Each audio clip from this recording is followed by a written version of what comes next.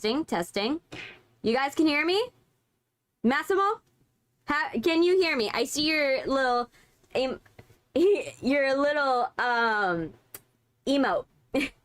I see your little emote. You guys can hear me?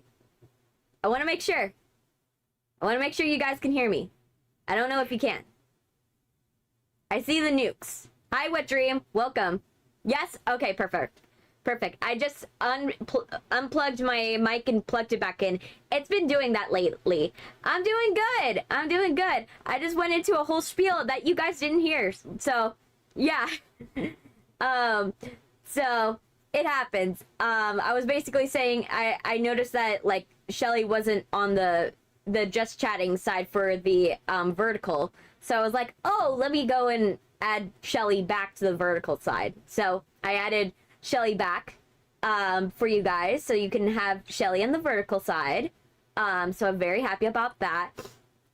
And then what I was saying also is that we are playing Mouthwashing today, so you could see I am wearing the Pony Express uniform today. I was like, you know what? We're gonna go for Pony. I was just like, let me do the easy option of just wear Anya's clothes.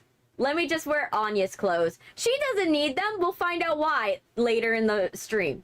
Why she no longer needs her clothes. So yeah, I'm wearing Anya's clothes today. Yeah.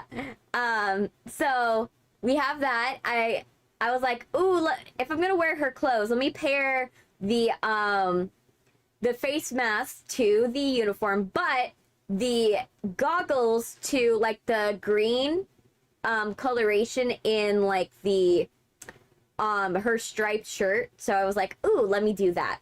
So yes, I decided to wear this today. I was in the mood to wear this. And then the other thing I talked about when you guys couldn't hear me was that today's coffee that I decided to make for myself is café con leche with a little bit of horchata.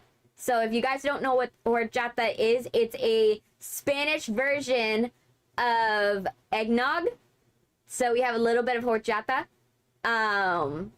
It right now in my my coffee right now. So you could tell I haven't gotten a full dose of my coffee yet. But yeah, so I have horchata mixed with like café con leche. And so it's a very Spanish coffee today. But I wanted to go for Christmassy vibes. Yes, Mouthwashing is super sad. It is super sad. But you guys were requesting it, so I was like, do it. I'm gonna do it. So that's why. So that's why we decided to do the Mouthwashing Wet Dream. That's why. Everybody was requesting it. They actually I've had people request Mouthwashing for a year. Like, people have been requesting it since, like, since February, if I remember correctly. Yes. Yes, café con leche and horchata. See, I decided to go for that combination today. So if you guys don't know what makes Spanish horchata different from normal eggnog, you take eggnog, mix it with a little bit of cinnamon, and a little bit of like brown sugar. And then if you want to make it alcoholic, you add rum. Obviously, this I did away with the rum part. And then if you want to go, if you add rum, it turns into coquito. So if you add rum, it's coquito. So horchata is with a little bit of cinnamon and a little bit brown sugar. Hey, Zelia. Yes, we're doing Mouthwashing. I changed my name into Taff. I'm a Forsaken fan. I see. But yeah, so if it's coquito, there's like rum in it. And then what they also add that I don't like to it is they'll add a little bit of turmeric. I have alcoholic horchata in my wine freezer. Yes, yes. Technically that's coquito, but coquito, I'm not gonna put alcohol in coffee. That's not a good mix. One of the best psychological horror games I've experienced. Yes, you guys have been asking for it for way too long, so I was like, I had to do it for a Halloween stream, but I didn't get around to it because you guys remember how the Halloween stream went. So we're finishing it off, and then once we finish it, mouthwashing today, then on Saturday we're doing Five Nights at Freddy's 4. We're doing Five Nights at Freddy's 4. I had to turn down some like brand deals because I had a couple of brand deals that they wanted me to do some for this week, but I was like, I promised you guys I would get it. Yes, since February they've been asking. So that's why I know that, you know, this one was going to be very well received, and I was like, we are going to do mouthwashing. That's why I wanted to get it done as like the finale of Halloween, but obviously we didn't get to do it on specifically Halloween, but I'm excited because we're going to finally get it done, and everything's going to be going well. Another thing to let you guys know, soon, you guys in the YouTube chat, and the YouTube vertical chat will soon be in the same chat soon. Blue balling since the beginning of the year. Yes. Because YouTube just announced that they are going to be soon rolling out their new dual streaming option this week. Now, I haven't gotten the option on my my stream center yet. So I don't know why I got skipped over, but they are rolling it out this week. The dual streaming option. So what will happen eventually is hopefully next stream on Saturday or the stream after that, both you guys in the vertical and you guys in the horizontal will be combined. So you guys will be combined to be one single chat instead of two chats that are separated. So you guys will get to be together, reunited once again. You'll be reunited. And what will happen is that they made it so basically it's going to be a little bit of hard fixing. I don't know the specifics of how it's going to work because, you know, it's a new system, and with the new system there's, you know, certain things that you have to do, but the game plan is that it automatically looks at the horizontal stream and then crops accordingly. So either crops accordingly, or it's going to adjust it to work for different types of templates from what it said. So apparently there's gonna be like different types of templates I can set it up for. I don't know how it's gonna work in the meantime until they figure the whole system out, but I am probably going to do a test stream with that eventually. I was wondering why they didn't do it sooner. It seems like a better system. I do agree, but it is very hard on... It's a server problem. So think about it right now. What I do puts a lot of strain on my own computer because I'm doing 2 streams for YouTube at the same time. So if they're going to do that for YouTube itself, they have to have large data centers and large data servers in order to run that. So because they're taking all of the load off of streamers' computers. So that's why it may have not have taken this long for them to do this capability, is that they have to build the infrastructure to allow to do this. It's not as simple as, oh, let's turn on a feature. It's literally they have to go and build the infrastructure, build the server rooms, and build the water tanks that will hold the tons of water, the tons of gallons of water that will cool down these servers, and then have that going while they're able to run these. It's not a very easy process, and it requires a lot of resources to get this capability to be done. So that's why I think it took so long to realistically do this. It's not a feature that rolls out quick. But I'm happy about the fact it's going to be pushed onto the YouTube servers, because then that frees up some load on my computer. And then they also now have another feature that they have called auto rescaling. So they're doing a new thing where it will take old videos and scale it to use AI to scale it up to a better quality. Now, it's not going to be great for, let's say, someone that wants to do analog video and keep it looking like an analog video. So it's going to take a lot of design choice out of the hands of creators. But what it will do is, let's say I'm streaming in 720, right? So that way we guarantee that the stream runs as smoothly as possible. My mom was a technician. I should have been a technician, LOL. Hey, if you have a job that's irreplaceable, you got guaranteed money. That's what my dad always said. That's why he chose to be an electrician. He was like, it's guaranteed money. Sure, yeah, you might, like, one day not have a job if you're in the corporate world or in the factory world, but everyone will always want someone else to get electrocuted on their behalf.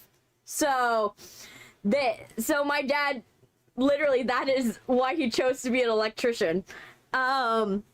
So yeah, and he has been blown up so many times to Sunday, but he's still alive. Hi, Irish, welcome. But yeah, so yeah, so soon I will be able to run my stuff in like 720, but YouTube will automatically rescale it to the highest quality. You're doing good, that's wonderful.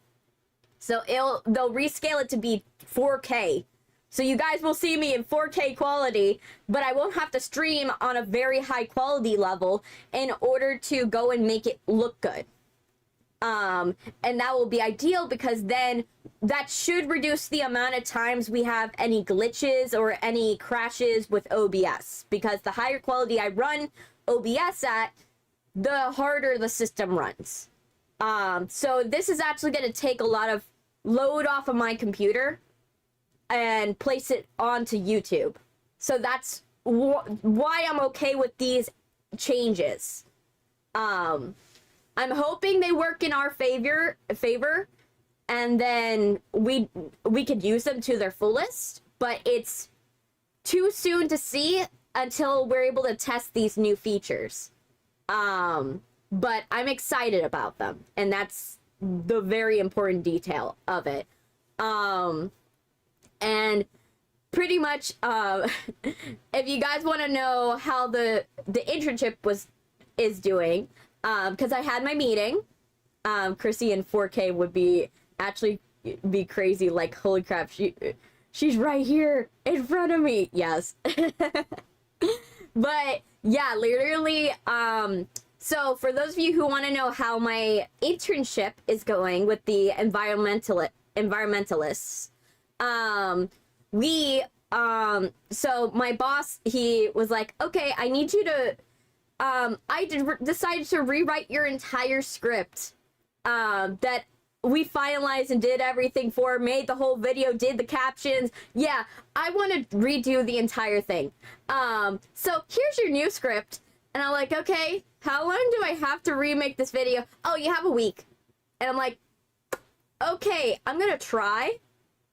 And I was like, do I have any input in the fact that none of this would be very easy for a audience level with a 6th grade reading level to be able to understand, and you're using words that only college students know? It's like, yeah, but you could make it work. I'm like, okay. So yeah, so I go and I edit this video and stuff like that, and obviously I don't finish the video by the time, by my meeting, because, it's a lot to edit. I'm literally re-editing a whole video. It's not like, oh yeah, I changed one clip or changed one thing. I'm editing an entire video. And I had set it up that I was like, okay, I'm gonna do the majority of it, and then I'm gonna put it on pause, and then when I come back from college, I'm gonna have about an hour to 30 minutes to get this done before my meeting, right? I go to college because that day I had to physically go to college. So I have to, my dad decided, oh, I have to go and drive that out there anyways. So I'm just gonna go and pick you up and then like drop you off, right? And then I'll go and pick you up after I do my thing over there. So we drive out there. It takes like almost 2 hours to get there. Almost 2 hours, but that's not too bad. We hit like a bit of traffic, but it wasn't too bad. We go there, everything's good. You know, I go to my class, it was mostly, we were having a preview screening of, like a test screening of how the movies were going, like how the movies were doing. Because we gotta check on the screen, we have to screen these movies, like, every couple weeks in order to see, like, what we need to change, see other stuff. And then after we did that, we then I left. My dad drove me down, but we hit so much traffic that by the time I got home, I had 20 minutes till my meeting. So I was like, okay, I don't have enough time to finish editing this. Like, I don't have enough time. So I was like, okay, I'm just going to resign myself to the fact that I'm not going to finish editing this. And so I jump on the meeting, and then I'm like, half of me is like, should I just tell him to postpone it? Or the other half, I was like, you know what? I'm going to pull up my big girl pants and just tell him, hey, I'm postponing this meeting. So I told my boss, hey, we ain't doing this meeting today. Let's do it tomorrow. Bye. And literally did that.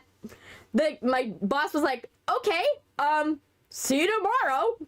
And so, yes, I did. Usually your boss would do that. I was the one that did that.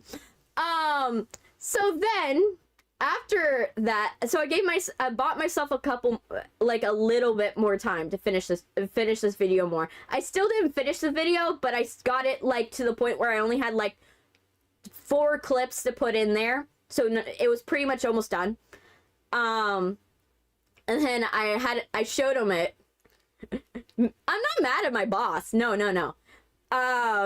No, it's just I had to, like, postpone our meeting because I literally did not have enough time. And the big problem with my boss is he doesn't understand. He didn't understand until this meeting. Like, what exactly do I do with my job? Like, as his intern. He thought it's just making videos for him, and then you add a caption, and then you do all this stuff. He doesn't realize there's a lot of math, science, and analytics and research that go into it.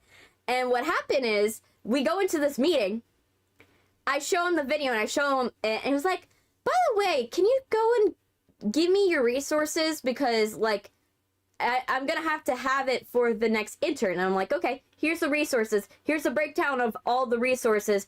And he's like, wait, this is a lot of information. Like, let me ask you questions about, like, how does monetization work? And then I explained it to him how monetization really works on YouTube, how analytics really work. And then he started realizing, oh, all the stuff that I was saying wasn't nonsense. It wasn't me trying to, like, strong arm the video. It's that he was literally, I'm telling him how to make his video work, and he's doing everything in his power to make his video tank. And I'm telling him that his videos are gonna tank if he does these decisions, and he's not listening to my professional advice. And he realized how much what I was saying was based on research and the facts and how much knowledge I have of it, because he's thinking the internship is like me learning about like how to be a social media person for somebody's company. And it's that a bit, but it's less of the actual knowledge part and it's more of the experience part of working with somebody, not the actual knowledge. And that's what he learned that day, was that I actually hold more knowledge than he thought I did. And so he's like mind boggled by the whole analysis. We go and we talk for an hour and a half just how YouTube works and how like SEO works and stuff like that. Because he asked me, oh, why don't you use the word, like, why would you not use like the exact like keywords for the video? Why would you do that? And I'm like, okay, you want to know what how many people search up the Anthropocene? You want to look up? Okay, what number do you think people look up every single month? What's new? How many people like look up the word Anthropocene every month? He's thinking it's a big number. He's thinking, oh yeah, it's like a popular, widely recognized like word. I'm like, I go and I pull up the number in my computer. 1,000. 1,000. And you're gonna be in a high competition. So that means you're probably gonna be on page 100. So your video is not gonna be seen.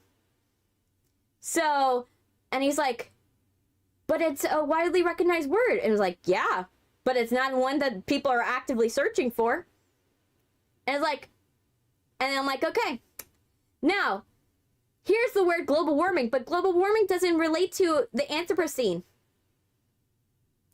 And I'm like, it does, in the fact that it's part of environmental science, and the fact of the Anthropocene is that humans are causing global warming, and that is related, like, it's a cause that people are doing that relates to the Anthropocene, but it's not a direct thing.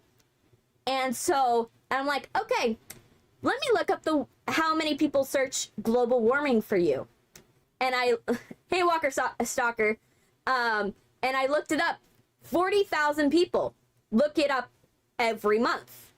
And you have medium competition. And I'm like, so would you like to go and use the exact keyword and get no one to watch it? Or would you like to use a related term and it may not be as associated, but you'll get someone to watch your video? And he had to make a little ego, like diminish his own ego and be like, yeah, you're right. So I have a question. What question, Irish? What question?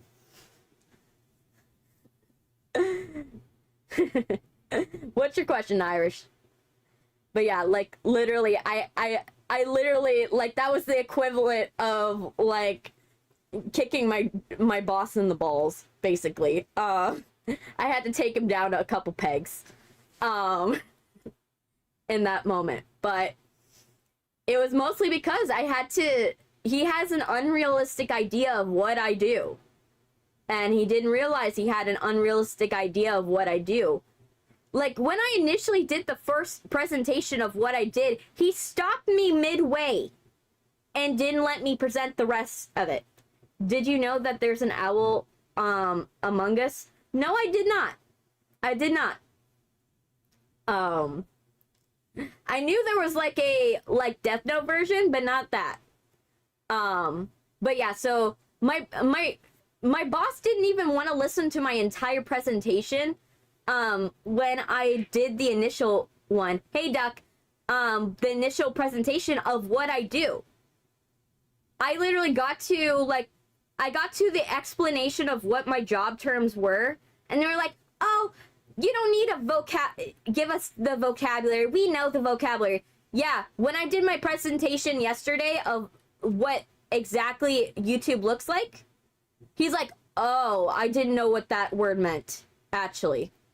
I didn't actually know what that actual word meant. because he thought how watch time worked is that someone views a video and YouTube goes and gives you watch time based upon how much the length of the video and not actually how much someone watched of the video. Well, my joke didn't work. Oh, I didn't know it was supposed to be a joke. But yeah, basically, he literally thought it was that, oh, you watch a video and even if someone watches it for 2 seconds, you get the whole 22 seconds. I'm like, no, that's not how that works, sir. YouTube will go and determine how much did that person actually watch the video, and that's how much they crown you in watch time. And then he did the math in his brain, and he was like, where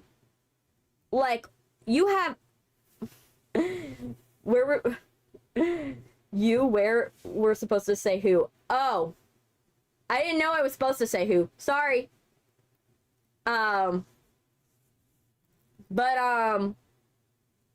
But yeah, so basically and then he did the math in his brain, and I'm like, okay, yeah. So I showed him like my watch time of how long it takes, how much watch time is required for monetization, and I showed him how much monetization I've gotten to, and he was like, so if we're doing 1 minute and 30-second videos, it's gonna take us several years, like several decades, to go and get all these videos to the point if we don't get a lot of views. And I'm like, yeah, they have to watch it till the end. It's not they watch 2 seconds. There's a reason why we got to make the shorts very short, because the shorter the short is, the more likely they're gonna watch the entirety of that video. So did you know someone here is secretly an owl? Oh, didn't know. So yeah, literally, like, they didn't, you know, he didn't understand what my job is and what everything is, and he didn't realize how impressive having like 2,400 watch time hours really is. Because when you break it down, I have 408 videos. And when you have 2,400 watch time hours, basically, you are performing very phenomenally. I'm sorry, if it was supposed to be a joke, I'm very bad at jokes. I don't understand when something is a joke. So sometimes I don't even walk into it, the joke, or I sometimes won't notice it's a joke. And that's something that's wrong with me, not wrong with you. I just am bad at jokes. The only reason why I'm funny is the fact I don't know I'm funny. That's the only reason why people laugh at me, is that I don't know I'm making a joke, and sometimes I'm just honestly saying something, a reaction, and that's how I am. Literally. You know, my bad. Hey, Shiro.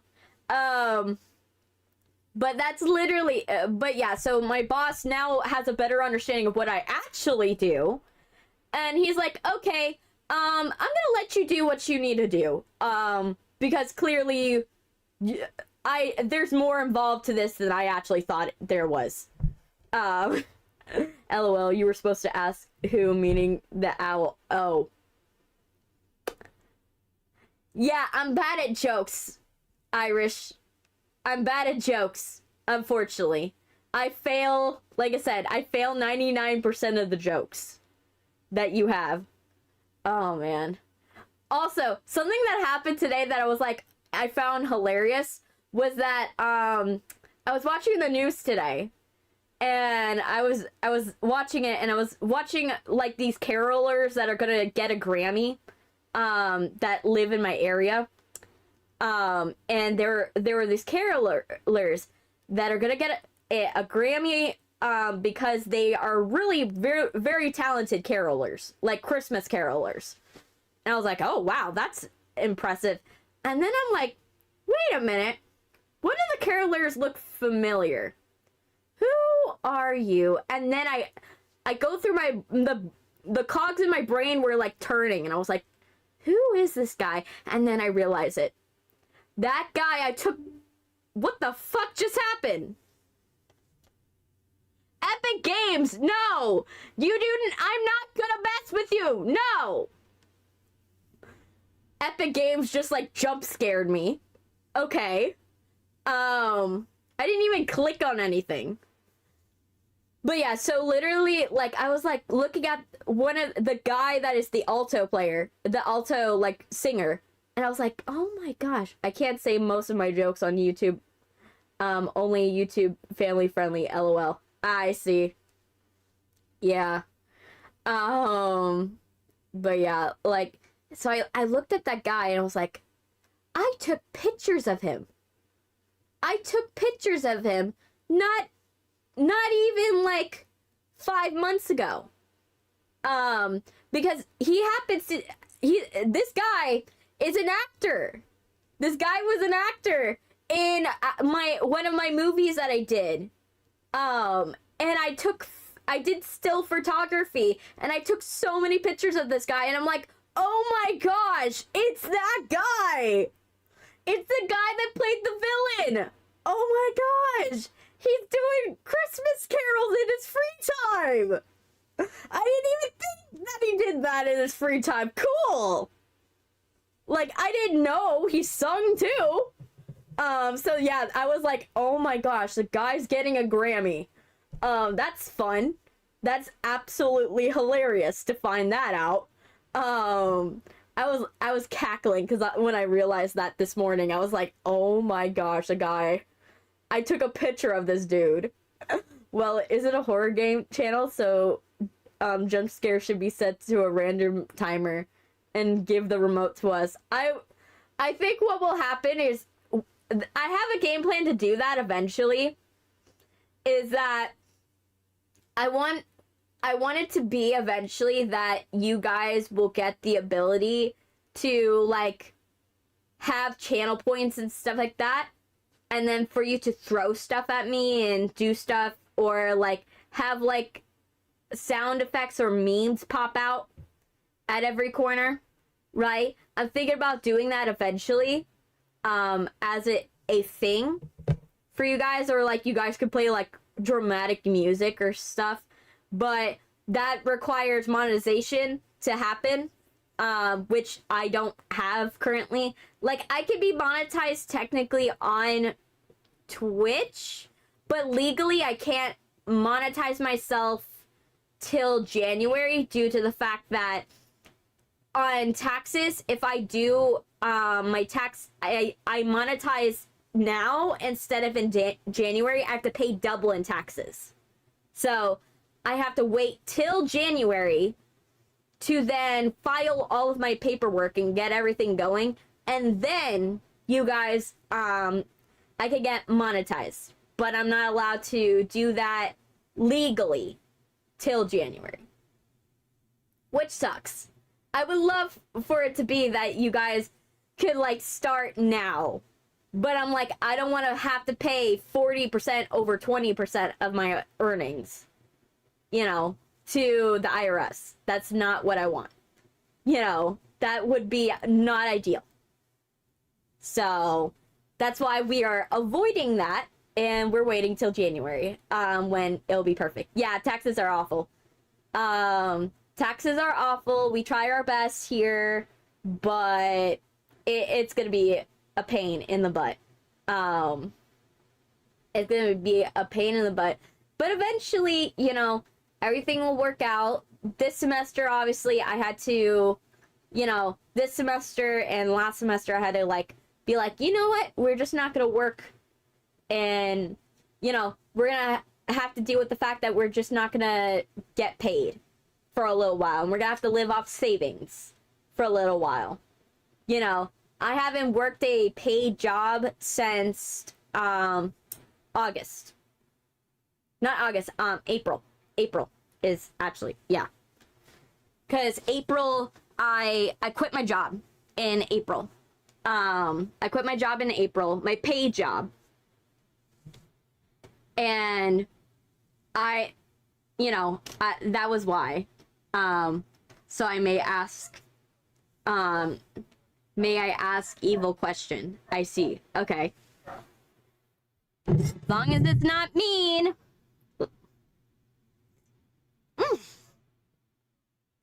So good. But yeah, let me get my hand out because it feels weird without my talking hand. Talking hand. And my cup hand. Hee hee.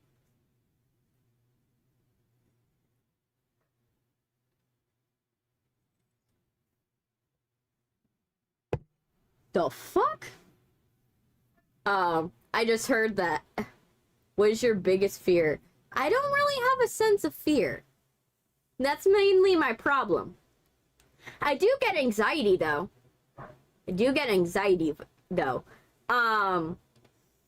I have been like since the accident, since I got into a car accident, and it was a very brutal accident.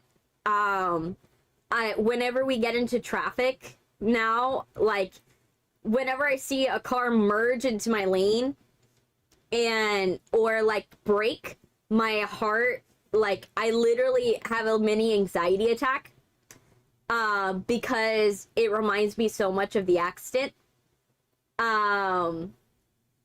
So it reminds me so much of the accident. So like right now it's like, oh, I'm like, it gives me anxiety every single time. Like, and I'm like, there's nothing wrong. I know there's nothing wrong. And I'm like, fuck, there's nothing wrong. But it reminds me so much of the accident. That like gives me an anxiety every single time. And my dad was looking at me and is like, calm down. And I'm like, yeah, I'm trying to. I'm trying hard to calm down. But I'm like, I get anxious whenever someone turns into the lane, you know, because I know how it feels to go and be in a bad accident. Like, the car got my dad found out that because we hit the engine so hard, like, the engine got, like I told you guys before, there was parts of the engine and transmission and the motors that basically disintegrated because we hit the engine so hard into the other car, basically. Even though we slid, when my brother literally hit the brake and we slid on oil, but because the engine hit so hard into the back of that guy's car, we felt it a lot harder. And we got it worse. So that's why our fender bender, I got so hurt.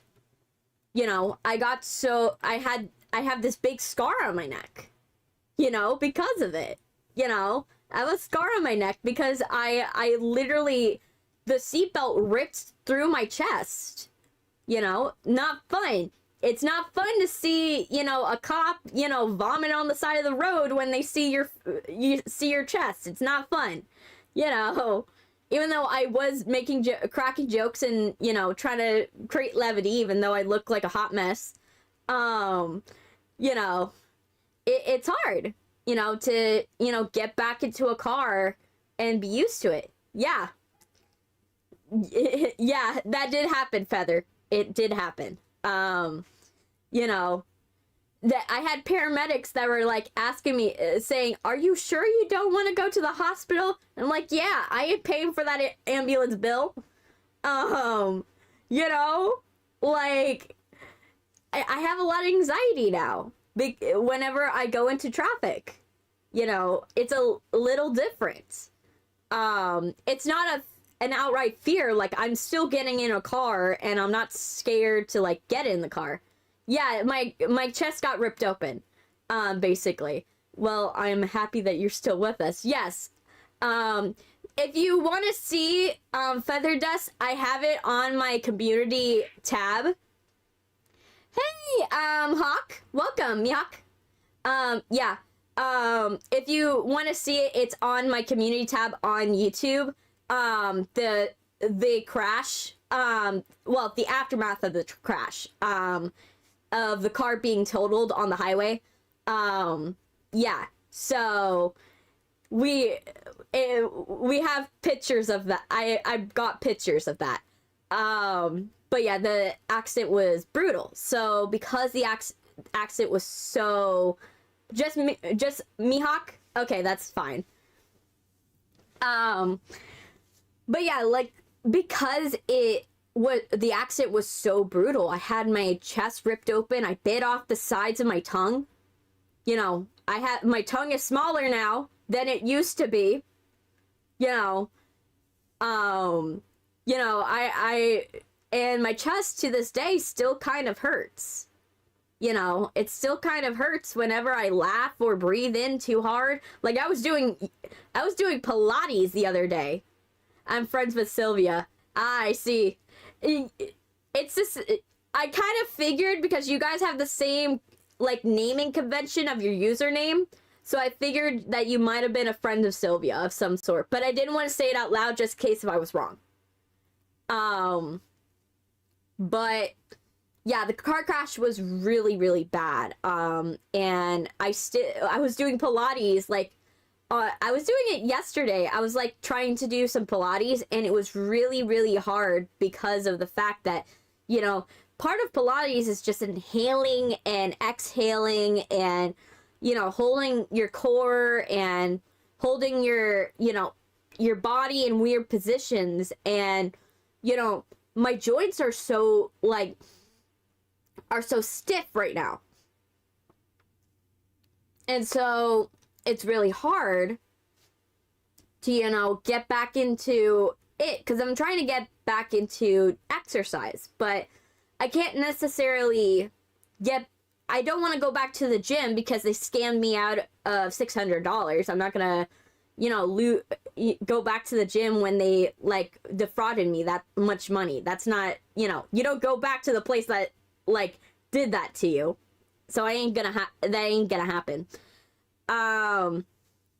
You know, but I'm gonna, you know, I would much, you know, I need to work out in some way.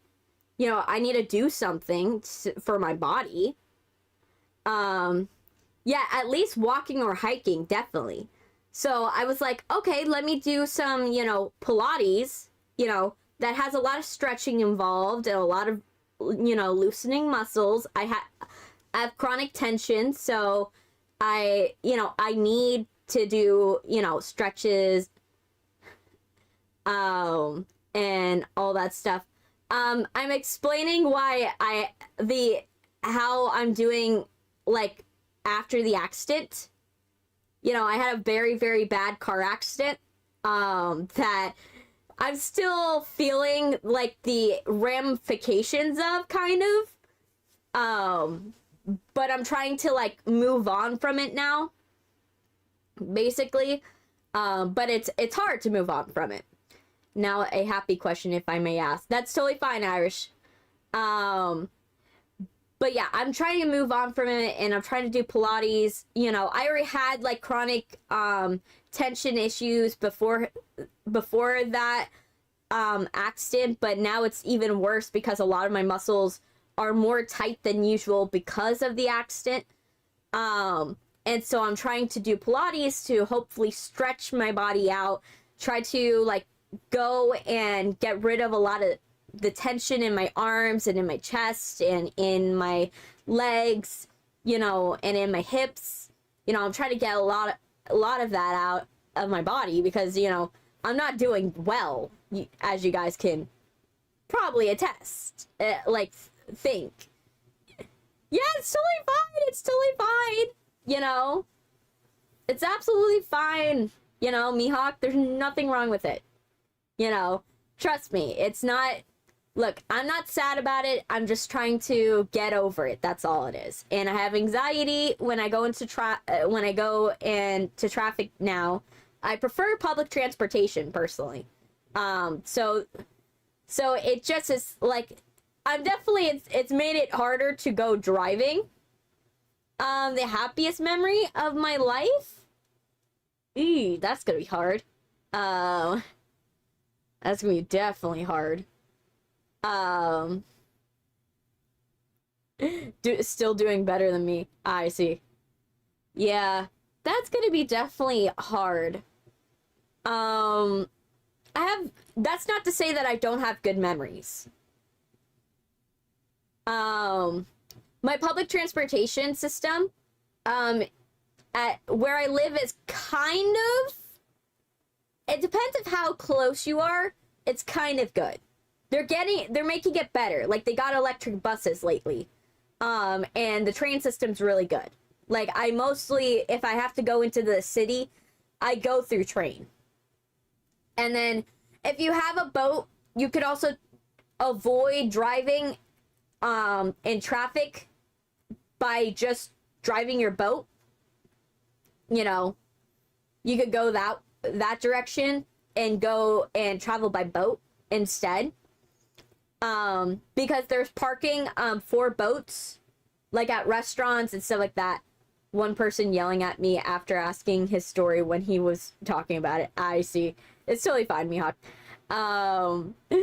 Not, like I said, I have a lot of good memories, so it's really hard to choose one or a bunch of them, like, because it's really hard to, like, pick. Like, I have really good like, memories of going with my mom to, like, the first Taylor Swift concerts, right?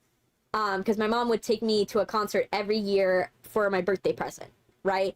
Going to Billie Eilish was really cool. Like, going to the last concert that anyone held before the world shut down was really cool. You know, another thing that was also cool was, you know, going to Epic Universe. Epic Universe was really fun. You know, going to a party after not partying for a very long time. You know,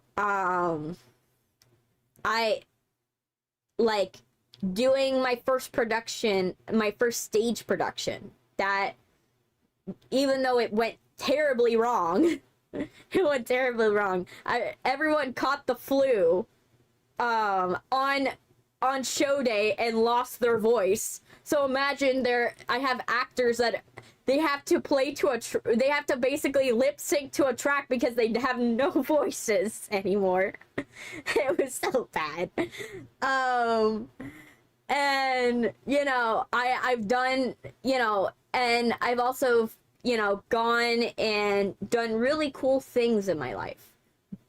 But I've also, like, so it's hard to pick one. But it also is really hard because I've also gone through a lot of sad things in my life that happen in conjunction with those things. So it's a mixed melancholy feeling. Yeah, everyone got the flu during that show. Literally. Ground Zero was my lead actress. My lead actress was Ground Zero. Then the rest of the main cast caught it. Then the rest of the cast caught it. They had no voices at that point because they were all singing. They all had singing voices, and this was a musical. And luckily we had the stage recordings. Like, we were playing to, like, instrumentals of the original stage production recordings. So at the very least, as long as they remembered their blocking, they were fine. But it made for a very awkward performance because, like, on show, the last rehearsal I could not attend. And it's the last rehearsal before we had to do the show. There was still a lot of stuff we had to iron out the kinks on. And I couldn't go because I caught it that day.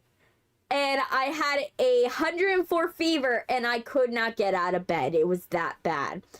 But I still had to do the show. sick. We all had to do the show sick because we had already sold we sold 5,000 in tickets.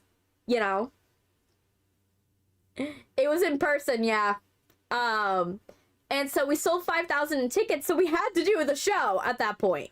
You know, and it was partially our grade. You know, so I just ended, and part of my thing was I was producer, director, sound designer. I was doing too many roles. I was light technician. Hey, Sil. I was light technician for the show. I was prop master. I was literally I was dumpster diving for props in the school's dumpsters in order for us to have stuff for the show. I remember that. I remember dumpster diving for a bunch of props. Hey, hold these memories. Trust me, don't forget the happiness. Yes. You know, I remember dumpster diving for props. I did that quite a bit. I kept on doing that. So I was prop master. I wrote the script. I rewrote the script for Matilda because they didn't have the script online. So I had to rewrite a 144-page script. Think about that. 144 pages of script. So I had to write that. You did fine. Money and trash. No kidding. Yeah. Yeah. And so I wrote a 144-page script. I wrote that script over the course of my summer vacation of my my sophomore year. I did that. I wrote that. So I did that. Changed clothes. Hey, Sasha. Yes, I always change clothes. Every stream. Every stream, I always do it. It makes me feel weird if I'm wearing the same outfit twice. Like, if I wear the same outfit 2 days in a row, it feels weird to me. Absolutely. Like, I was always that person where every single time I watched a cartoon character, it bothered me more than you would believe. Whenever, like, for example, Phineas and Ferb had the same outfit 2 days in a row, it bothered me. I made the mistake in my life that nearly lost everything. Always in your darkest hours, never forget them. Yeah. But yeah, I remember that it was so bad. And then I had my mentor sabotage me. During that rehearsal, I didn't show up. I literally told my mentor the things I needed to get done. Like, what I wanted to do, just in case if I couldn't make it. Like, just in case if I got sick. I was like, okay, this is what I need. Here's the blocking. Here's that. She heard that, and she was like, yeah, let's throw that out the door. Let's not use any of that. And I'm like, excuse me? You're gonna compromise the ending of the show?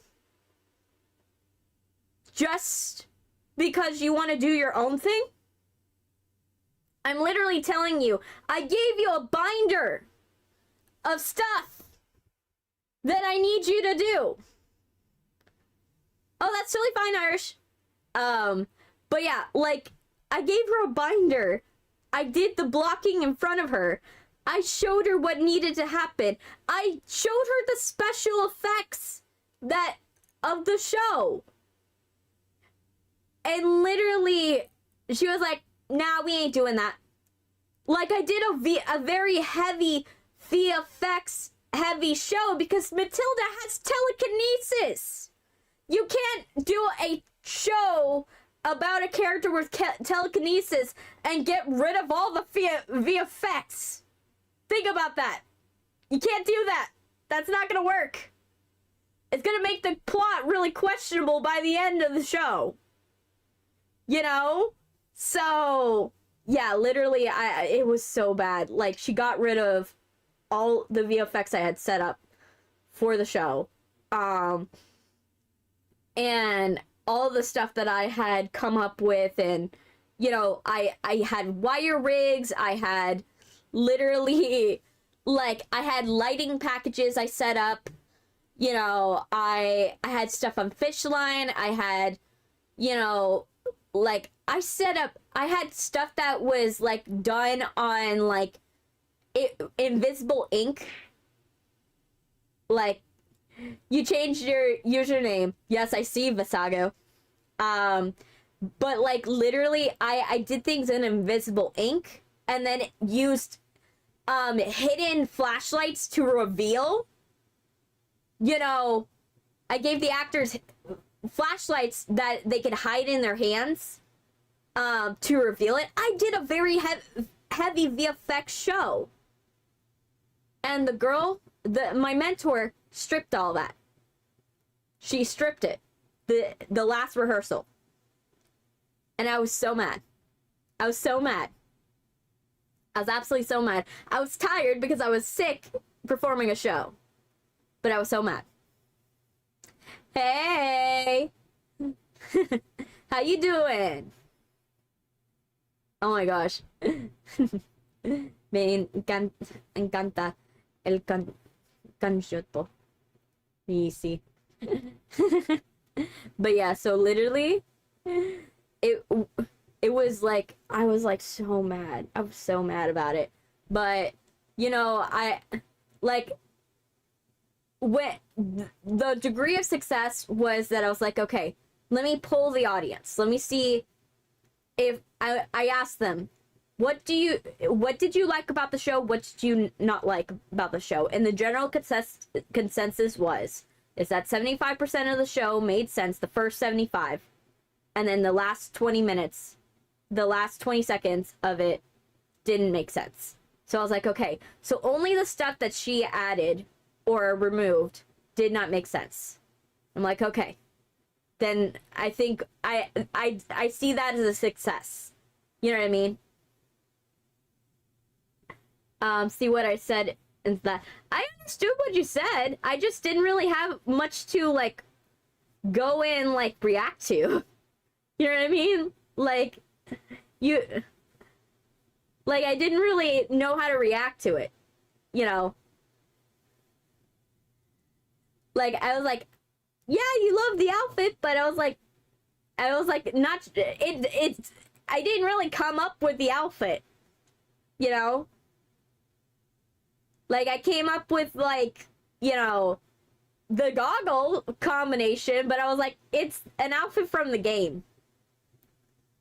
And so that's why I was like, I wasn't sure how to respond, really. Like, Visago, I wasn't really sure how to respond. Like, I chose it off a rack, but it's like, I didn't make the outfit, and I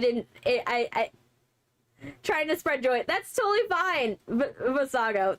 That's totally fine. I'm holding nothing against you. Spreading joy. You know, let me drink my coffee. I always love when I do horchata with like a little bit of café con leche. Mm. So good.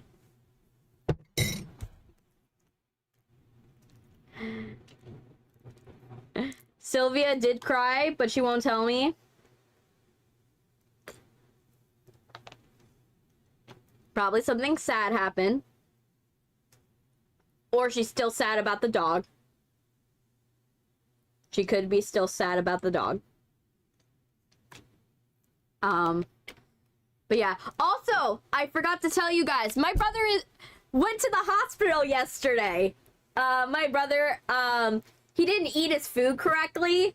Brian didn't eat his food correctly. And just like Dylan did. Dylan has a Dylan and Brian, they have a problem where they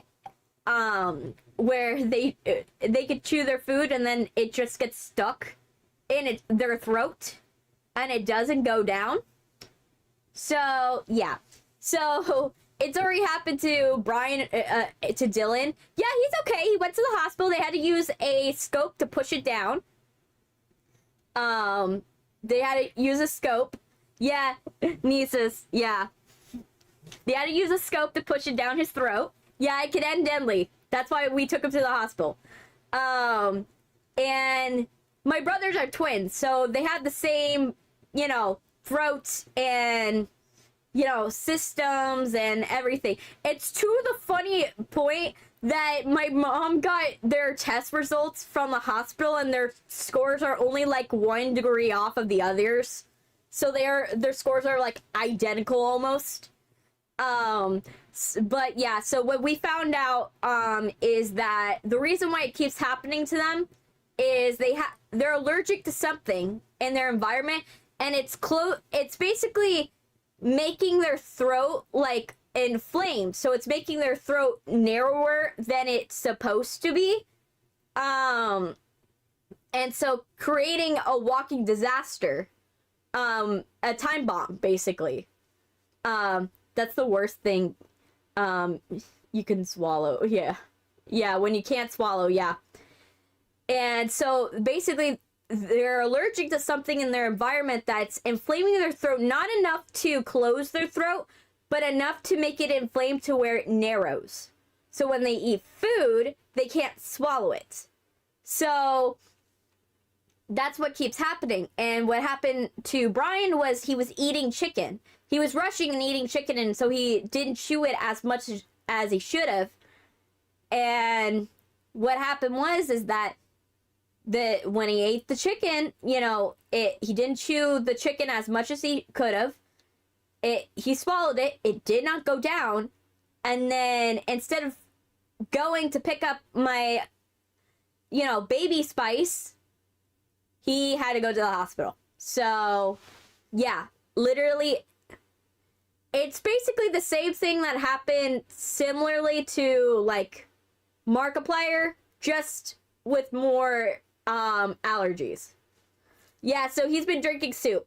And his voice is now different because, you know, his voice is raw after, you know, having to go and have a scope scrape down his throat, and also having to try to, like, get his stomach pumped possibly, so that way they could push his airway, so it could, you know, projectile, you know, fly out of his mouth, hopefully. It did eventually, you know, it did eventually. But yeah, it was tough, and it was tough for him, and it was tough for my mom to be doing making things work and all that stuff. The funny part is his girlfriend didn't find out till the next day. Like, he sent her a text message, and my mom sent her a text message that my brother was in the hospital, and she didn't find out till the next day. She didn't see the text. And I'm like, I'm not gonna roast the girl, but I'm like, your boyfriend texted you and you don't respond? Like, you ghost him for a day? You know? Like I said, I'm not gonna roast her, but I'm like, I don't know about that. I would at least check the text message. It's not wrong, but I'm someone that, like, when I get a message from anyone, doesn't matter. I go and I check and I see, like, what it is. I might not respond, like, in the same amount of days, but she didn't even see the message till the next day. You know, I at the very least will go and I'll check on my notification thing to see if it's, like, something important, you know, or something, you know, crazy. If it's something that I need to respond, like, right away, you know, it'd be ideal to, like, go and respond. But I always make sure to check my notifications to see if it's important. Now, I will go and then, if it's not important, maybe not look at it right away. And then go in and, you know, then I'll respond when I have the time. You know, I understand that. But even if that was what she was doing, getting a picture of your boyfriend in the hospital should probably be a thing that you should be like, you know, I might want to respond and ask if he's okay, you know, but I'm not gonna roast her over it. You know, I don't know what her situation is. Maybe she was away from her phone, right? maybe she was away from her phone, you know, and she didn't realize, you know, right? So, I don't know. Or maybe her phone was shut off. I don't know. I'm not going to roast the girl because I don't know the situation. But I'm like, I don't know. You know. But that's the thing. I just personally I'm trying my best. We're trying our best out here, and I'm just looking forward to when, like, I have more time to breathe. When I have absolutely more time to breathe. Because, like, right now I'm like, I can't wait till the movie has its final screening on December 9th. Like, the final screening at the film festival will be like, oh my gosh, it'll feel so good. Because then everything will be done. And, by the way, for those of you who are wondering, how do the movies look and how are they doing?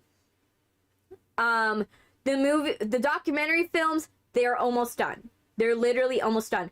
The one with the Grammy award-winning producer, that one, pretty much in the can. The only thing my producer has to finish, for Harvey told Sylvia about the anniversary in December, and she didn't text back, and she asked, when he asked, what would she like? Oh, wow. It happens. Like I said. I won't roast somebody that doesn't answer back because you don't know what actually was happening in their life that caused them not to answer. But yeah, so the documentary with the Grammy award-winning producer, that one's pretty much in the can. The only thing they have to fix is the audio problems. And they have to add voiceover. But pretty much it's done. The one where it's about drag racing that I worked on, I did like the pre-production logistics on that one. So I'm assistant director on that one. So that's drag racing film that we filmed way back in, like, I would say May. Back in May. Yeah, my stuff for the Grammy award-winning producer, that's post-production. I worked on the marketing hand of that. For the drag racing film, I did pre-production. So I did mostly, like, coming up with, okay, how are we legally going to be able to do it? What are the insurance policies we need to look into? How are we going to get traffic safety to work on this? You know, what are we going to do to go and be able to license the rights? You know, I did all of that stuff. The logistics part. How do we make it legal? Right. So that was my job for that film. So that's why I got the first assistant director credit on that film. And then my co-assistant director, first assistant director, she did the production side. Because she actually lived closer to the track. I lived too far away to actually physically be in these films. I live way too far away. Like, to be specific, the college that I go to is two hours away without traffic. So imagine, I'm way too far from most of the movies that I would be able to make. So it's not fun. You know, I can't do the fun stuff. My stuff, I could do logistics. So, marketing, logistics, and stuff like that, I'm best for. So I did that. That movie, they have to color grade it. They have to add a bunch of B-roll. But the sound's pretty much there. The sound's pretty much done. And the movie, it's just missing a couple more shots. But the one thing that's a little sketch about it is that, not sketchy, but it's kind of like, it's awkward, is it's a documentary film and we have AI shots for some of the shots. Some of the shots are AI. So I feel awkward about those shots because imagine most people, like, I don't like the idea of some of the shots being AI because, you know, the audience doesn't know which shots are AI and which ones are not. Hey, Vox, welcome. They don't know which shots are AI and which ones are not. Yeah, more than 4-hour travel. Yeah. Why do you think I don't like going to school? Physically, I would rather it be online. But especially for a drag racing film, you know, it kind of sucks because then the audience doesn't know what parts are AI and what parts are not AI. They only know AI was in the film. So what they'll automatically assume is these more dangerous parts of the documentary film are likely AI and not parts that we would actually use it for. So like, for example, what we use the AI for this film, this drag racing film that we made, it was one shot where we have people walking through cars, like walking by the cars in a convention setting, right? It's just that, right? From a low ground view. It's just showing, it's like a establishing shot showing that people go to these car events, right? Another shot is how we couldn't get the rights to show the Matchbox car, Hot Wheels car event that they did. So we had to make an AI Matchbox kind of like commercial of like basically a Matchbox car coming out of a Hot Wheels thing, like the product like things, and then going on a track, right? So that one's clearly AI, and that's why it's that one. We were like, okay, that one's a little obvious. But then there's another one that we did, another one that is again not a shot where like anyone's really doing anything. It's just two cars next to each other, and that's it. Yeah. So it's stuff that like we've either forgot to do that or we couldn't get there because it would have been too dangerous to have. Obviously, we can't have someone in prone position. Prone position is laying on the ground with a camera looking up at the audience. That's looking up at people walking past the cars. We can't do that. That's not exactly safe, you know, but it's a shot that's pretty simple. But that's why we don't like the idea of putting AI in, because we have to put that disclosure. But the audience is immediately gonna think, oh, so that shot where they were like racing each other, or that shot where the camera guy is right next to them as they almost drive over him, you know, that was definitely made with AI. I'm like, no, those parts were actually real. Our camera guy actually was scared because the wheel was like 2 inches from his face.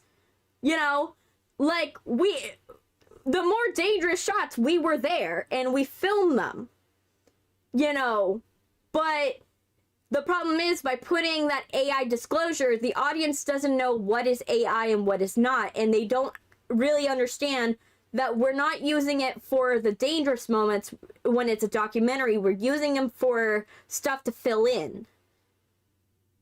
Yes, they assume the worst, always. That's the thing. Because that's what you expect with AI. That's how not how a filmmaker would use AI. It's how someone that's trying to create films for the first time would use AI. We use them to fill in shots that would be too expensive to go back and redo them, or would be really, really hard to get on the day because of safety constraints. You know, even though it's not that, you know, dangerous to do. That's the idea. Try AI or real test to see how dumb people are. That's the sad part, you know, that's why I'm worried about that film, because the use of AI that I saw wasn't too bad, but it's the fact that people will assume the worst. And it will probably diminish the, you know, the validity of the shots that we actually got, that we took time. We actually got safety crews, and we got paramedic teams, and, you know, we worked really hard to make sure these shots were safe. You know, it diminishes that. Also, I made a human Vox, not the demon, because I love his design. Yeah. Nah, by the way, for those of you who are like waiting for me to talk about the new episode with Vox and Alistair, oh my gosh, I love that I love that scene, the scenes with Vox and Alistair. You guys don't know how much I love them. Also, let me tell you how the third one went. The other one, by the way, the horror movie with AI, about AI, that one had no sound, and it's missing like a whole chunk of the movie, and it's missing music. So because of that, it could have been, in the screening, it kind of looked worse for wear in comparison to the other documentaries that had a little more polish. So where I'm like, oh my gosh, my poor producer, she like, I've been there when your documentary is not really ready and you look bad. Like, I've been there before, and I like the part with Valentino and Velvet joining the fight Alistair. For me, what I found about the episode is that we found Alistair was the most genuine in this episode with Vox than he's ever been in the entire series. He is the most genuine, specifically in the torture, like the torture song, and his song with like Rosie, like those shots were very genuine. But the problem is that you have to look very carefully at Alistair, because Alistair's not a psychopath. A lot of people forget that he's not a psychopath. He's a sociopath. And the thing is that Alistair is someone that cares about people, but doesn't want to openly admit that he cares about people. That's the deal, right? He cares about people, but doesn't want to openly admit it. But you have to look at his actions with a closer lens in order to understand how he operates, right? So I expected the thing that Rosie was probably the person that has his soul. I figured that was going to be the case, because it's too easy that she was able to mobilize everything. It felt a little too easy. Right? You wouldn't use a character like that if there was a reason, right? And you could tell like his like frustration with her, you know, like seeping out. You could feel it. Like he wants to say something, but he can't. And with Vox, with the torture scenes, he's on the verge of crying. But whenever Vox looks at him, he gets himself, you know, he changes his expression real quick on a dime. And we actually see him like trying to be like, oh, I'm that person that actually is in control in this moment. But when he's turned away from Vox, his eyes are on the verge of crying. And that was so crazy to see, is that you got that, if you look very closely at that torture scene, you get to see how Alistair's actually genuinely feeling, but how he feels like he has to put on an act at the same time. Right? He can't make, you know, Vox feel that right now he feels lesser. Right? Because it's tearing Alistair up inside. And he doesn't want Vox to know. You know, and it's crazy. And then the other part that I found really cool was the shot with Vox, the flashback shot with Vox and Alistair, where basically where Alistair basically says that I saw us as equals, but then you ruined it, right? And funny or not funny, I just find it interesting, you know, because that for example, that shot with like you know, with Alistair and Vox, like old Alistair and Vox, right? The idea is that literally the reason why I think Alistair's saying he ruined it is that Alistair genuinely thought of Vox as an equal. He genuinely thought of Vox as an equal and someone that can understand how he feels. You know, being an overlord, right? He was someone that he thought that, oh, we have roughly the same power level, right? So he must, and we come from similar backgrounds. So he must understand how I feel. And then he has that day where he talks with him. And Vox basically says in oh so many words that I actually am insecure about my own power. And that he's only using Alistair for his power. So instead of realizing his own power and realizing he's an equal to Alistair hears Vox basically say, I need you for my for power. You're someone that can help me out, and then I can go and, you know, use my influence in your power. Get where this is going, right? Alistair saw him as an equal, and Vox basically told him, no, you're better than me in so many ways with your power, and I want to use you. Hey, Lilcat, welcome. I want to use you because of it. And that literally changed Vox in Alistair's mind to a fanboy. I'm doing good. We're talking about the new episode from Has Been Hotel. But yeah, that was the moment that in Alistair's mind, Vox changed from an equal to someone that was lesser than him. That was the moment, because he saw Vox as someone trying to use him,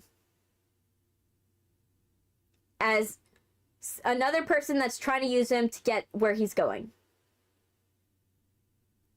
And that's what he didn't like, because that mimicked similar behaviors that Alistair saw amongst the people he killed. Because remember, the people that Alistair killed when he was human were these very rich socialites that had a higher class order than him. And whenever they deemed him lesser and didn't apologize to him, or whenever they would use him for anything, he did not like it and he killed them. That's how Alistair worked when he was human, and that's the core principle he's working off of now. But the problem is that Alistair's lost the plot. Alistair's lost the plot when it comes to his life, because he's sold himself so hard on the idea of murder, killer Alistair, that he's lost the idea of who he was at his core. And every time he sees any point of him where you see that hint of weakness, what he views as weakness is his heart. He tries to cover it up, right? He tries to cover it up as much as he can, right? So like when he basically, when he sees Val point a gun in Nifty's face, you see Alistair have a ping of fear in his eye. You see it in his eye, in the background. And then right after he sees that, he makes a decision. And he makes that deal with Vox. For them to not mess with the people that work for the hotel. And especially don't mess with Charlie Morningstar. Charlie Morningstar means something to him doubly. Because Charlie is his escape plan, but Charlie is also a reminder of who he once was. In a way. Not in the killer way, but before he had to kill for money. Right? And for status. Who Alistair is at his heart, not at his worst. Right? So Charlie reminds him of that aspect of him that he's hiding, and he doesn't, and it's not that he wants the best for her. He just doesn't, a part of him doesn't want someone else to sour it. In a way. Like, if he ruins it himself, he'll feel better than if someone else does. And that's the idea. So, for him, he can't sour it because he can't have someone else ruin her because that's his escape plan from Rosie. But he also can't ruin her. He doesn't want someone else to ruin her because she reminds him a little too much of himself. And that's what matters. That's how I see it. That's how I see where they're going with Alistair's character. But yeah, let me get everything going for mouthwashing, because that's the plan of today. How are we doing in the chat?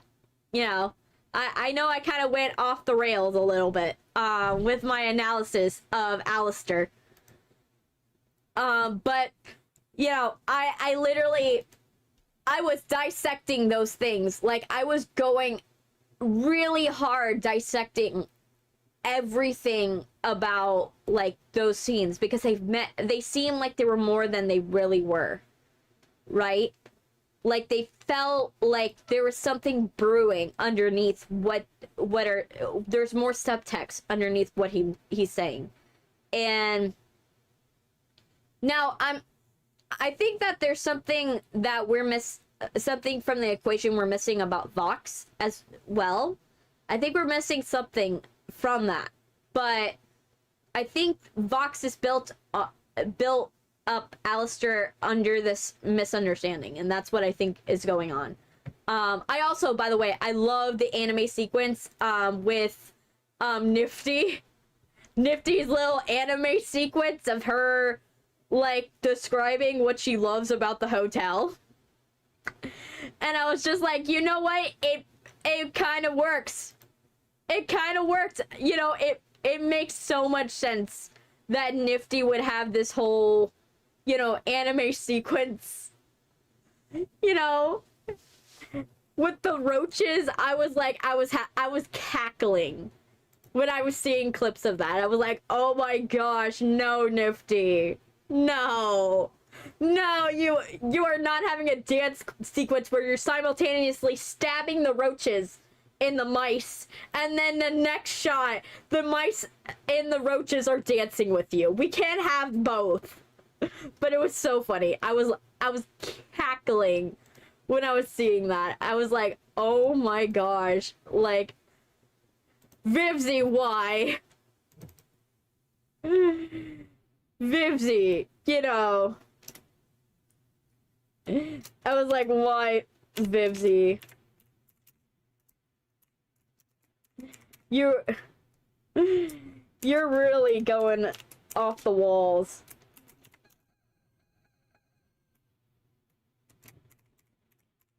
I still don't know what button does that. Like, there's a button that when I'm typing, it will throw stuff at me by accident. When I'm typing. And I sometimes will, like, forget that it's there, and then I'll have, like, stuff be thrown at me. Okay, let me make sure everything's good. There. Headphones. I'm back. I'm really good at talking with people. And I don't know if I would ask my friend to be human Alistair. Human Alistair, I'm just like, oh. I love how we're seeing the human versions of who they were in death. And I was who they were in life, and I was like, oh, I'm so excited for where this evolves. You know, how this evolves. Like, I'm just excited about this new season. And just Charlie having a mental breakdown the entire time. I'm like, oh, Charlie's just trying her best, man.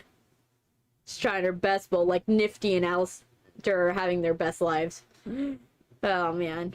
Okay, so let's go to, this gaming. Mouthwashing. Mouthwashing. Come on, mouthwashing. Open up. And say, ah. Is it not turning on? Mouthwashing. Okay, that works. I don't know why it's not, like, giving the sound. I kind of think it's stupid that it's not doing that. But I digress. Okay, so we have that. This is good. Yeah. I don't know why lately it's been, like, not allowing me. You're not sad anymore? I don't know. Okay. Let's see. Let's see.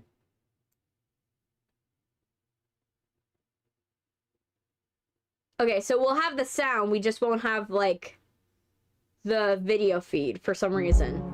Won't come from mouthwashing.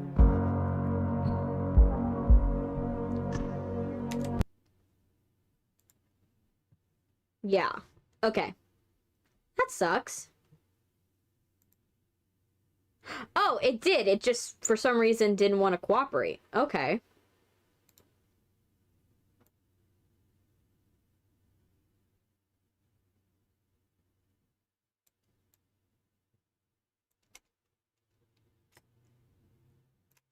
We'll do that. And then this one there. I hope it won't crash again. Ah, knock on wood. We don't want to jinx anything. No, we don't want to jinx stuff. At this point, I'm just like, let's not jinx anything.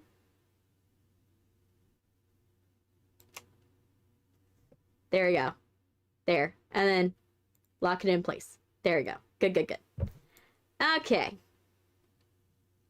And today, do you guys want anything on my face or my head? Or do you guys want to be in a cage or a tank? Do we want to be in the tank and just say that you guys are in the tank of mouthwash? Like, that would be a funny thing to do. Do you guys want to be in a tank of what mouthwash?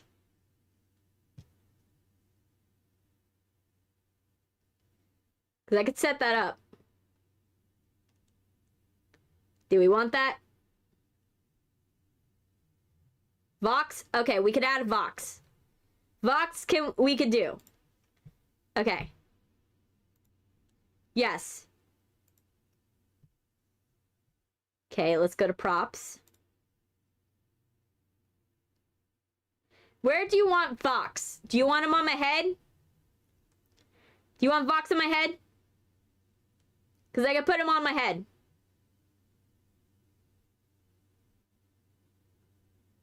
Do you want Vox on my head? Or do we want him on my shoulder? Or do we want him on my chest? Where do we want him? Vox? Because I could do him like here. And he's on my shoulder. Or I can do...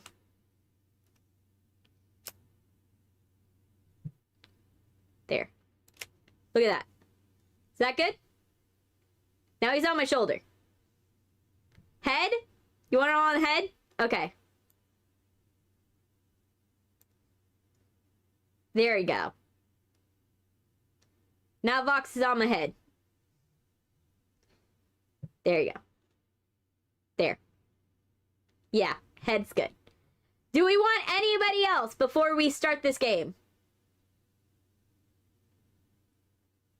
Anyone else is joining the party?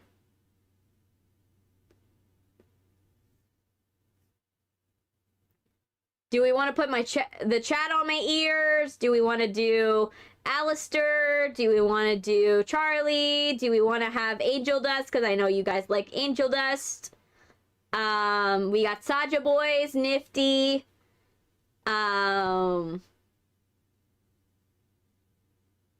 What do we want? Do we want anybody else? No one? Nada? Okay. I'm gonna put you guys in the mouthwash. There you go. Now you guys are in the mouthwash.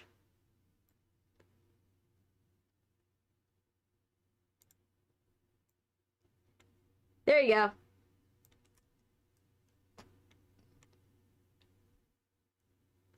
Yay. Now you guys are in there. Hey, Frozen Fang, welcome. Welcome. We're right now getting everything going. Getting everything set up.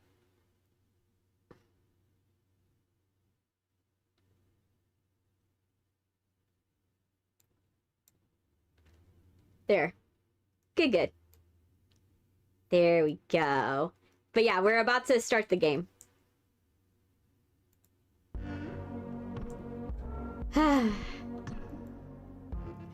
Alright, let me get my headphones because I need to be able to hear this game. Aw, it kind of looks pretty.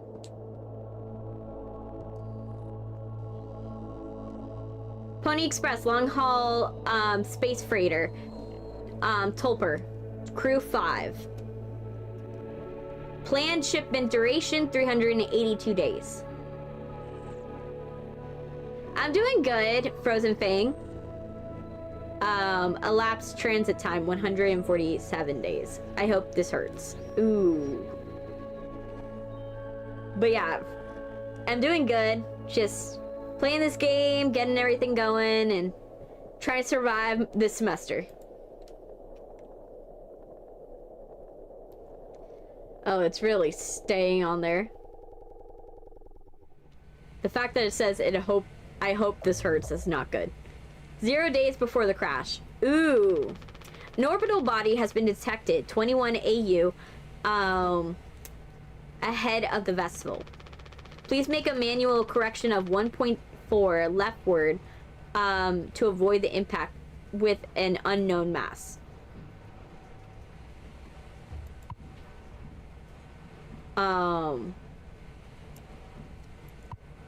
Leave.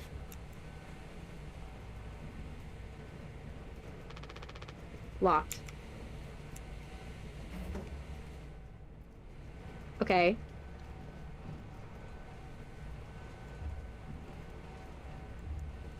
So wait, we're not gonna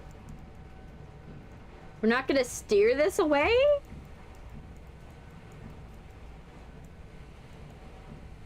Are we gonna cause the crash? No. We have to cause the crash, right?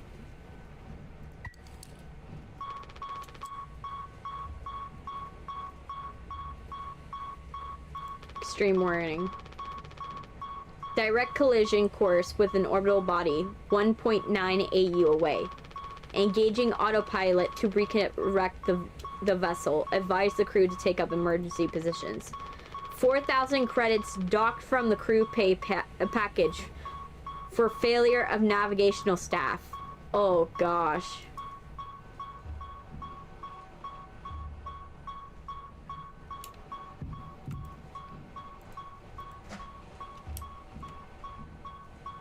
Okay.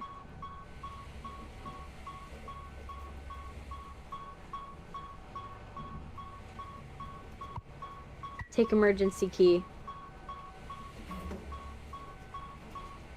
Use in case of emergency coast scanner. Emergency generator. A length of nylon rope. Okay. Huh, I wish I didn't have to, like, cause this. Like, who would cause the accident? Like, this seems like a bad decision. Like, why?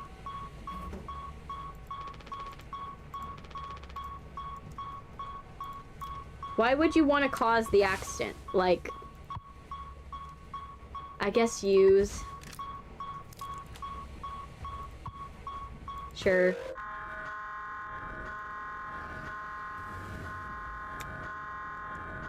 Crash imminent. Oh my gosh. Why would you want to do this? This seems like a really bad idea. Like a truly bad idea.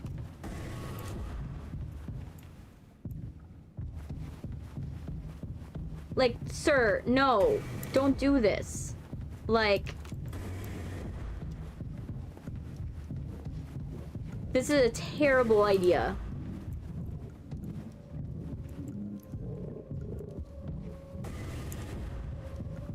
Why are we doing this? I don't like this. I don't like it. I think I played the game before. I didn't see you here before. I don't like the ending.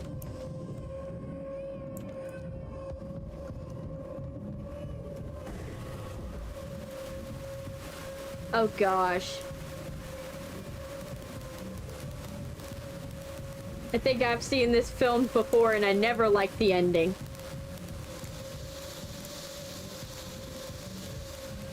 Oh gosh. And it's all of the, like, emergency warning stuff. Oh, it's getting mutated now. Are you just trying to escape your failures? Is this what it is?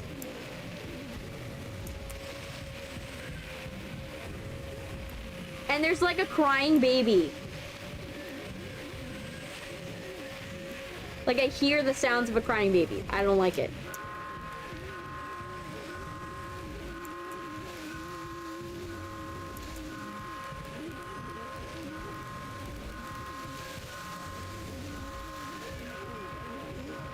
Yeah, I don't like it. Oh gosh.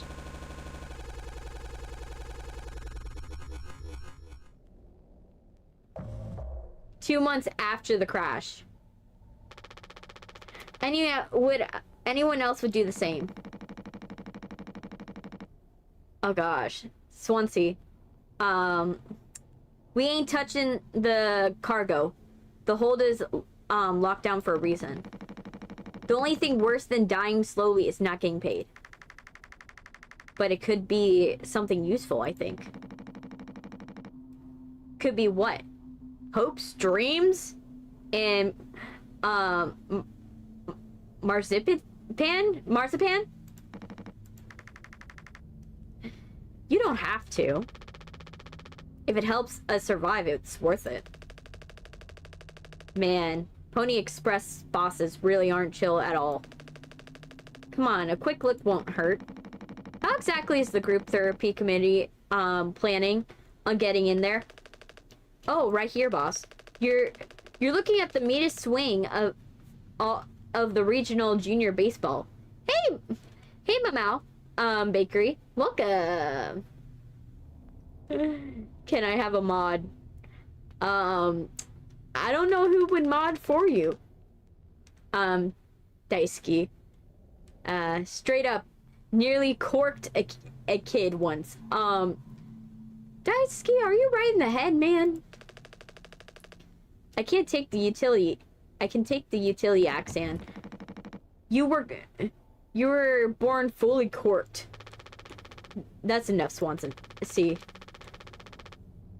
There has to be an in case of an emergency way instead. Did you slap the baby? No. If I remember correctly, there's a safety protocol. The door should have an alternate access code, but it could only be uncovered using a code scanner device. And only the captain has access to the scanner. Of course, go ahead and ask him all about it, then. Maybe he'll sing you the blues, too.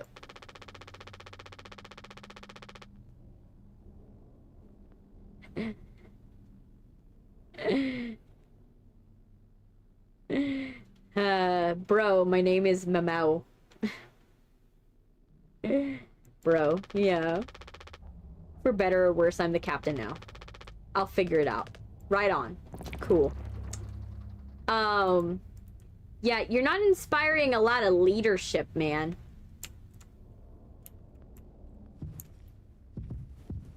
Alright. They actually sell plushies of this guy for kids. Yeah, he's not exactly nightmare fuel, but considering that you're probably starving, he probably is gonna give you fever dreams. Yeah.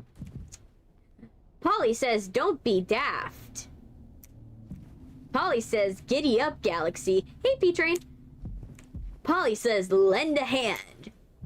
Polly says, rise and shine. What's everyone asking for mod? She only trusts Sylvia and someone else. Yeah. It comes with the territory, Vox, unfortunately. That comes with the territory. People always ask for it to be mod, but they don't realize how much responsibility and why it's very important to find the perfect person for it. Let me see. Daisuke. Looks like it's a soup. It'll be soup again for dinner. You want to rock, paper, scissors, shoot for chicken noodle?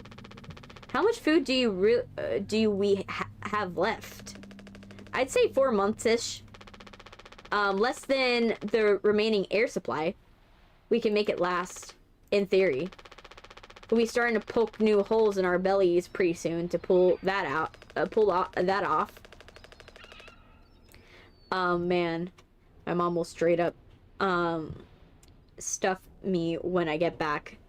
I'll look like Swansea. We'll have a rad story to tell, though. They might even write articles about us. We could be on TV. Daisuke, that's not a good thing. If they're writing articles about you, one of 3 things happens. 1, you survive by a very small margin, and it's a remarkable thing, and especially you have a very crazy story to happen. 2, y'all die. Y'all die. And there's nothing, you know, happening. So unless you survive by a very narrow means and everyone dies, or everyone dies, or 3, we all survive, but you know, we all went crazy and mad and we get in trouble, the headline is, oh, a Pony Express operator tries to kill half the crew. You know, it's not going to be a good headline for the majority of the options, sir. I'll impress the ladies too. Yeah. Real problem is us running out of toilet paper. Fatal stuff, man. On a spaceship, yes. On a spaceship, it would probably be fatal. Let me see. We should leave that part out for the press. Because the particles in the air. You guys don't know how deadly farts are in space. Like, it's to the point NASA has a index on determining how flatulent foods will make astronauts and which foods to avoid. It's that bad. Like, they have a flatulence index for foods. And so there are some foods that they won't send up into space because of the fact that it will make you flatulent. Which is absolutely hilarious, but it's also, it's a very important thing because humans have methane in their farts. And carbon dioxide. And when you have methane in a very concealed space, especially in space, you have to find a way to safely remove it from the air. Otherwise, it becomes very flammable very quick and explodes. The machine was empty even before the crash. Swansea saw that. Well, we can't get coffee. We'll be dead without this thing. Never thought I'd be thankful for Pony Express grub. Let me see. Hey, Anya. How you doing, girly? You probably not doing well. He doesn't want to keep still anymore. What about the painkillers? It just hurts him so much. I can't stand the noise. You did make it through nursing school, right? Pony Express sure does know how to cut corners, if nothing else. I was thinking, we never went back into the cockpit after we dragged him out. It's almost entirely foamed up. Kind of a miracle Curly didn't end up fossilized. But it could still be unstable. I just think, well, it's the only place the code scanner could still be. Otherwise, we're out of luck. I'll take a look. I know you'll figure it out, Jimmy. You're so capable. Oh, also, I was hoping you could help me with the captain. Curly. Right, sorry. With Curly's medicine. People have to be worth their title. Don't you think, Nurse Anya? Yeah. Forgot I asked. I'll take care of it. Yeah, that's not... that makes me think that you're not a leader. So clearly, like, there was something that went wrong.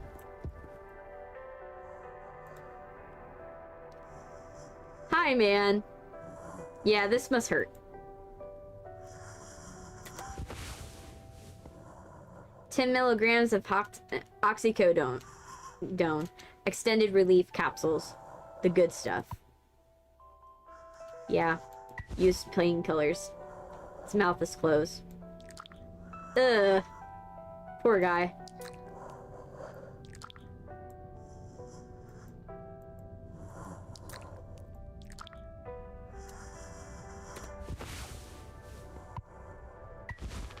Hold still. I don't like this any more than you do. You know what they say. Pain is how we know we're still living.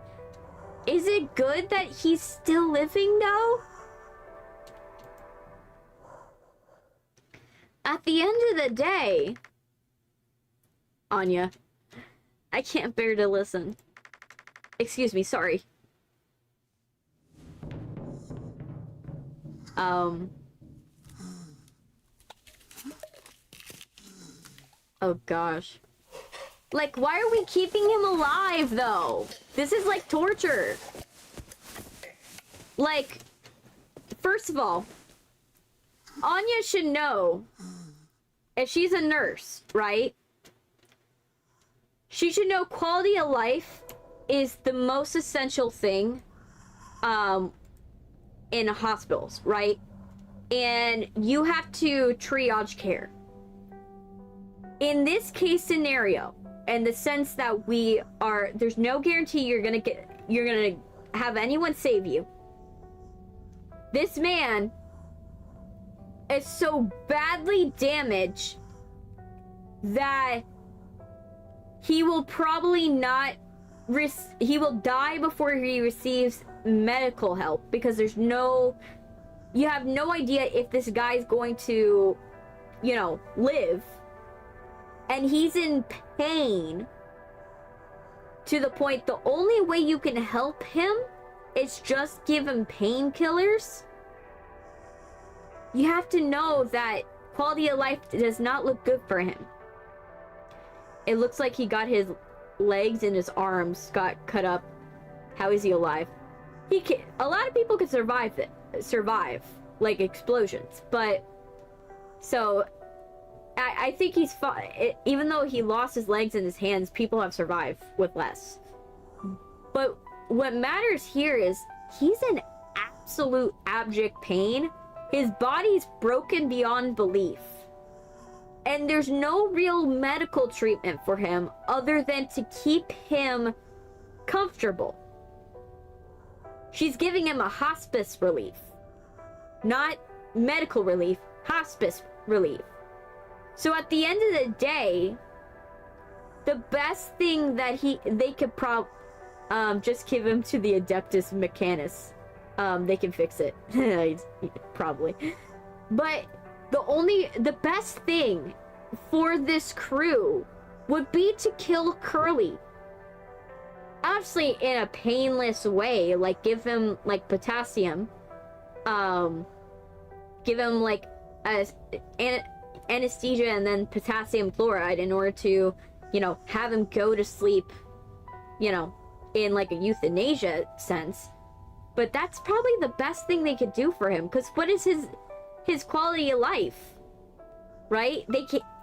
They're on a ship that they don't know anyone's even gonna find them, and the fact that they are running out of resources by feeding this guy. This is a mouth to feed by feeding this guy, you're giving him resources that he's probably not going to survive long enough in order to use those resources to their fullest. So you're just torturing him at this extent. This is not quality of life. That's my take on Curly and why we shouldn't be keeping him alive. Hey, Anya. Hey, girly. We don't have a lot of painkillers left. But you still want to keep... Why do you think he did it? Does it matter? What answer would make you feel any better? I have to believe our worst moments don't make us monsters, Jim. I have to, even in his case. He tried to take us all down with him, Anya. The way I see it, there's 2 reasons to keep him alive at this point. Guess the important bit is what we all agree to, for one reason or another. I'm still feeling nauseous. I need a minute. Yeah. Like I said, I feel like... I think that Pony Express, if I think know what probably happened with Anya is that she probably did go to school for it, but she didn't receive like the largest education. You know what I mean? Like they just found somebody that at least did some like a little bit of medical school. Okay, how did you get to this side of like the spaceship before I got to it? Thank you for helping with Curly. Did you find the code scanner? I hope it's still there. The cockpit is covered in foam. Okay.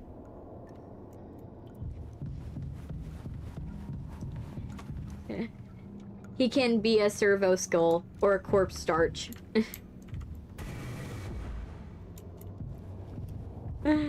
Or both. Yeah. Okay, let me check this room first. I don't know whose is it. Okay. Is this the cockpit?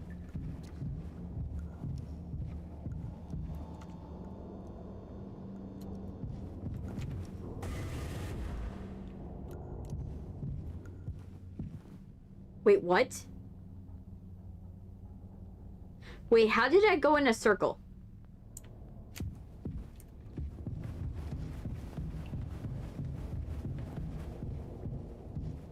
That doesn't make sense. The mechanics can take the head and make canned food out of the remains. Oh gosh. Nah. When I think of the mechanics, I think of like do you watch the SCP like stuff?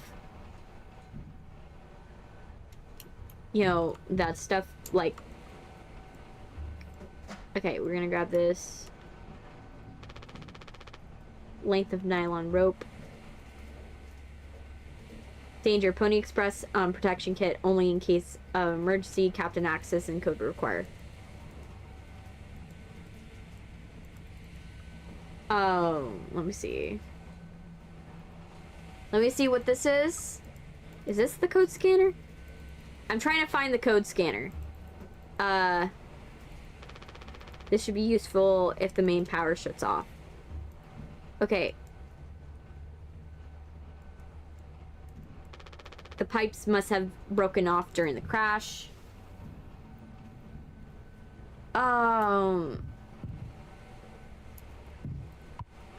Take code scanner. Okay. We got the code scanner.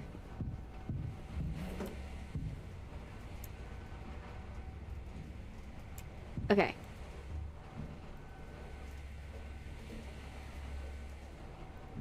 Okay, tab. Use to reveal codes. 739.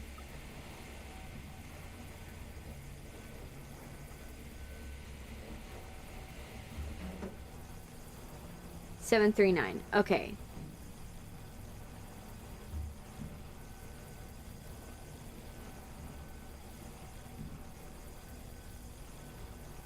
All right.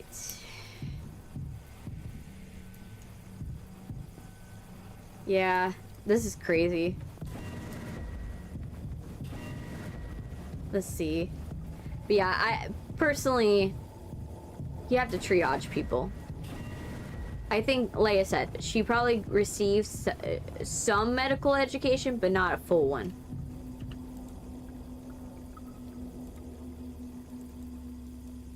Nope, you're not gonna talk? Nope. Okay.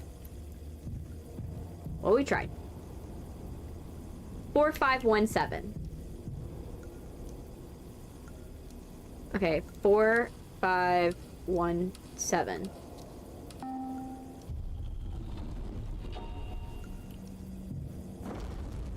Okay, let's see.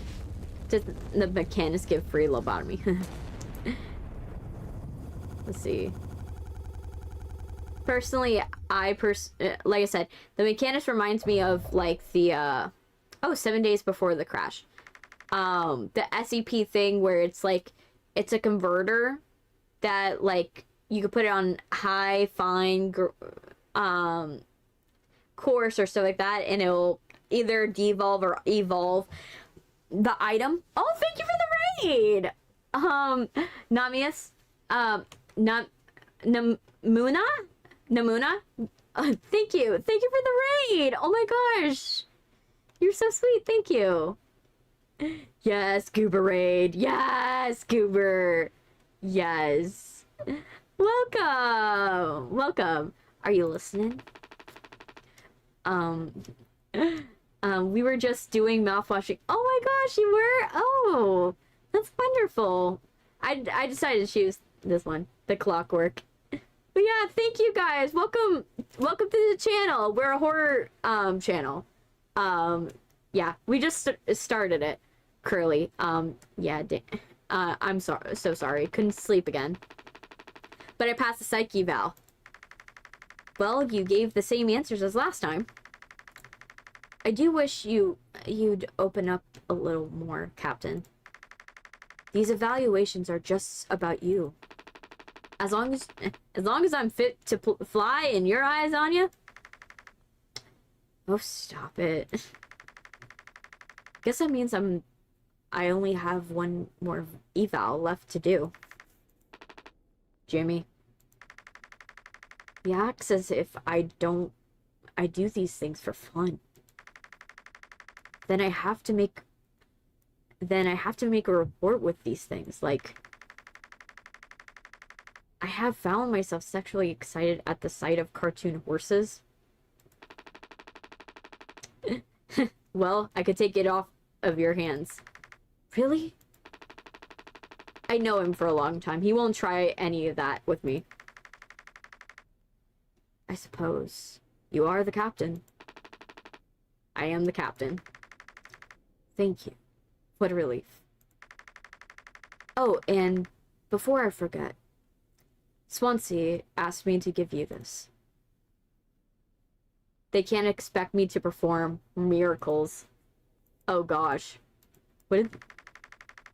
Not sure what it means, but sounds fun. Good luck, Captain. But yeah, again, thank you for the raid.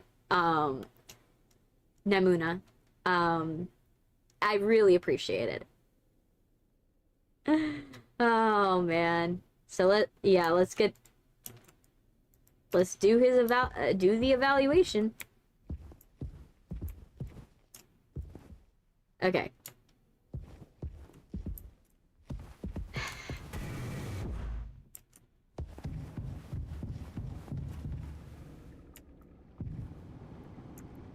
Okay, is this where I need to go? The place looks decent. You know, it doesn't look as grungy as it does. Let's have the coffee. This thing's out of coffee for over a month. It's for the best. Caffeine keeps me up anyways. Oh. Okay, let's find Jimmy. Where's Jimmy?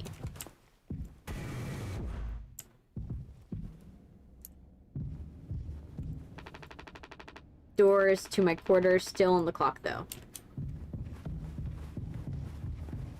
Okay. Let's see, is there any other thing? Ah, here you are, Jimmy. And Pony Express said they don't provide onboard entertainment. Feel like there's always something broken in that room. Tuliper is starting to show her age. Pass the inspection, right? Shouldn't be an issue. Plus they added dice ski last minute. Didn't account that they'd be 5 of us now. I really should have made a bigger stink about it. Maybe you should have intervened. Or we could just close the door. Your call.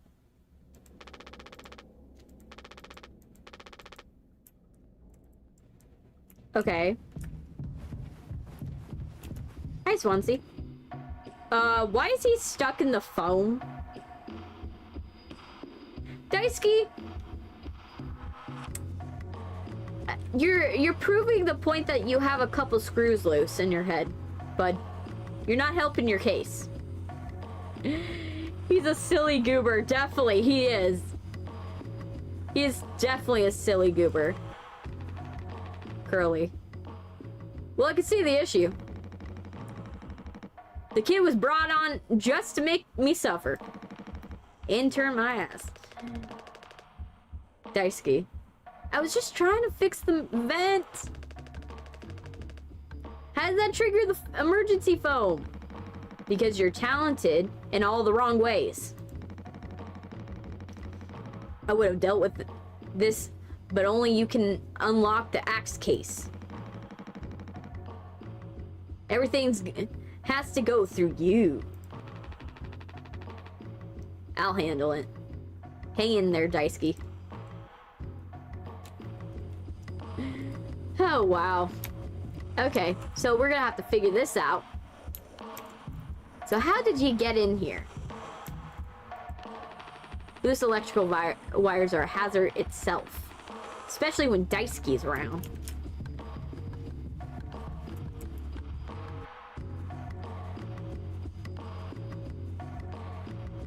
Okay. Do I have it? Yes, I do.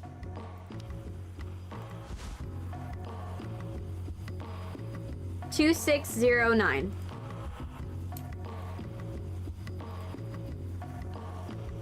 And then 22609. There we go. Take the axe. Oh man. Oh man.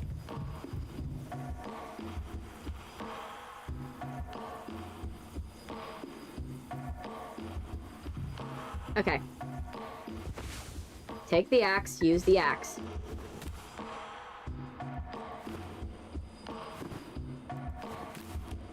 Trying not to hit Daisuke. There you go.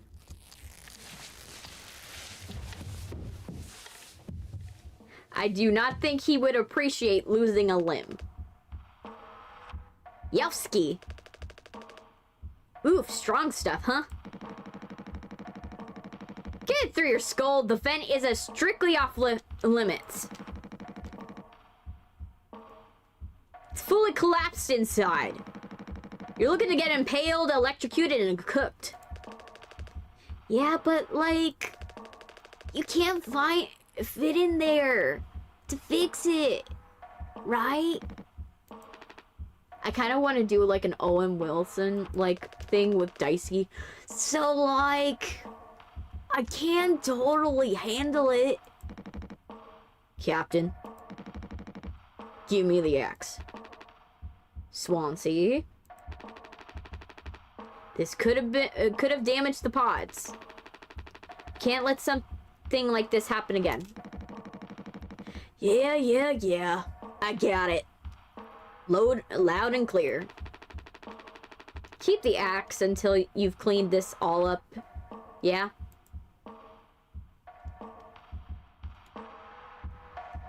Okay, I'm starting to come up with voices for them. Because at this point, it's funnier to do voices with them. Alright, Jimmy. I'll take on you and diagnose you with being sane, then. Just off-centered, but it's what keeps me on my toes. I said I'd do yours. I want to hear all about those cartoon horses. Is that something you were born with or a recent developed? Alright, I'll shut up. Let's go to the cockpit. Why do we need to go to the cockpit, man? That's a little sus. Sir, that's a little sus. Why we go into the cockpit? Which way is it?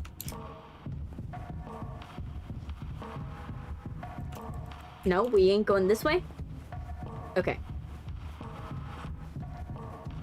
Counterintuitive. But I digress.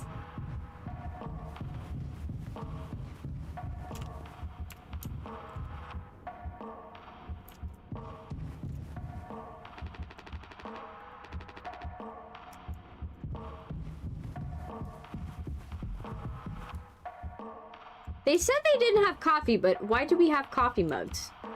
Like, out. Are you just drinking water in coffee mugs now? Okay, so let's go.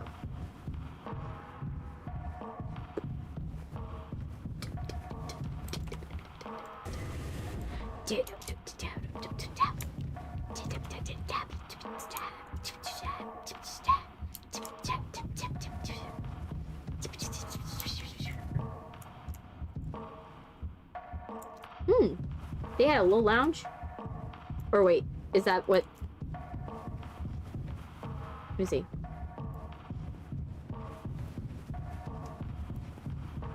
Oh, that's what this thing is.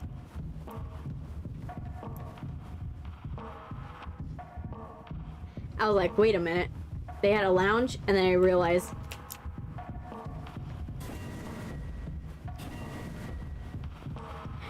But yeah, it's nice that we got a little, like, a little thing around.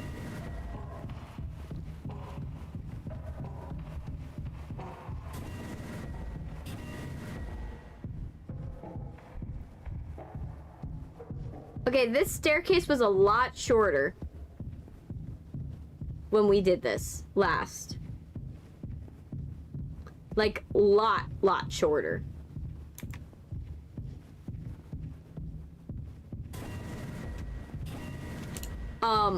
Excuse me?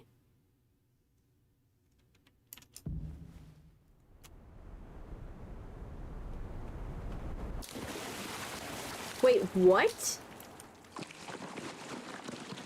What is going on?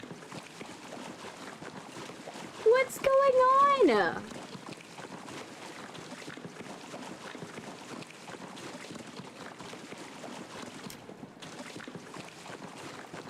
What is going on? Like, he's definitely tripping. Like, also, where am I supposed to go? The sky looks cool. It looks beautiful. I don't like the sounds.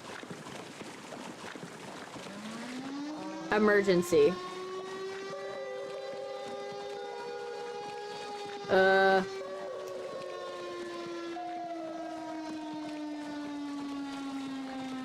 None of these are good signs. None of these. Absolutely none of these are a good sign. This is just proving to me that letting me talk to you in the cockpit was a bad idea. Like, when Jimmy said, oh yeah, let's go and talk in the cockpit. Yeah, I think that was a bad choice, man. And I think you're regretting that choice.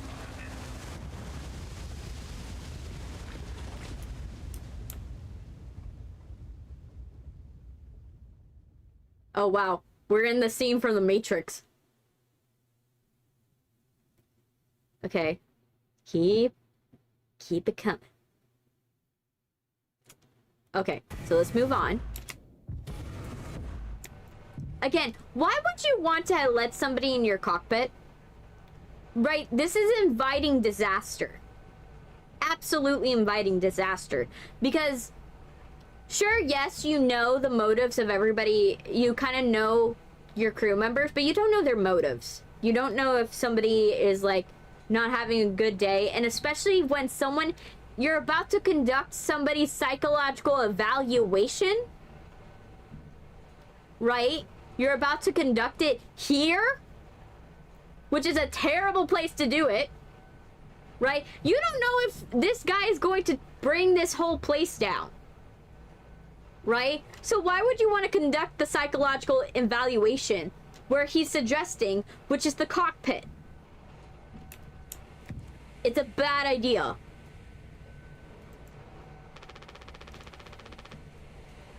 You can't just make something up for this. It's not like these evaluation ever go anywhere. When we get back, we'll power through it. Have you been able to complete your mandated tasks as co-pilot efficiently? Oh, so he is a co-pilot. Okay, then that makes a little bit more sense on why he would want to conduct it in the cockpit. But still, I would not trust it. Like, just like how pilots of planes are not allowed to be in the cockpit by themselves, except for when they're in the bathroom, which when they're in the bathroom, they have a specialized bathroom that is built to be on the inside of the cockpit, because there was one time that one guy had locked, they used to have it to where the pilots used to have to go and leave the cockpit in order to go to the bathroom. And that was all ruined by one guy that his co-pilot decided to lock his other pilot out of the cockpit. And this was after the time of, like, the Twin Towers falling. So once a pilot locks the door, you can't break it down. You're not able to break down a pilot's door anymore. And so what happened is that pilot locked his other pilot out when he went to the restroom, did not allow him in, overrided every emergency override that happened on the other side of the door, and then nosedived the entire plane into the ground. And so after that, even in planes, they have bathrooms inside the cockpit, so that can't happen again. So you're not supposed to have two pilots, but like your co-pilot by themselves in the cockpit. Like, no matter what, because you don't know what they're thinking.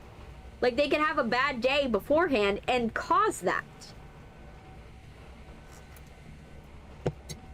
Ooh, so good. Café con leche and horchata. So good. Alright. But, yeah. This already very terrible idea. Conducting this in, like, the cockpit, and having the guy go to the cockpit by himself. That cockpit should be locked, and only two people, both people, should be able to put the code at any time. Have you been able to complete your mandated tasks as co-pilot efficiently to its fullest capacity? Let's see. I'll just put good for that one. That's all of them. Done. How are things otherwise, off the record? I like it. We're in control here. Didn't think you'd ever take to being a freighter pilot as well as you have. What with how you struggled back on Earth. This is already a bad sign. Right? Should he if this is his first time being a freighter pilot, and he had clear struggles on Earth, he should be on a probationary period and have Curly, the senior officer, be the one that allows him into the cockpit, not the other way around. Jimmy, sure, all I ever hear about it here is how great of a leader you are. Honestly, it's kind of annoying. So what is it? How come it all seems like you are standing on an edge of a bridge with your feet in cement? Lately, I've been thinking, is this enough? Should I stay here because I've been successful at it? A good long haul freighter captain. And that's bad? That's what I'm saying. It's not. But it's terrifying. I think... Am I figured out? Is this all I'll ever be? Or do I take a risk and try something new? Even if I'm bad at it.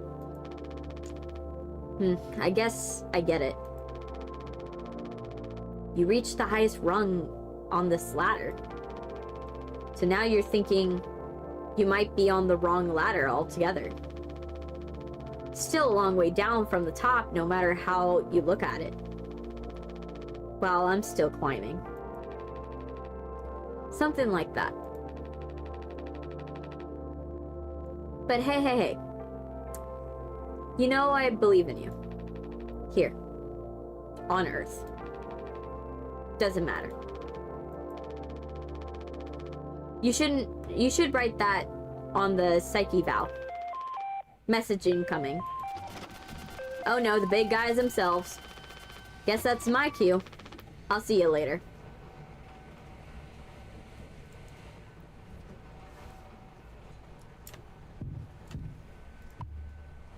Take news from corporate.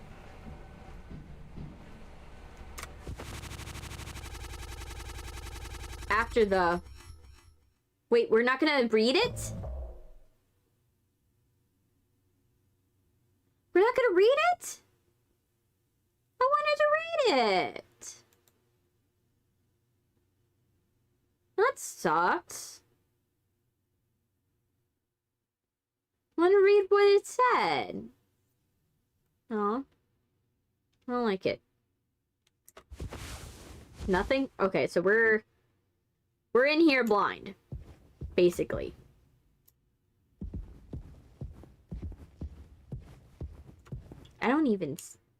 I can barely see. There's a sprint button.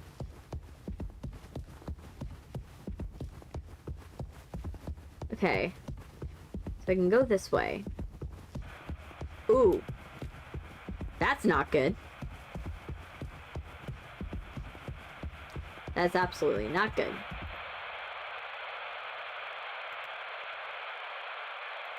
A business operating at a steady profit can give its workers security and employee benefits. Okay. Operating at a profit, a business can provide the employee with comfortable, Oh, wow. working conditions. This reminds me so much of those old Walt Disney animations during World War II. First aid and health protection. Like, it's so specific. But it reminds me so much of that. Time off for vacation. Oh, wow. The employee working for a profit. I wonder if this is like a pre-existing cartoon. Or if the actual creator was like, okay, here's a reference and I need someone to animate. Family life. You know what I mean? When investors receive a business operating Like, at a steady profit, it also kind of looks like Cartoon Network. If it reminds me of like, also in some things like Tom and Jerry. colorful working conditions. This reminds me of Twilight Zone. Like,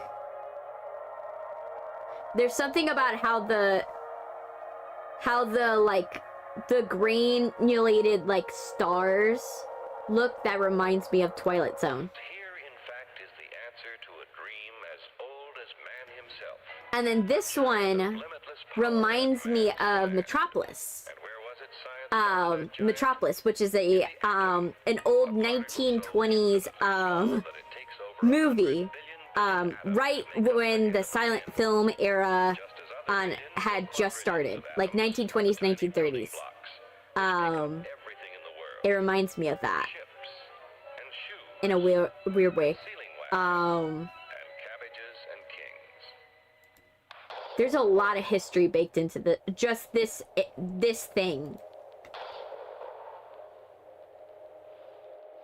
Just this section.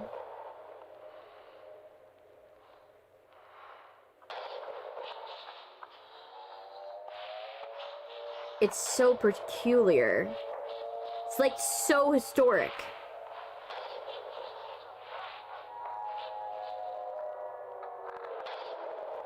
Like, it's weird. Like, it's very funny that I know the references, so I'm able to dissect what this is actually meaning.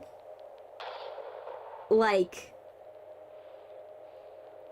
this, oddly enough, reminds me of, there was another one, The Jungle. The Jungle, that's what it reminds me of.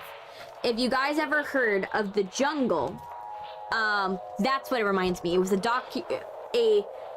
book that was published like late 1800s, around the Gilded Age, and it was about how meat processing was done, and how horrific it was at the time, and the safety and the sanitary concerns, and how it was, they had a lot of safety problems, right?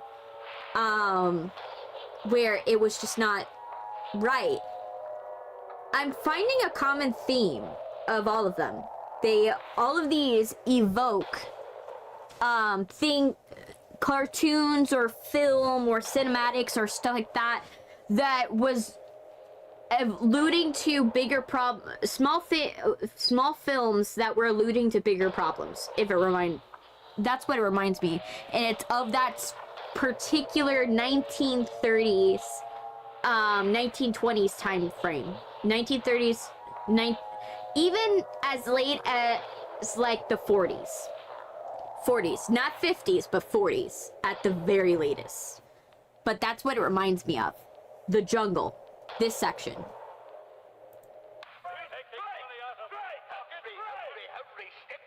Definitely reminds me of Tom and Jerry. I know, I'm talking a lot. I know. It's terrific. It's tremendous. Once you swallow the contents of this bottle, you have the bountiful benefit of higher wages. Yeah, a lot of them are like labor cartoons, like what's wrong with like capitalism, basically, is focused.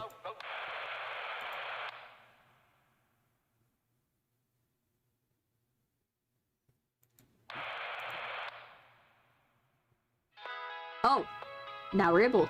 At least I've seen a black hole being born. Oh, wow. It's a commercial for mouthwash. Revolutionary new dental product. Yeah, it used to be floor cleaner. Brand new formula designed to kill bacteria and germs in your mouth. Yeah. What you guys don't know, if you don't know the history of mouthwash, is that it used to be floor cleaner. And then someone had used it back in the 1930s to go and put in their mouth because they had like gingivitis, and mentioned how their mouth was fresher. And then after that, a floor cleaner that wasn't making a lot of money, Listerine wasn't making money from the fact it was floor cleaner, so then they pivoted and made it into mouthwash. So, yeah, if you to this day, floor cleaner, the thing you put in your mouth is what floor cleaner used to be in the 1920s and 30s. Jimmy, it's this. This is mouthwash. No. Ugh, unbelievable. There's gotta be an ocean of this stuff. There's gotta be an ocean of this stuff. This room looks like endless. Oh, that means that they made a safe. They made a safe to mouthwash floor cleaner. Yes. Well, they didn't exactly. They later on made it safe for mouths. Around the 1970s, but there was a good solid couple decades where it was still floor cleaner, and people were still could be easily poisoned by it. But, you know, they made it safer around the Food Act, like 70s and 80s, around the FDA Food Acts that were coming out. So, safe for you guys. Yeah. Definitely wasn't as worse as the lead paint. This is what they'd have 5 people hauling for over a year. All of this for mouthwash. sugar content probably offsets any potential as disinfectant. Disinfectant? What are you... Let me see that. 14% ethanol.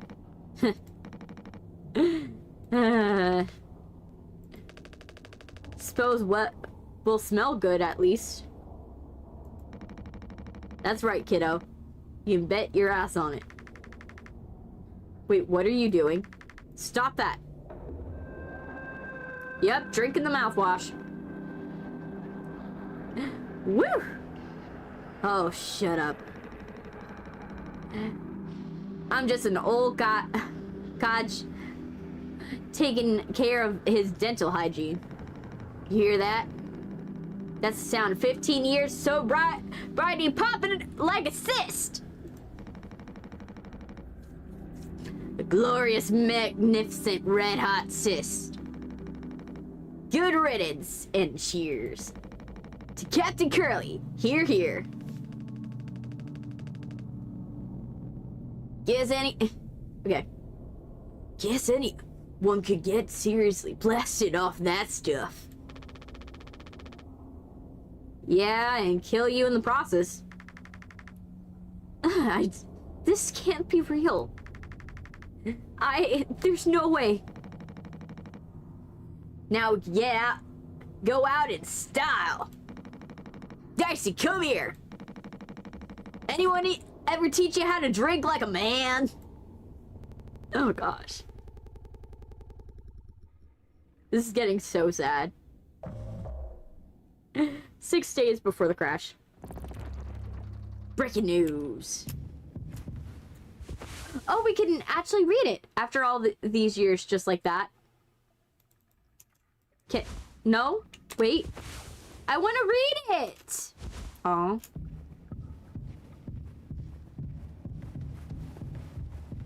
That sucks. Aww. Oh, they did something for me. I don't know what it is, but they gave us a surprise. Surprise. Surprise. Look at your face. Gotcha. Cheers. Oh, wow. What's the occasion? Oh, we only get one communal birthday party per trip, right? So, we can have it whenever.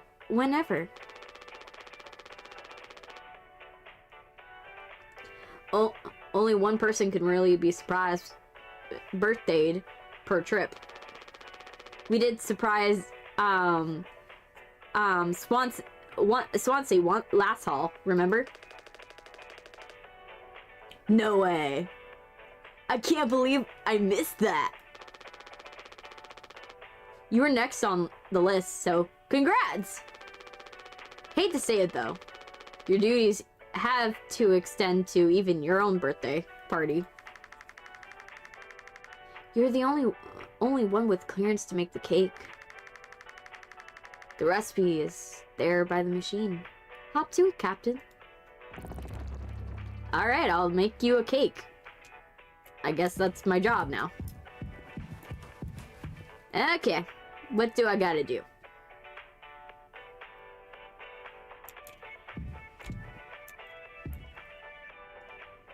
Okay. Man, this is hard to read. Water, gelatin, restricted item, Captain Access, tonic, cake recipe. You need water, gelatin, mix water and gelatin, mix cake base and sweetener, and then enjoy. Okay. So water and gelatin. 3142 and 4213. Okay.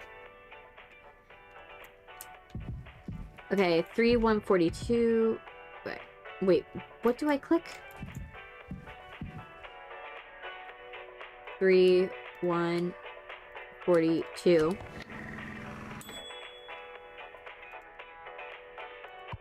Take water packet. And then 4213. 4213.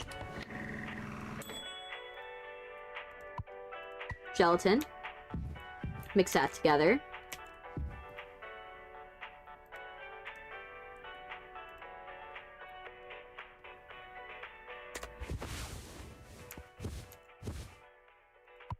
Why does the music remind me of My Man on His Willpower? I'm like, it's got a weird, like, it reminds me of Sabrina Carpenter's My Man on His Willpower. I don't know why it does, but it does. Okay. Okay, we got the cake base. Alright. Take the plain cake. Alright. Now...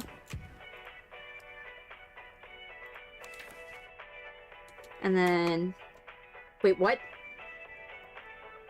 Wait, I opened developer mode by accident? Oh no! My bad! I just opened developer mode.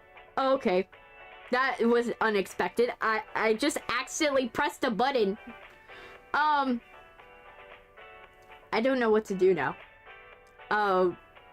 Shoot. Damn it. I always find that I do things like this by accident. I can't even read it. I accidentally went into developer mode. That's not what I was planning. Oh gosh. Do I press leave? But will that close the game? But if I proceed, then we're going into developer mode. That's not what... oh my gosh.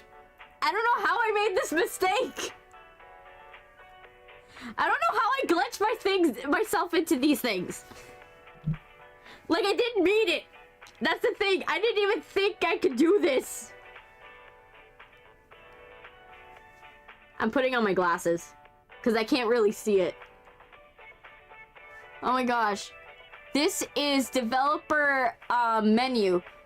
Don't use until you've completed the game. Okay. Also, be mindful that the chapter selection system is unstable now. And you could lose all game progress. Okay. So we learned not to press some buttons. Be careful what buttons we press by accident. 2, 3, 41. Okay.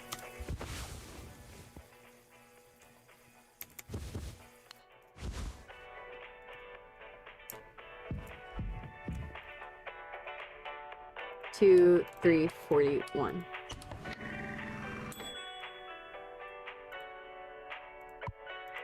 I don't know how I did it. That's the funny thing about me. I'm just like I'm terribly clumsy, and I accidentally fall into situations where I just accidentally. A mockery of sugar. So it's probably like aspartame or something like that. Hey Pixel, welcome. It's probably like aspartame, like this is an aspartame like cake. Oh wow. That is so disappointing. As a cake. Look guys, I made us a cake. Enjoy.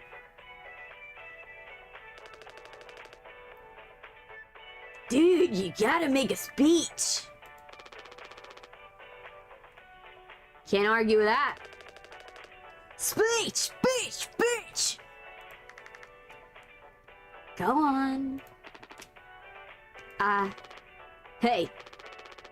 What's wrong? That's all it said in the report from management? We all receive the paycheck for the delivery? I don't know any more than that. Pony Express will finally kick the bucket. Huh. What a joke. We're the punchline. I don't have any savings. They can't just do this to us. Pony Express was one of the last man crew freighter companies. The writing's been on the wall for a long time. When did they tell you? Earlier this week. I was instructed to wait until we were closer to the haul destination, but I can't keep something like this from you. Hey, Dominic, welcome. Sweet Anya didn't deserve anything. I know. How you doing, Dominic? I hope you're doing well. So I guess you got what you wanted, without the guilt. Jim. If I had known, I can go back to my, how do you put it? Struggle of life? Anya never got into medical school because, well, let's be real. And how many employment years Swansea's got left in him? Daisuke will be fine. Mommy and Daddy will have him covered, but so there's that at least. But you?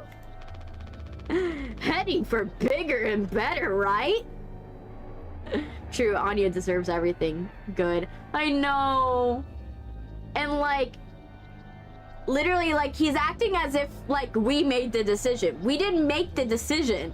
We're just telling them what we found out. Unfortunately, it's not good news. I'm just working on my life, being in a place I don't have to escape. That's what I was trying to tell you. Nothing more. We're the ones you're trying to escape.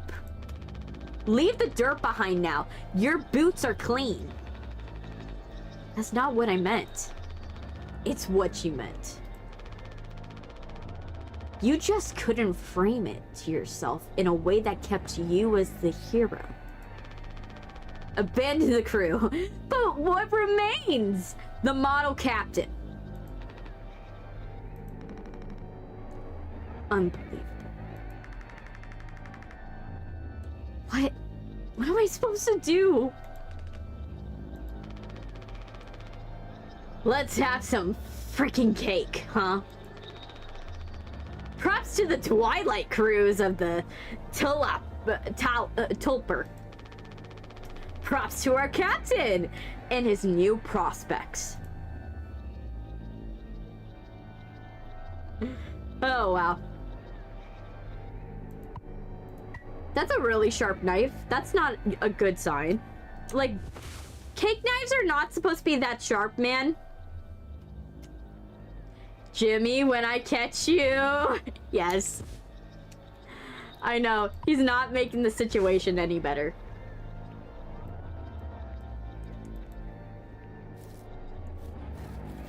Oh gosh. That's not how you do cake. That's not how you cut into cake. That's not how you cut into cake. Well, cake does look... You guys don't realize if you don't bake, but cake kind of looks like this if you don't do the crust layer 3 months after the crash. That's it. When you don't do the crumb layer, that's what cake looks like. Check on Curly. But yeah, none of them deserve this. It's sad. That's what's tragic about it. None of them deserve it. Jimmy's just angry because he, like, this feels like, oh yeah, like everything is just, everyone's out to get him. But it's not that case. You know? No one's out to get him. It's just that it just happens to be a bad situation. And we're just trying our best, unfortunately.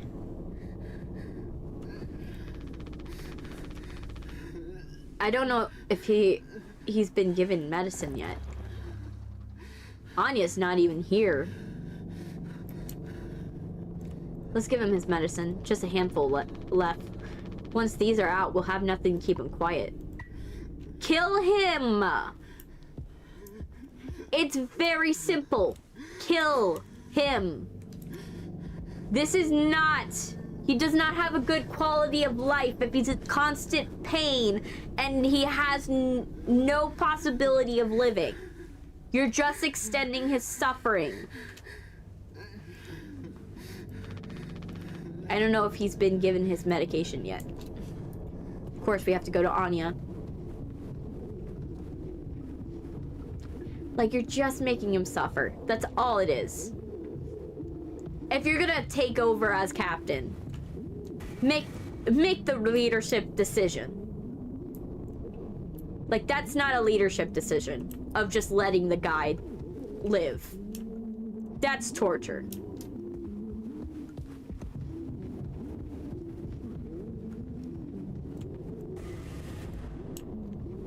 Let me see.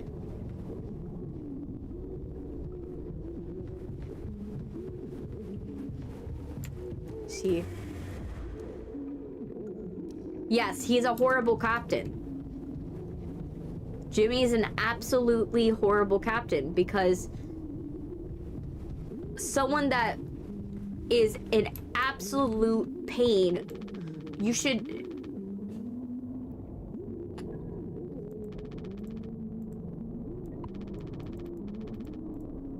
You should at least, you know, let him, you know, find a way. Like, you have to let him go. No, I understand completely.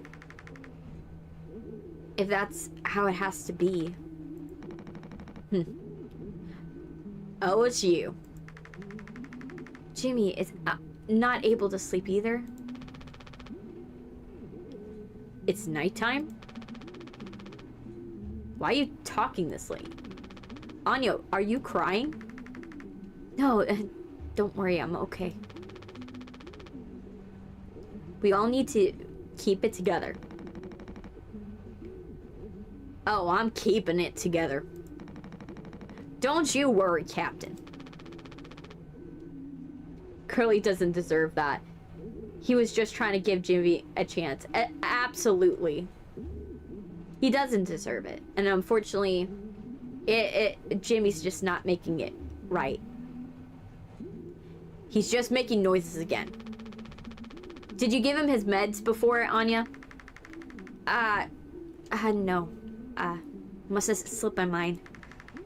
I'm sorry, I'll do it. No, really, I'm perfectly okay. I said I'll do it. Well, you don't have to be combative, Jimmy, as well. They're just trying their best, and Anya doesn't like the fact that we have to keep him alive. You know, she doesn't like the fact that he's in pain, but she can't make that judgment call. Because she doesn't have enough medical knowledge to make that judgment call.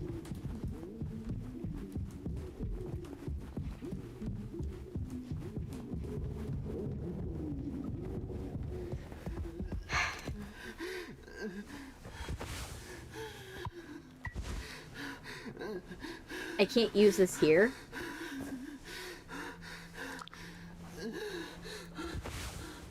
Oh my gosh, this guy's in pain. Come on, stop with that noise.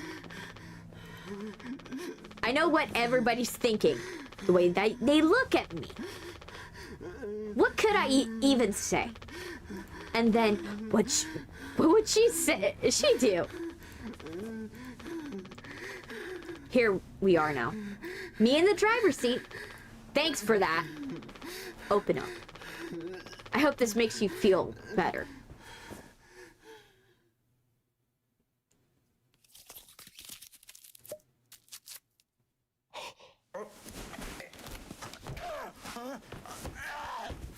Are we beating him up? We're just punching Curly and making him it worse. He's crying, man. Why are you punching him? Anya, you sweet, innocent girl. Yes. The fact that he blames Curly makes Jimmy crazy and dangerous. Yes!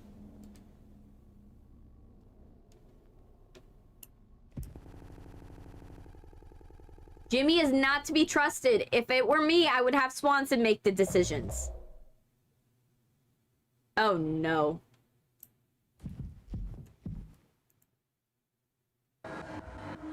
We should have some. Oh my gosh. Why? It's mediocre at best, obviously. Sometimes you can only get the subpar stuff. That's what makes the really good stuff, well, good, right? Jambalaya sauce was absolutely crazy. Hey, we all tried to escape. Didn't work for any of us. I've thought many times, this is what peace feels like. And is it good enough? If I'm being real, certainly isn't the best. So all I can do is try and make my life one I'm trying to run from all the time. Sometimes I'll be promoted. Sometimes, buy a house and fall in love. But other times I'll just be some cake with my friends. Hey, Akuma. Welcome. Welcome, Akuma. Right now, that sounds brilliant. So if you'll do the honors, right? Well, let me go find a knife. Oh, gosh. This is not a good sign. Absolutely not a good sign.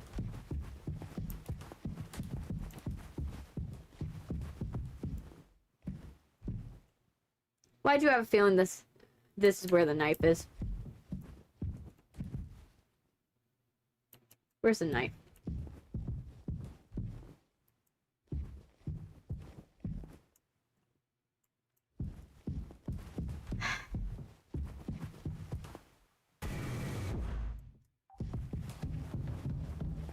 Oh, wow.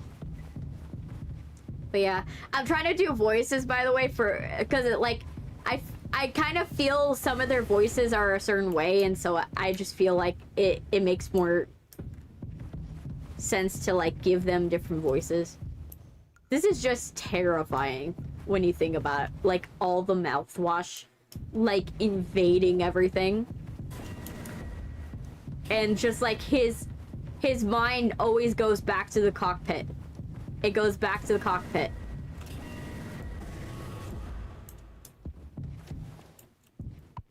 Oh gosh, we're taking the... Oh gosh, it's eyes.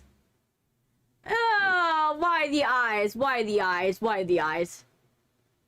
They actually have canon voices. They do? Giving character voices in games is the best. I know. I love doing it. I haven't voice acted, I haven't done voices for characters since I did Stardew, because I hurt my voice so badly when I would do Stardew streams, because I would do them too frequently.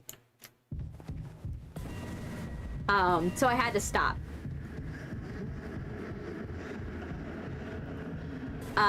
So that's why you haven't seen me do a lot of Stardew streams, is that the amount of voices I would have to do for Stardew and the varying pitches I would have to do with my voice, it wasn't sustainable for me to keep doing. And so when I do something with audio like this, I don't do it often. I try to make sure that it's something that is like every once in a while. Oh gosh, it's an eyeball. I try to make it like every once in a while. Oh gosh, we're gonna kill him. We're gonna stab him. We're gonna hack him with a... Oh gosh, with a hatchet. Oh gosh, that is not good. Oh gosh, well... I'm gonna do you a kindness, Curly. We're gonna aim for the face. What, I can't? 4 months after the crash. check on the crew.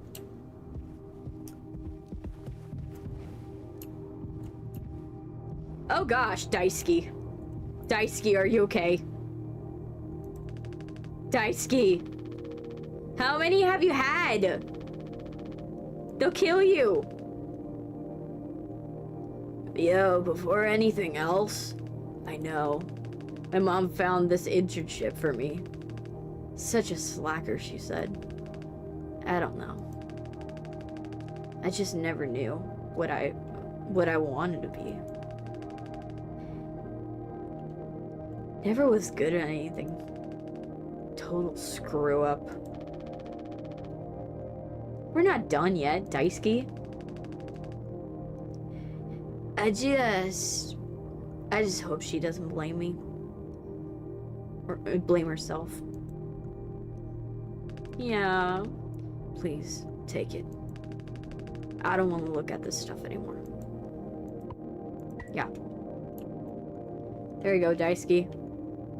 You don't deserve any of this, man. You just started your life and then your mom signed you up for this and then you, like, and it wasn't even your own mistake. Sure, you did make multiple different mistakes, but it wasn't even your mistake either. This wasn't even your idea, which is the tragedy. You didn't come up with this idea. You didn't even think of this idea. You just were like, yep.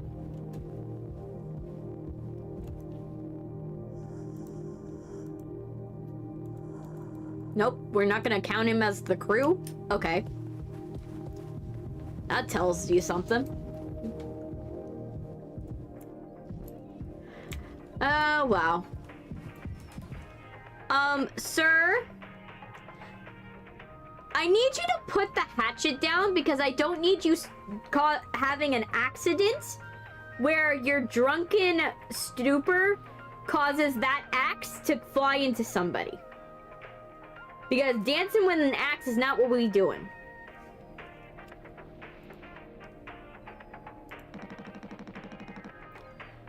There's the big man himself, Jimbo. Listen. This is the best part. You're a mess, Swansea. Nah, let him have the axe. It'll be all set, him motherfuckers of the toll par on the Sky Diamonds. Captain Jimmy, pulling the plug on the party before the last call. Where's that kid run off to? He's gotta work on his stamina. Party over here.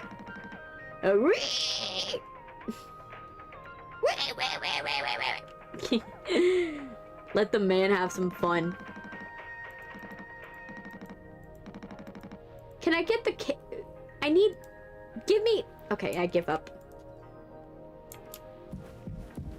You can have fun with the hatchet, just don't swing it at anybody. Swansea's underrated, yes.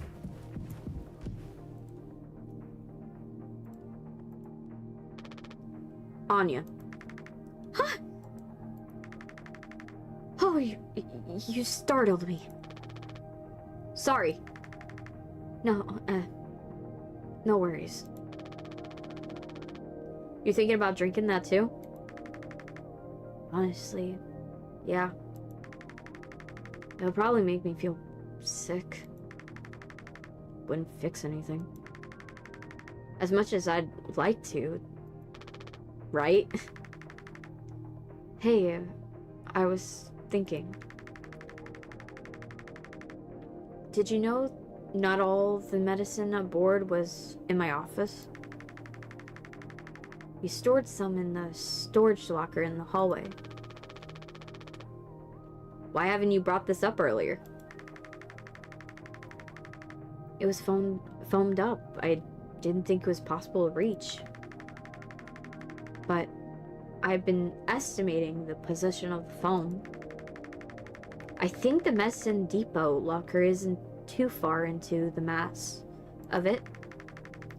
So we could try to break it down.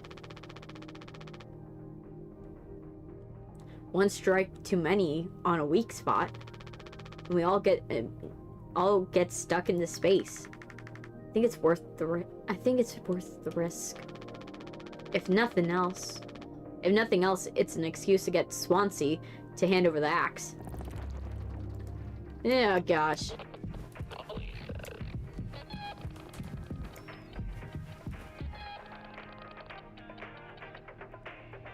Swansea. Jimbo! El Capitano! The man with the plan. You done? I need that. Oh, this whole thing. This was entrusted by me, by our previously tragically inclined leader. Big responsibility. But you know all about that, huh?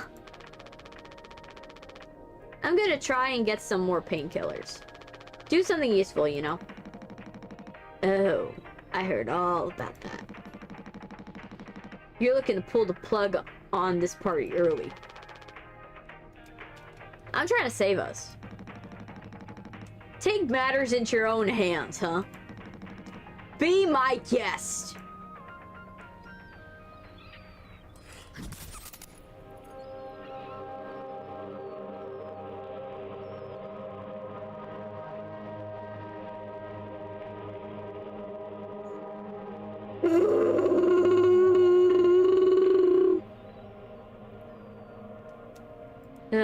I needed a yawn.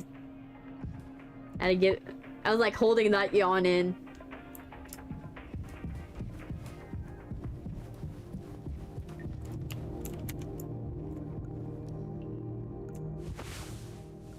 Okay, use the axe. Can't use it here? What am I supposed to do? Tell Anya about it?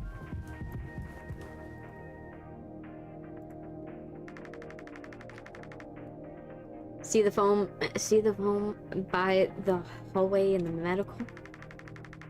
You can see the locker in there. Okay.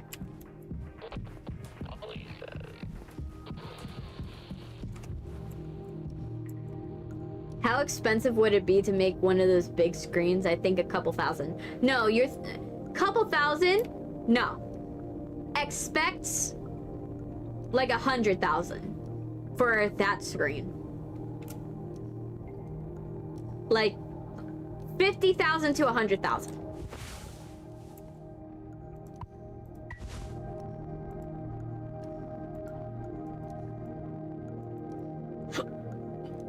Yeah, true. Only takes one drunk Swansea to break.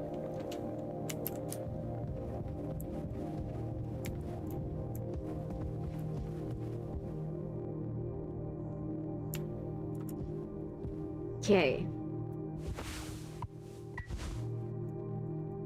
I'm trying to, like... I think it's this. Oh, I just wasn't in range.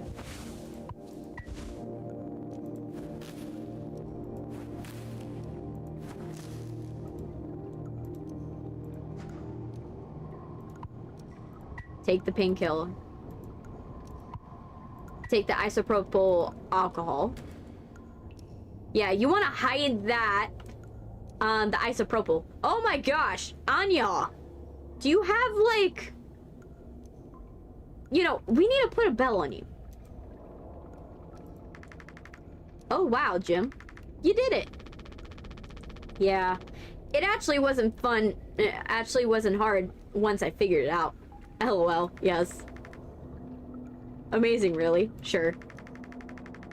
I hate to ask you again, but could you give Curly his painkillers? It still just makes me nauseous.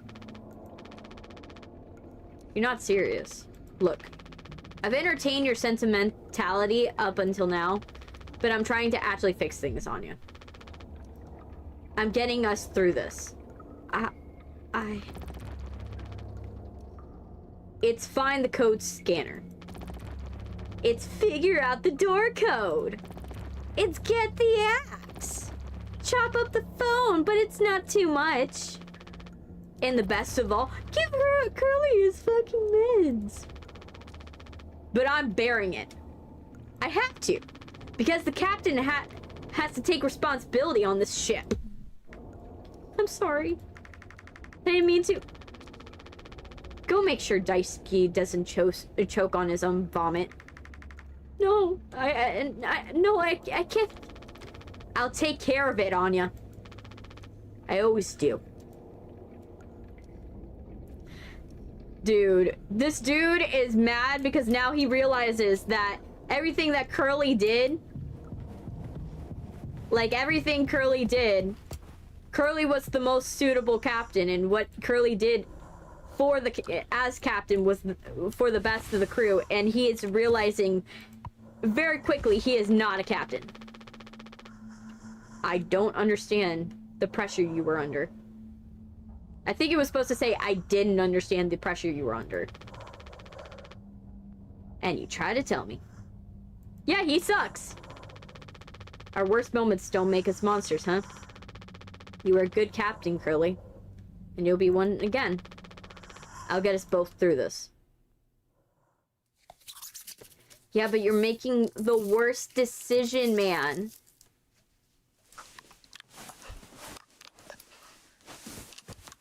You're making a worse decision. You need to let Curly go.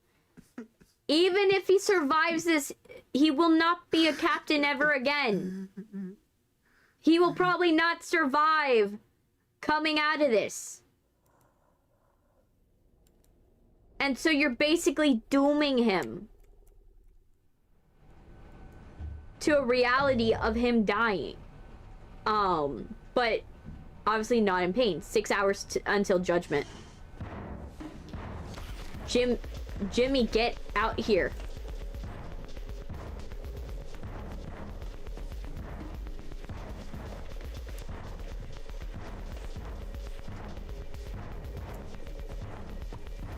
Take the rope. I can't hide.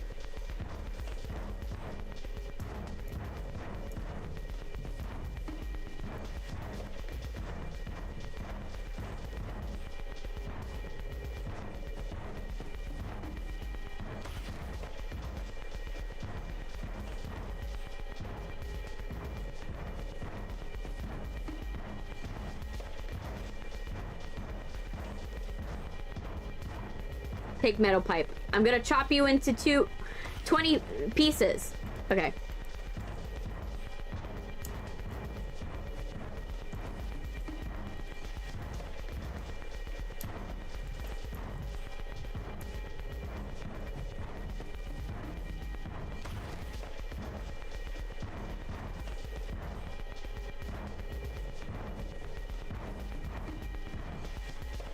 Trying to figure this out. I would think take the fire extinguisher.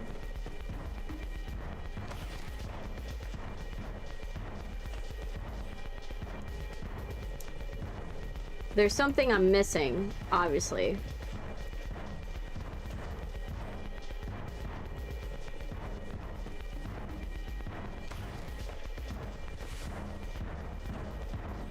Part of the metal pipe was broken off and is strong enough to be repurposed.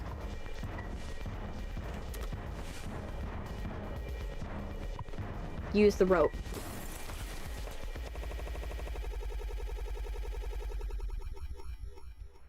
Okay. Hey, Candy. Welcome. Welcome. You having a good day, Candy? Curly. You doing okay? Yeah, can't sleep. I know how that is. I just toss and turn.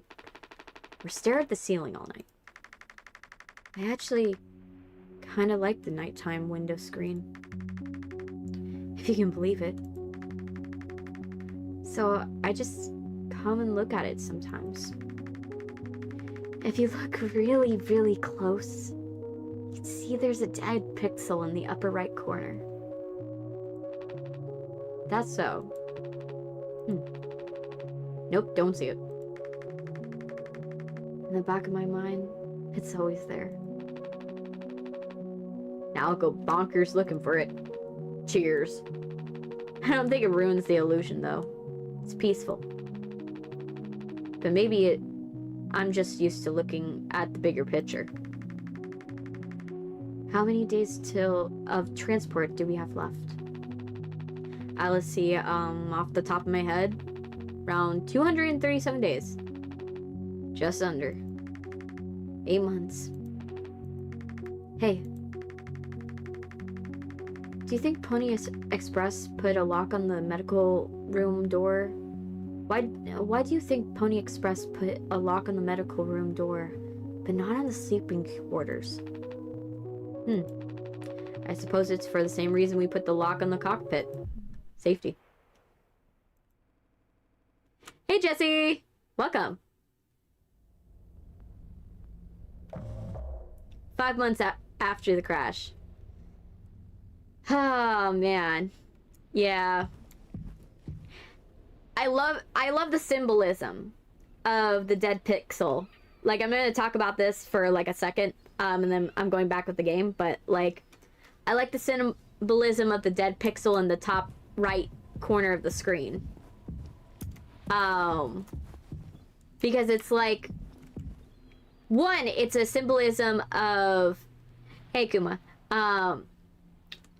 The symbolism of looking at the small details over the bigger picture, but it's also one bad member can spoil the whole. Right? Why are we drowning? We're not drowning. We're just, you know, starving to death. Oh, Daisuke. I was not expecting him to find me. Wait, I was not expecting that to happen. Dicey, what happened?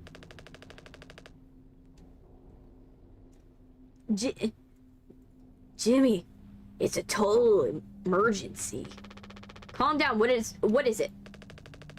Anya's stuck in medical. The door won't open. What if she ran out of something? Right? Let's have a look. Okay.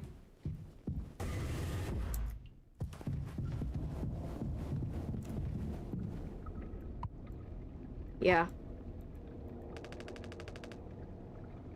Anya, I brought Jimmy. We're here to rescue you. Don't worry. Don't panic.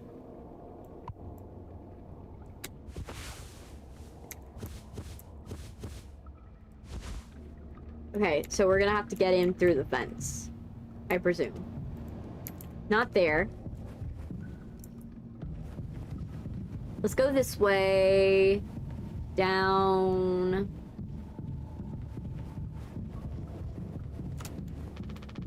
I don't need to go here right now.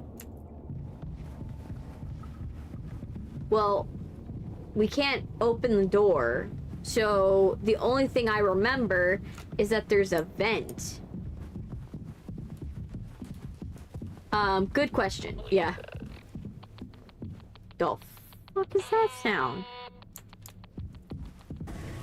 Having this play in the background is kind of funny considering I'm drawing a cute little drawing. Oh, that's wonderful.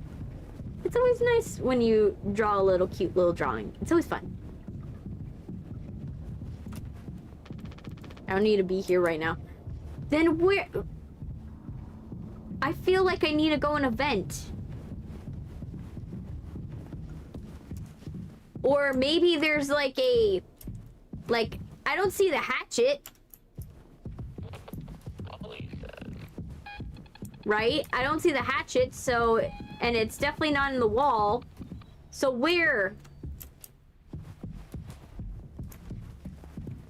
You're playing a game right now? I see.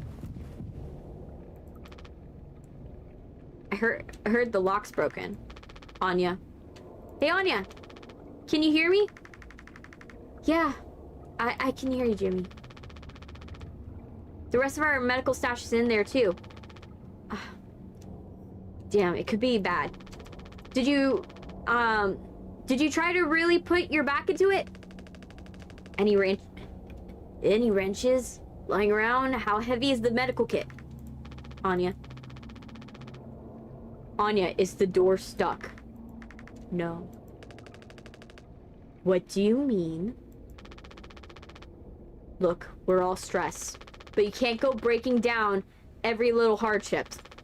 Open the door. You were right.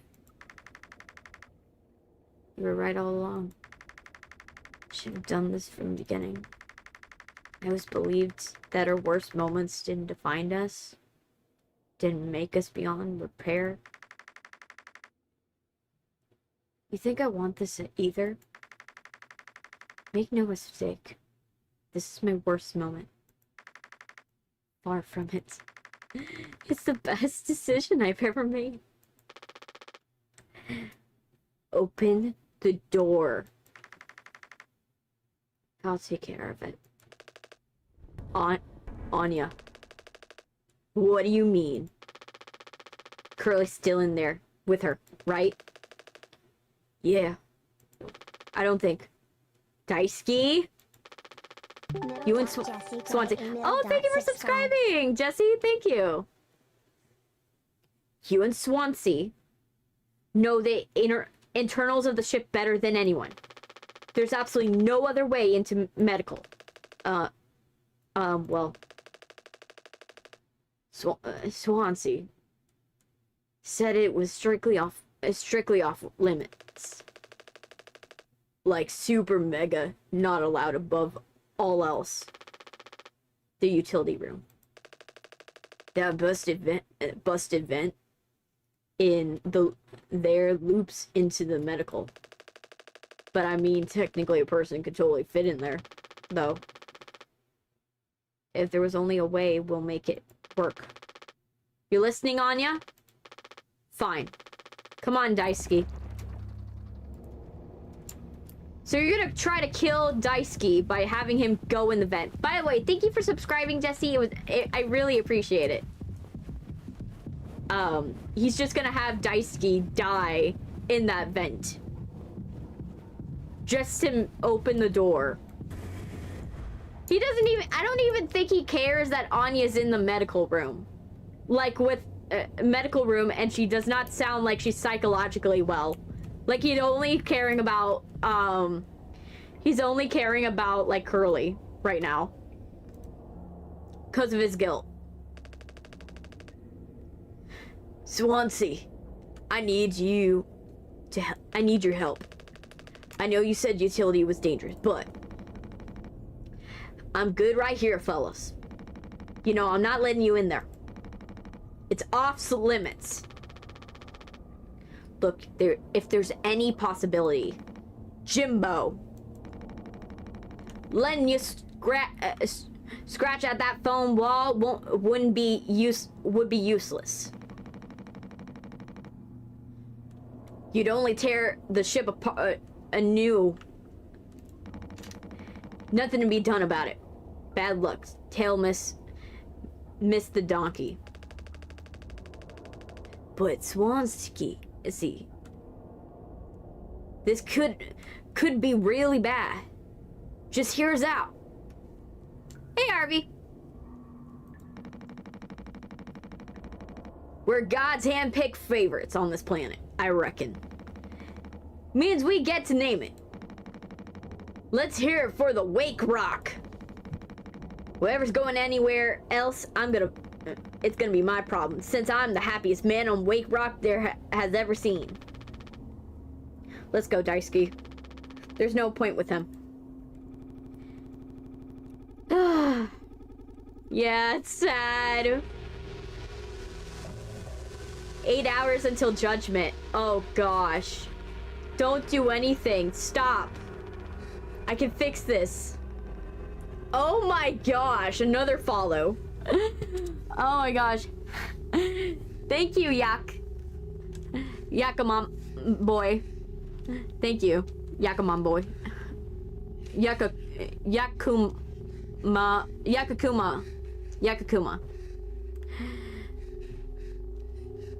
Why you keep saying it?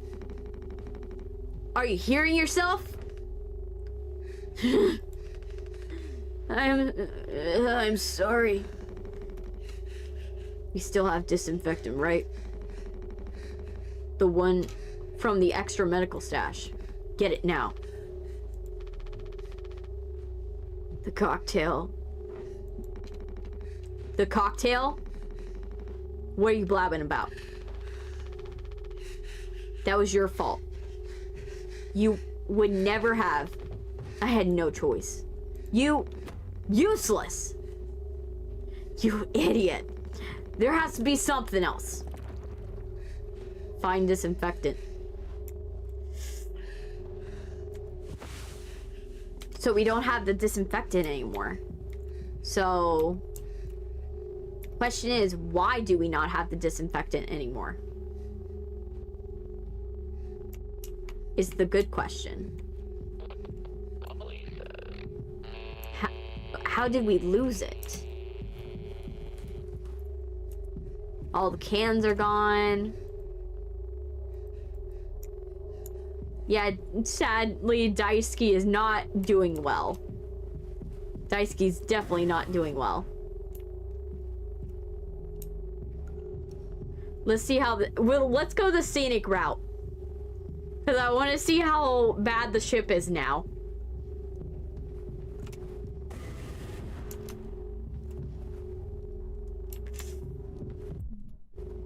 Responsibility.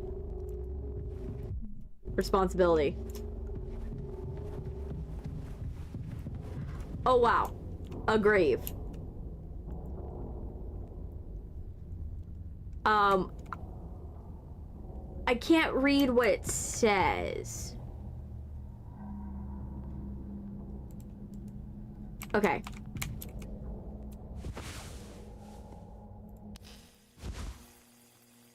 Wait, what?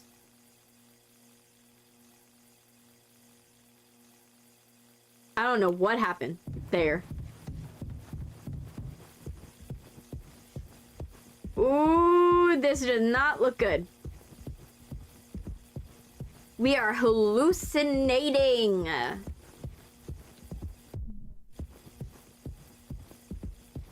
Oh my gosh, this is getting unreal.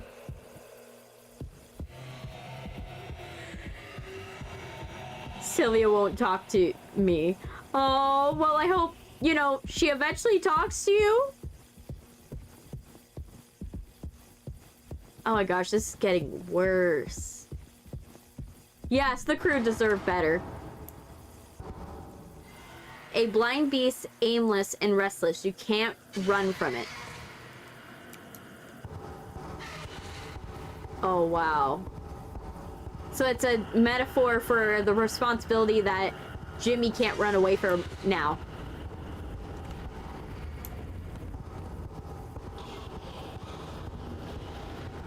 So he can't shift to run. Obviously. Not this.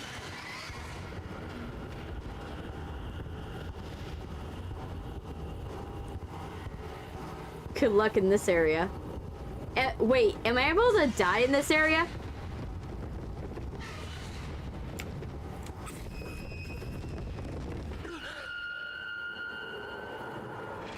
Oh, wow.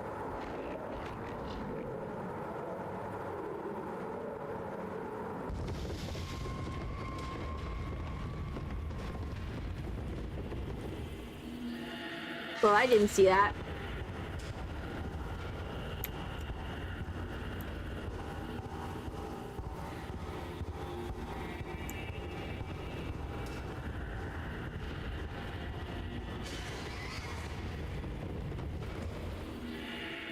Where is that thing? But yeah, this monster is like the personification of the responsibility that is now thrust on Jimmy's shoulders. That he is like personified as a like monstrous version of a donkey.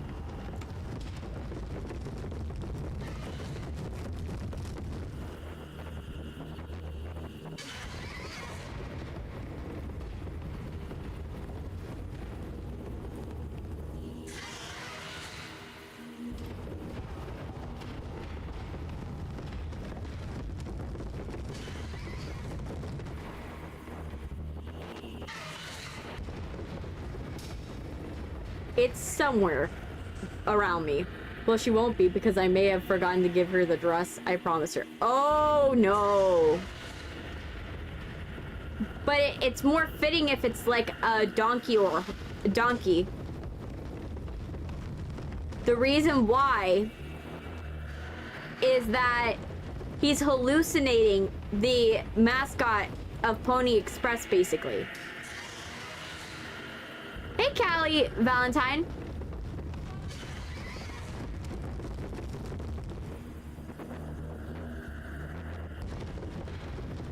I don't even know where it's at. It's like right next to me, but I can't put my finger on where.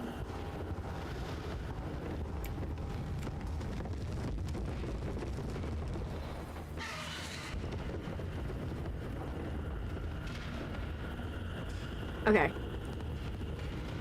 Yeah, Pony Express.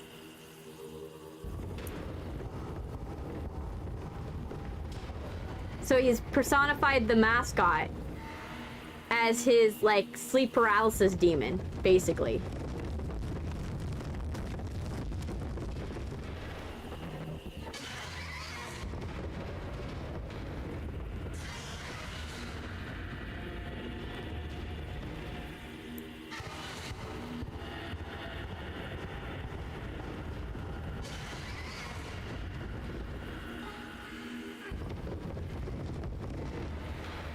Hey, ZG! Yes, I put the chat in the fish tank. Technically, the fish tank full of mouthwash is the joke today.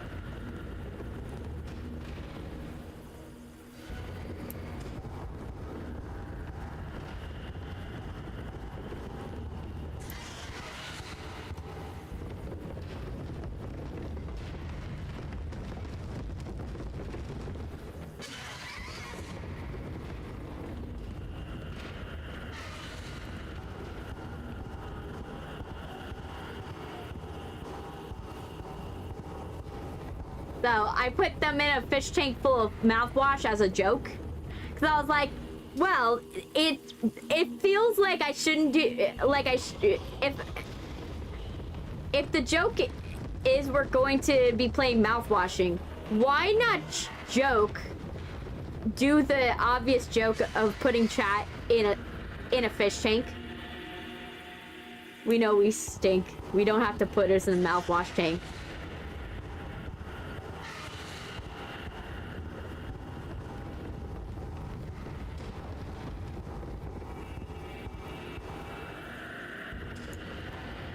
I just did it as a joke for you guys.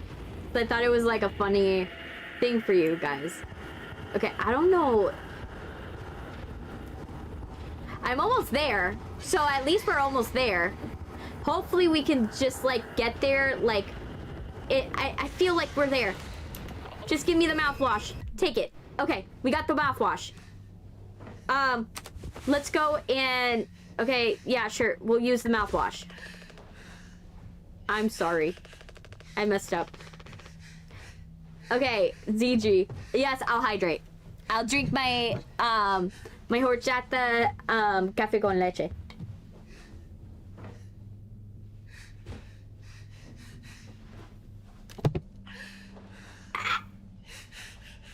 Don't talk. Oh gosh. That's gotta hurt. That's gotta hurt. Oh, it sounds like it hurts.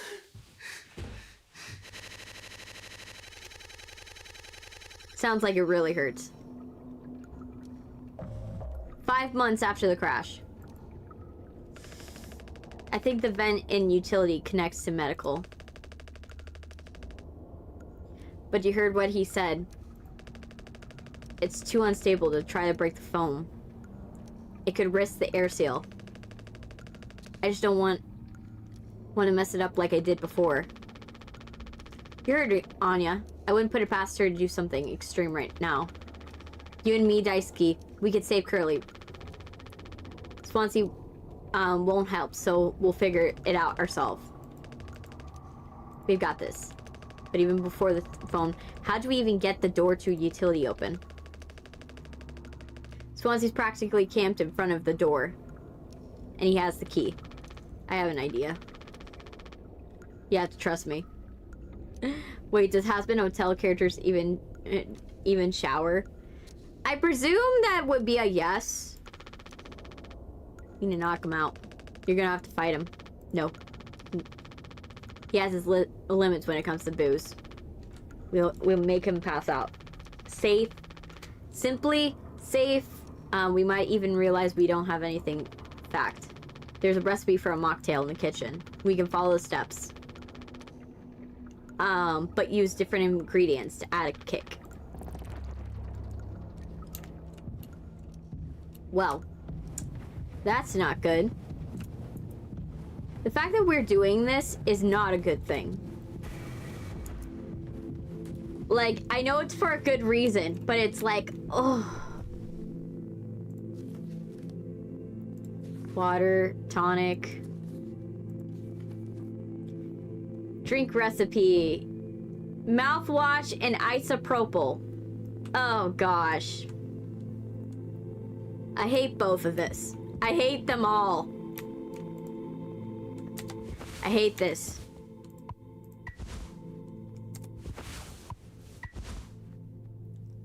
This guy, I don't know how he's gonna live after he drinks this.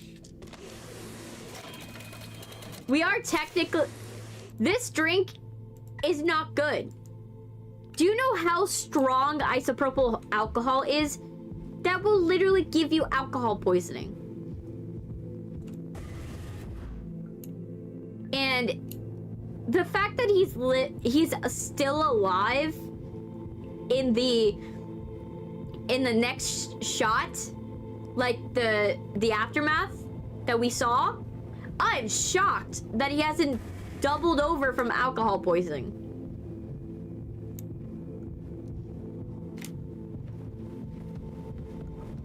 Okay. Nah.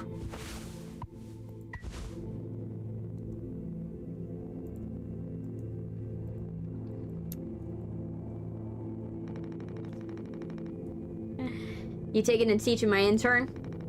I personally am trying to educate him based off the years of experience, but that's just me, Captain.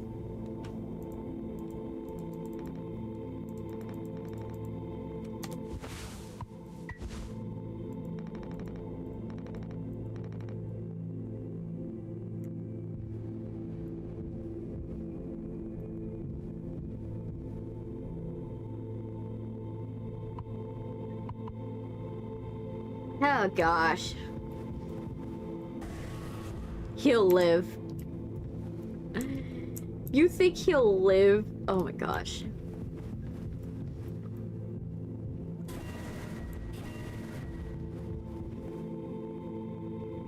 He's already drunk on mouthwash. Yeah, but we don't want to make it worse. Okay, I'm trying to figure out where am I supposed to put this.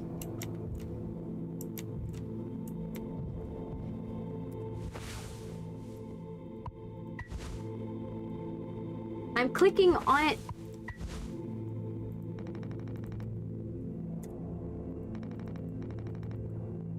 I'm trying to give him the cocktail.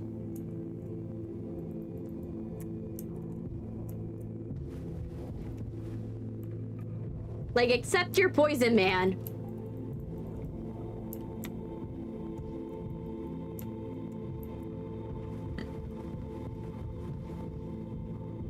But yeah, isopropyl alcohol is not meant for people. There's a reason why it's made. Look at the recipe. Look at the recipe. Oh, I'm supposed to add a sweetener. But how am I gonna make the sweetener?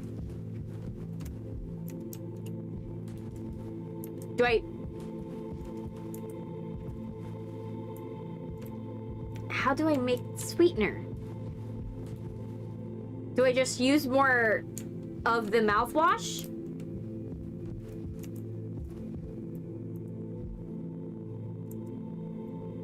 Do we use more mouthwash?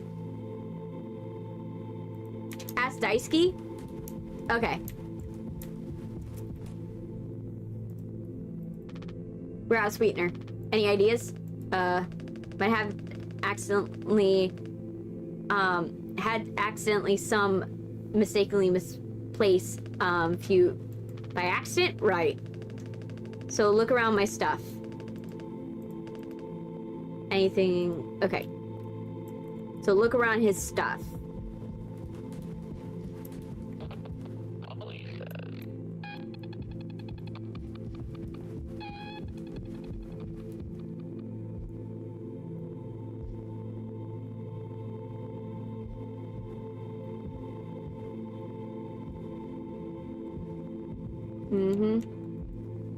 I'm trying to like find, this is his mat, right? It's either that or he has it around here, right? That or we gotta find what his cabin is. Find Jim's employee card. I got an achievement.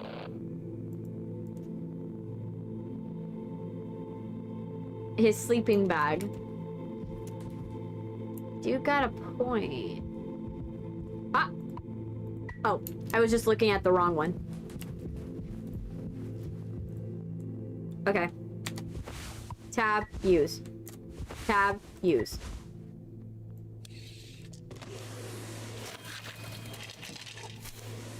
Okay.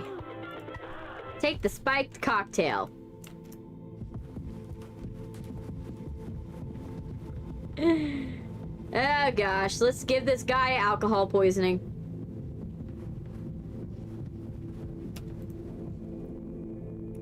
Daisuke! You good? Yeah, I'm all good. Okay.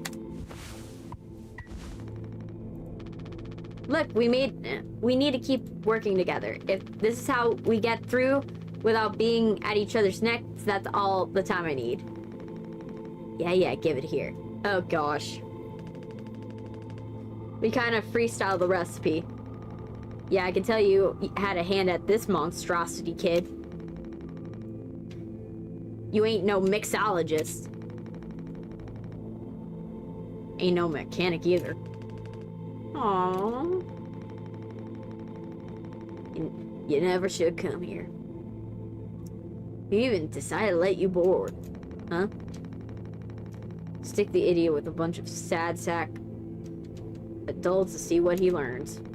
Bootstraps and all. A load of her shit. You think it all is going somewhere, but every failure leaves you a little more mangled than before. Older, uglier, meaner. Smarter in the worst way. Waddling doesn't suit you, Swansea.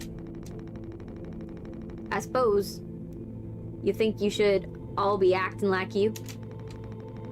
Our hard-working, esteemed captain. I say take a load off before the sun finally sets on your party. May we never go to hell, but always be on our way. Yeah, I do agree. Swansea is kind of like a father-coded figure.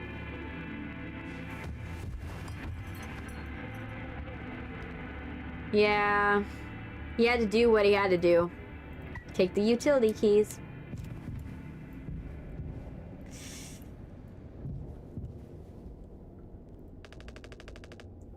Is it still breathing? He practically bounced off the ground. He'll be fine. His tolerance is through the roof by now. Probably just wake up with a massive headache. Oh, man. You gotta be so mad. I'll never have a good reference now. Daisuke, I don't even know you're gonna come out of this alive.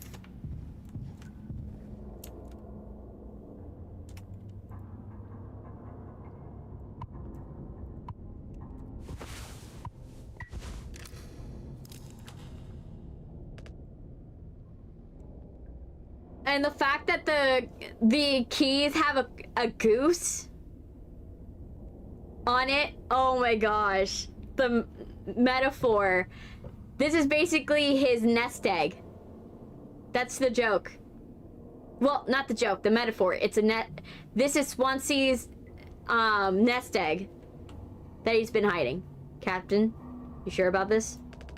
Maybe we can talk to Swansea. Have him clear about it. It's a swan, yes, but the idea is it's a nest egg. It's something you protect just in case the worst ever comes to pass. He's just really into the workplace safety stuff sometimes, you know? Which is like totally cool and stuff. He taught me. It's time to be brave, Daisuke. Curly and Anya are counting on us. Wait. Whoa, it's barely foamed up in here. Hey, it's those things. I've never been inside of one.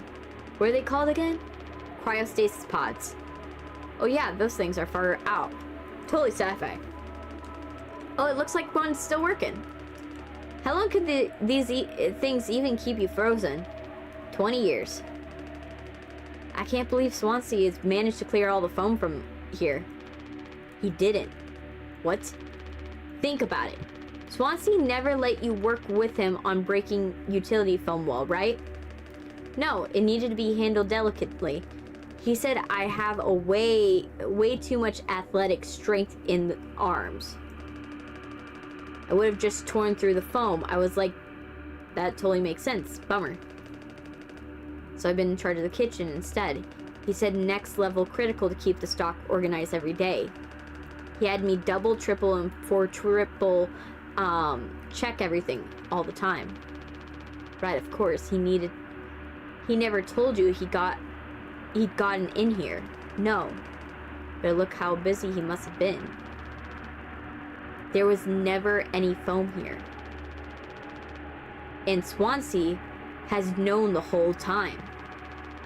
Just taking a load off before the sun finally sets this party, huh? That boozed up bastard has been biding his time till he can save himself. Would getting in a pod really mean you'd get rescued? 20 more years of a chance to get found. I'd take those odds over the current situation. Not like this, though. Not by lying through my teeth while waiting for everyone else to die. No, man, just can't be right. I'm sure there's a reason. We'll ask about it when he wakes up. We'll deal with him after. Right now, we have a job to finish. And the vent looks like it's still in one piece. Check out those sparks. Hate to imagine how gnarly it looks inside. It could be somewhat collapsed in places, so you could make it through. We need to try it. Jimmy, you're the leader? And you're just sending Daisuke to get hurt. If this is your game plan, it should be you going in. Swansea said it's not safe. I know he forgot to tell us about the pod, but I know he knows everything about this kind of stuff. Maybe we should wait for him to wake back up. You said you can handle it. Swansea taught you right. Time to prove it. He'll be impressed when he wakes up proud. He'll understand why we had to do this, and then he can explain himself. You think so? Daisuke? Everyone's counting on you. Captain's orders. Yeah, I got this. Okay, here we go. Buddy. You are making a decision for someone. This wouldn't be me. If I was going to do something, ask someone to do something dangerous, I would have to be very willing. Oh my gosh, no. Yes, he manipulated him. Like, Anya? What did you do? Like, if it were me, if I was gonna subject someone, you know, to something dangerous, I have to be as willing to go in there as the person. I can't be asking my, like, forcing somebody in there. And I'm not about to do that. I would not force someone in somewhere if I wasn't ready to do it myself. That is just not what you do.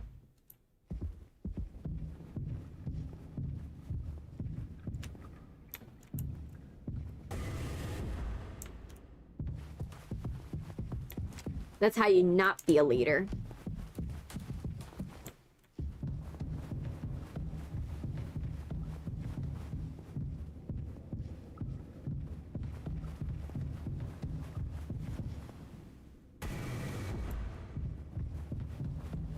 Not there.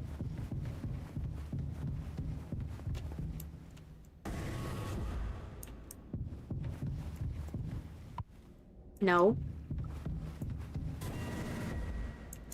Why do I have a feeling I have to go in the cockpit? This game gives me whiplash sometimes. Yeah, but that's the best way to tell a story. They're picking the particular moments where you would need to tell the story. For sake, what? Where is it? Us being let go isn't a reason to hurt yourself. Anya, as our nurse, you never got a psyche eval. I should have thought of that. You could have come to me if you were feeling stressed. What would have you have done? Anything. Anything. You, the crew, are all my responsibility. I told you so over and over again. Yeah? I'm not gonna hurt myself. You know the gun is in the safety case. I can't open it. But I hid the case itself. Tell me where it is. None of this has to be on our performance log. We'll figure it out later. Pregnant. You're what? Who would you... Captain. I told you. Listen to me. We can fix this. I've known him for a long time. I'll talk to him. I know. You never give me the gun to protect myself. So, the least I can do is make sure he'll never get it either. Oh, man. Anya! Anya, no! No! Girly! Girly, no!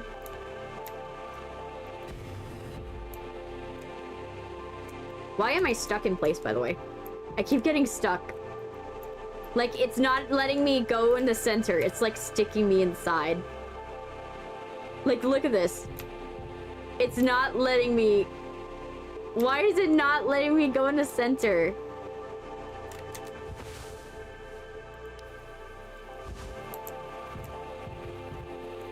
Oh, now it's doing...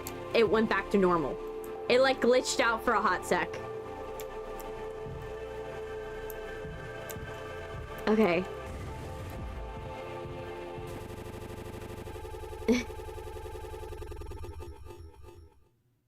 This is, like, so sad. 6 hours until judgment. The bleeding won't stop. Just trying to stay still, Daisuke. I need a second to think. Hey, kid. You hear me? Daisuke. Hey, Visaga. Hey, stop. Stop. Don't move. It's alright, Daisuke. It's gonna calm down. This line of work, you can never become like miserable old Swansea. What a tragedy. Decades of hauling ass for Pony Express. Big mighty bruiser. All the shiny toys. This is where it got me. The good life, huh? Like you were dumber than a can of paint. Always just chewing my ear off about nothing. Useless ray of goddamn sunshine. Not an A student, career workhorse, or a force of ambition. Just a damn good kid. Trying his best. You could have taught an old fool like me a lot. Close your eyes, Daisuke. I think this is the kindest thing Swansea could have ever done. Like, I know it sucks that Daisuke had to die like this, but at the end of the day, Swansea did the most leader-like thing out of all of them. Out of all of them, he thought of the group, and he thought of Daisuke when he did this. And even though, yeah, it sucks, you know, it sucks that he had to kill Daisuke. I think it was for the best. Fun fact, swans kill their babies if they're too hurt or sick. A lot of animals do that. Because they analyze, well, if I tried to take care of, you know, this one. Hi, Tiger fan. At least Swansea put him out of his misery. Yeah. Literally, because they analyze that. They're like, okay, am I going to be able to, is taking care, they do a risk assessment. That's what most animals do. They either like, I'm going to be, if I stay here and I take care of my young that's sick, that's going to open us up to so many predators. And this, you know, baby will not, probably, there's a high likelihood the baby might die anyways. Versus, if the animal kills the baby and moves on with their other children, it sucks. It absolutely sucks. But at the end of the day, they're considering the lives of themselves and the group in order to make and the well-being of their children to go and move on. And that's what Swansky's basically doing. He is like, I don't want to see Daisuke suffer. His wounds are not going to heal. There's no chance. There's a highly unlikely chance we're going to find anybody that's going to save us. You know what I mean? If they haven't saved them in 5 months, they are definitely not getting saved. Also made some brownies. I have like 3 more minutes on my timer. Oh, brownies. What type? Do you have like double fudge or like peppermint chocolate? Or is it like white chocolate or like, or there's like, there's other ones that are like dark chocolate, milk chocolate, like a cacao butter, you know, there's a whole bunch of other ones, but yeah. Oh my gosh, brownies. But yeah, he did what was best for Daisuke, in my opinion. And I still hold to the belief that if Swansea was put at the helm as leader sooner, we probably would have had a better outlook, in my opinion. I think we would have had a better outlook, but Jimmy was definitely not the best choice. I could have fixed him. No, Jimmy, you could not have fixed him. You just would have let him suffer. Same as you were doing with Curly. There's no going back. I have to do everything myself. Why can't any of you give me some time to think? Sir? How do you still not understand? It's over. End of the line. He won't suffer 1 more second because of your delusion. Unbelievable. Stop pretending. I know all about your plan, Swansea. I went to utility. I saw what you were hiding down there. Sneaking around with an axe, telling Anya who knows what. Now this. You're making sure you're the one who gets inside the cryopod. Huh. I sure did talk to Anya. But it was to tell her... It was her telling me all sorts of things instead, wasn't it? Shouldn't a captain go down with a ship? Not that it matters anymore. I ain't got no place to be. I got everything I could ever want right here on this ship. So go ahead. Get in the pod. If you ever get found, you can tell him whatever story you'd like. You've earned it.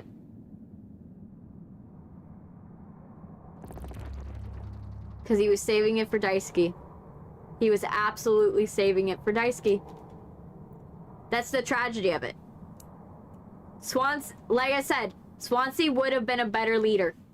Would have been a better leader. And he would have saved everyone.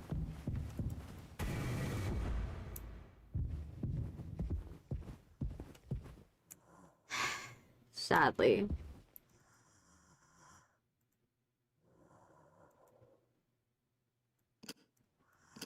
Seven, 3.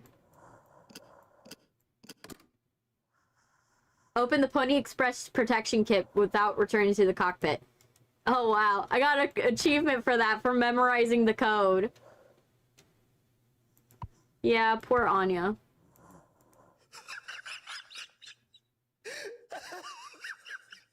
Oh, the fact that Curly's laughing is sad. He's like, are you gonna kill me now? After making me suffer so long?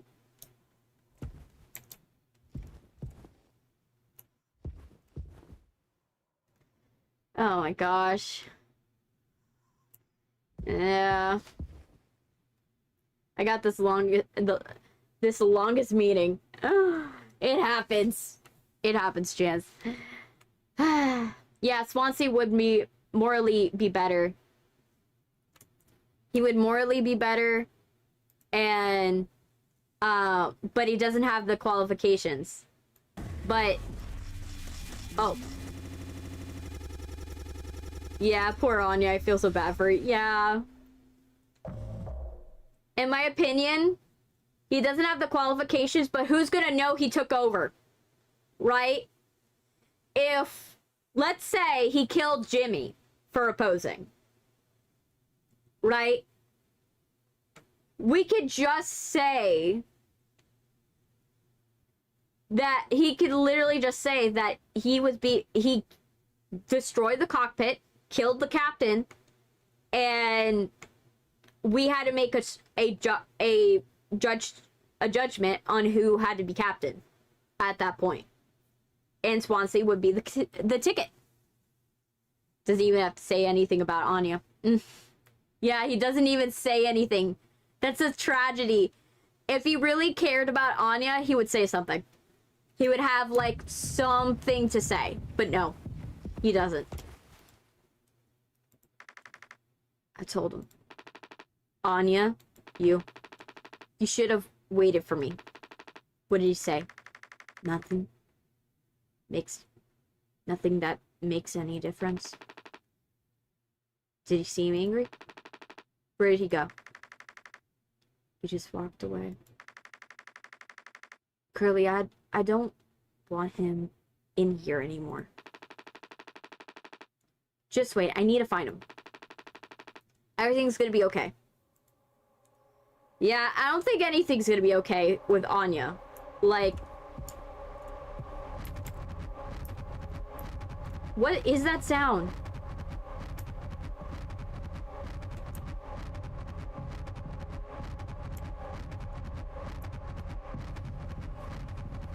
In my opinion, I think that...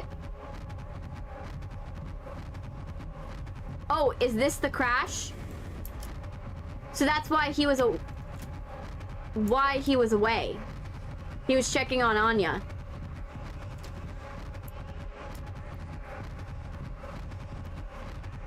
Jim, I can fix this. What do you think will happen when we get back? We can figure this all out. You and me. All I can ever hear is how great of a leader you are. It's annoying. But now, what do you think will happen now when we get back? We'll fix this together. Everything you and I work for, our lives, accomplishments, and change, none of that will matter. It's a little before was in fact not okay. Yes. The time won't be any different. Work through it one day. It's not just me, is it? You were supposed to be the one who had everything under control. You said so yourself. The ship, the crew, everything that happens here, this was your responsibility. That is what you'll be hearing for the rest of your life. Or this can all be remembered as a tragedy, despite what must have been the best efforts of the acclaimed captain. The Tulper crew was never found. No one survived to tell the tale. You're standing on top, feet in the cement. I get it now. Right. Right. Yep.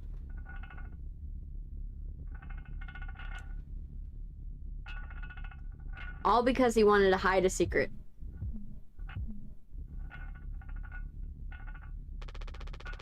I'll take care of it.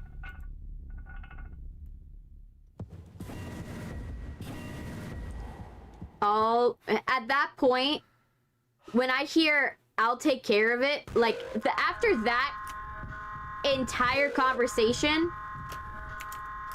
I would have just been like, hey, I don't think you're fit to be in the cockpit right now. I need to put you in the brig or lock you in your quarters. Wait, what opened up?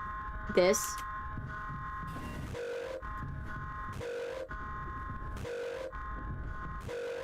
Like, I would be asking to open up the quarters. Oh my gosh, Jimmy. What did you do? Jimmy, tell me you did it. I should have. I didn't.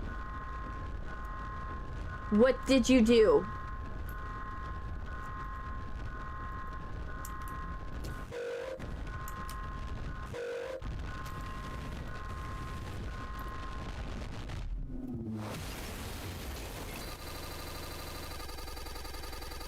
Oh my gosh. 1 hour before judgment. Oh my gosh.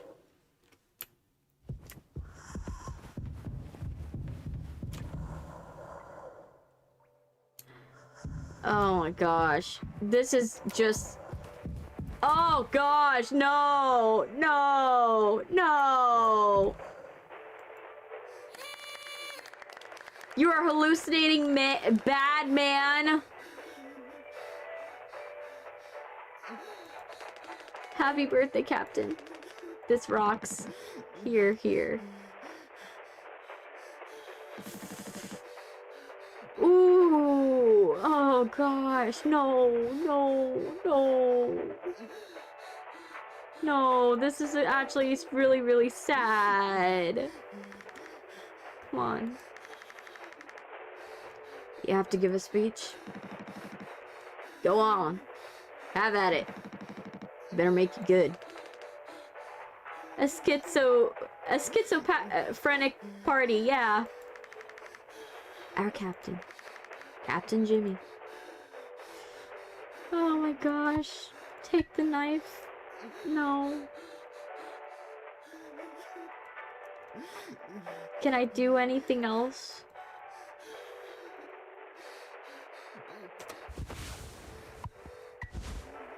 No. Oh my gosh, no. Ooh, this poor... Oh man, we're sawing off his leg. Oh man. This poor man.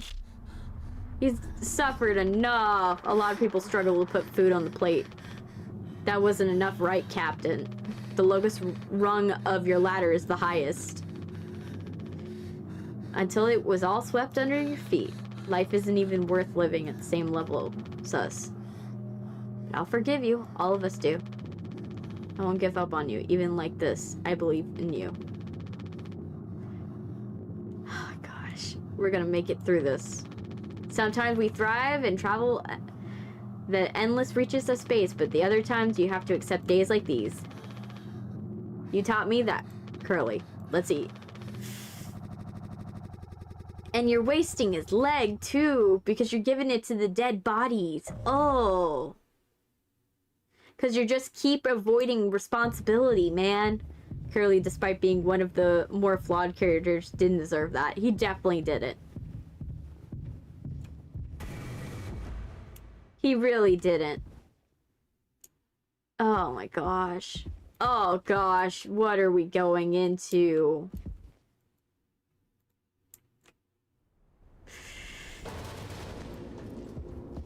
Why are we climbing through the vent? I had a question, I don't remember, but I got my brownies out and they're done. Ooh. Do they smell delicious? Do they smell good? My brownies, they always, we can't actually put eggs in our brownies, so we actually have to put, like, applesauce, in replacement for, eggs, because my brothers can't eat eggs. So, for us, we always, like, no turning back now. Oh.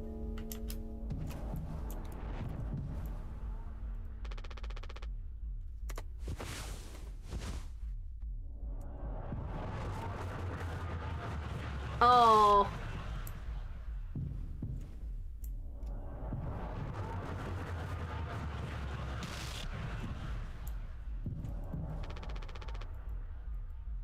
But what does it want me to do?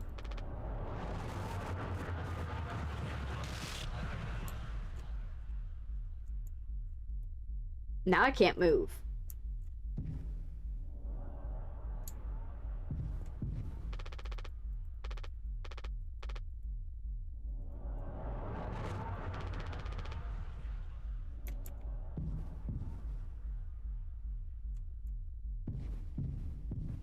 I'm not turning back.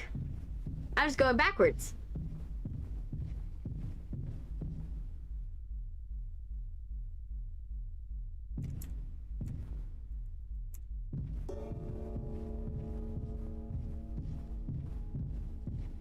I'm going backwards. I'm not turning back.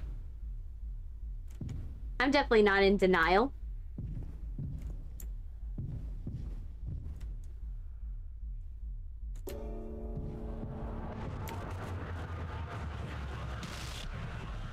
Ooh, we can go now.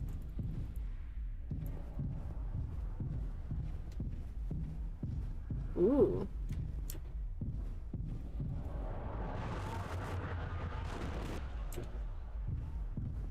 What are you supposed to do now? I presume it's walk backwards. Responsibility. Is like the whole, it's like a metaphor for the fact that he's walking away from responsibility. Always. Is like we're going with the metaphor. But yeah. But my brothers, all of our applesauces, like our brownies taste a little bit like applesauce because we can't obviously we have to have our brownies with applesauce inside of it. So, yes, it does make it, for those of you who are wondering, it does make it taste a little appley. But in the end of the day, it helps. It makes it to where my brothers can eat it, so it's not bad. It's just something to be used to. Okay, how do is there nothing in the thing? Oh, it just didn't give me the thing. Okay. This is definitely a dream sequence. We're like so high. We're hallucinating so bad. Like, it's so bad. Okay, sorry I disappeared for a minute. Don't worry, my sister just asked when I was watching, so I explained the entire mouthwashing lore. Oh yeah, oh gosh. Yeah, my parents, they asked, like, what mouthwashing is. Like, because they were confused as well. They weren't sure what I was going to be playing, because I told them, oh, I'm playing this. When I told them about the Halloween stream, like, oh, yeah, I was going to play this, and mouthwashing. And then they're like, mouthwashing? There's a game called Mouthwashing? What is that even about? And I explained what mouthwashing was, and they were like, oh my gosh, that sounds horrific. And that's a game? I was like, yep, it's a game. And you're like, okay, good luck to you. Flower.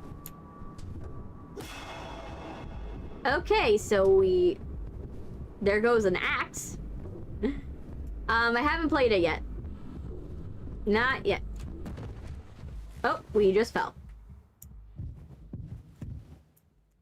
Oh, are we gonna kill Swansky now? Is this a reenactment of how we killed him? Cause like... Oh, yep, it is. Well...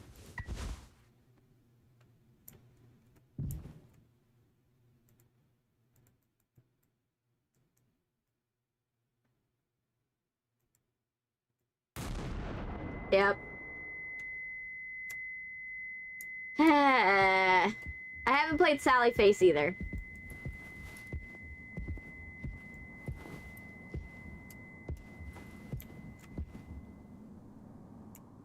Oh my gosh, the fact that we are... Oh, man. I do not like the fact that we're... Like... Oh my gosh, so now he's imagining their funerals. He's imagining how they're like... How their... You know, their funerals will be... What the... Oh, I'm hiding? Oh.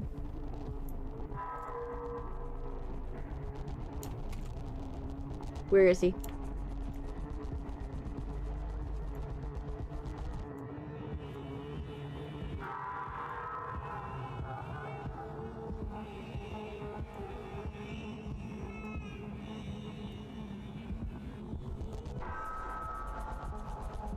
I hear music speeding up.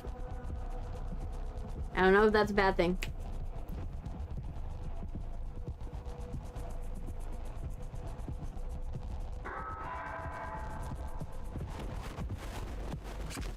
Oh.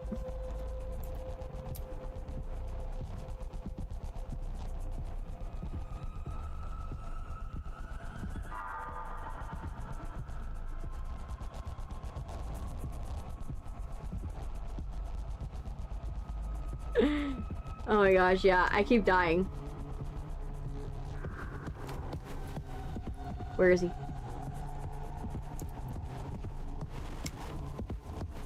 Mm-mm. Where are you? Where are you, man?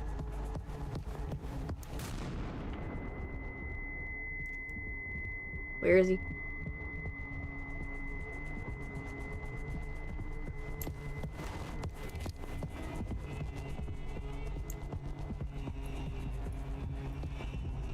Don't catch me when I'm not ready.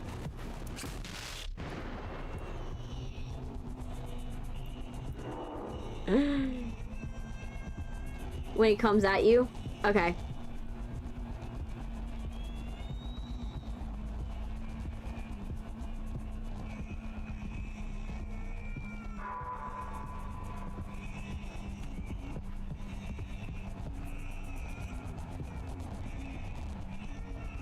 Let me see.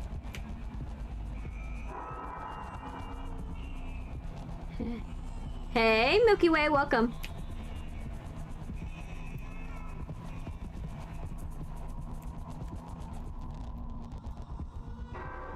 Let me see, we can go further.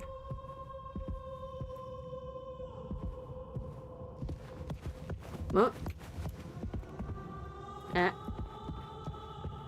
He coming. No, get the achievement.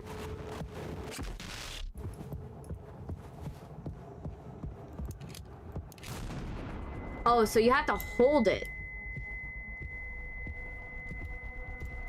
Get the achievement? Wait, there's an achievement? Is there an achievement for, like, not killing him or something?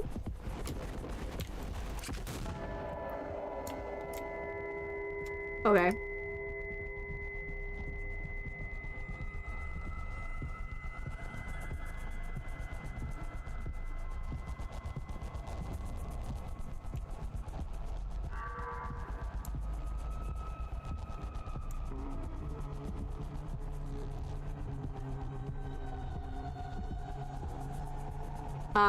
Yeah, earlier it said if you die 10 times to him. I see.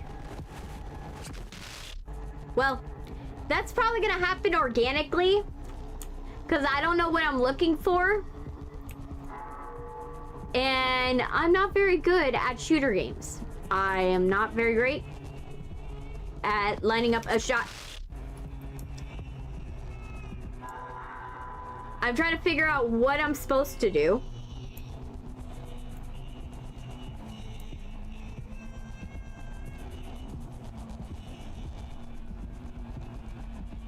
Am I supposed to go this way?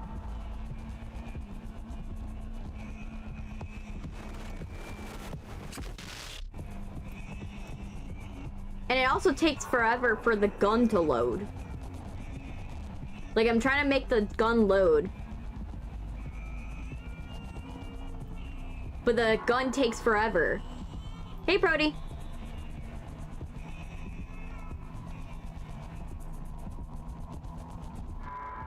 Okay. But yeah, the gun takes forever to load, so it's like really hard.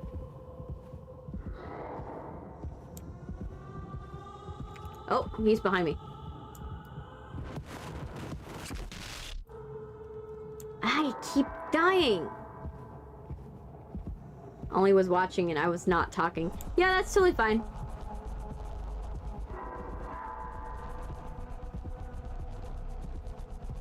Try standing in a corner when he comes to you, naturally.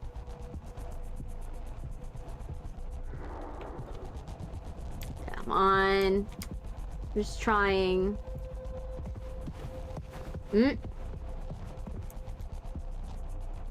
Come on.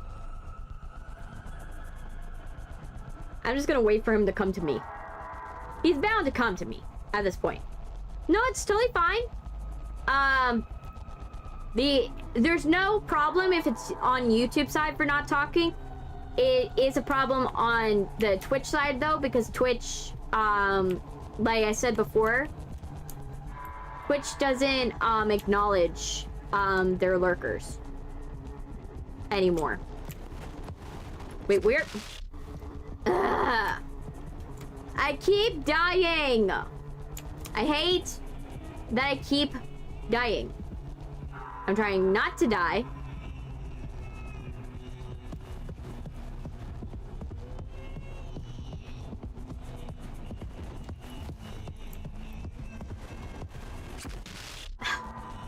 Well, got the achievement. Got the achievement, and I'm terrible at killing things.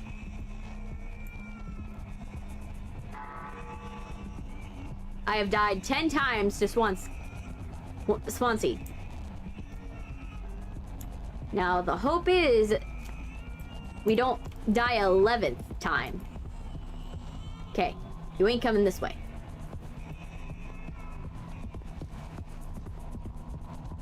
Come on. Come on, man. It's... Oh, that. I gotta use 2 buttons? Well, where?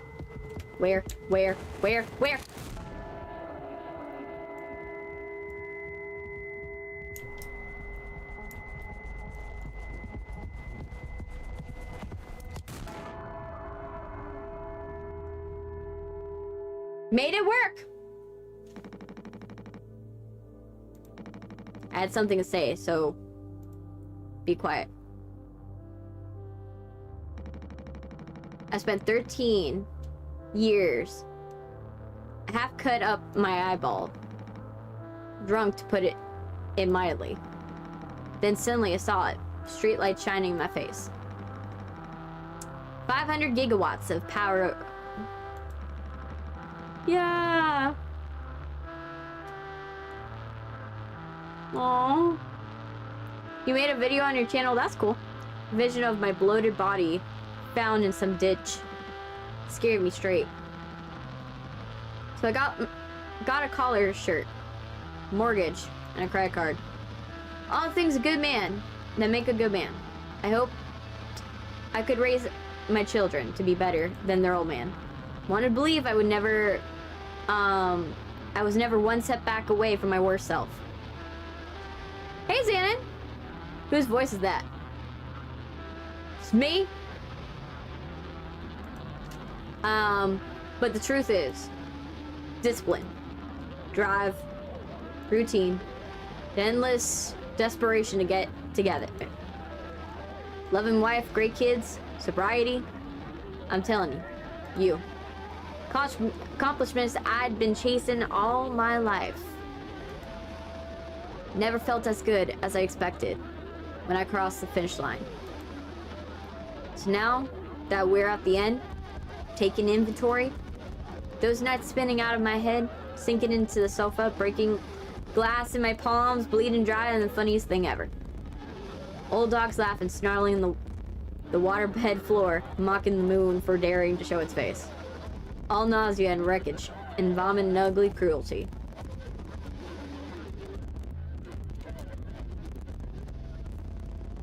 Oh my gosh, I thought it was the narrator. Oh, it's totally fine!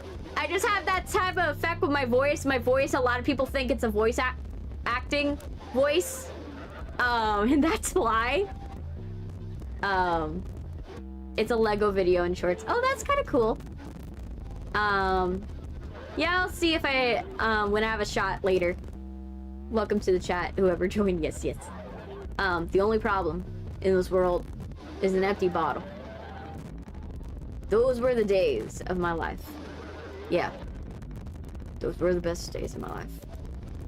I got nothing to hide. Ready to face the music. I can see myself for what I am. But you, a cowardly, selfish... You can't even see it. I should have been able to protect that kid. If I could have done one thing right, I wish I had been the one to give him a small chance off this rock. Swansea, I'm gonna fix everything. We're gonna make it.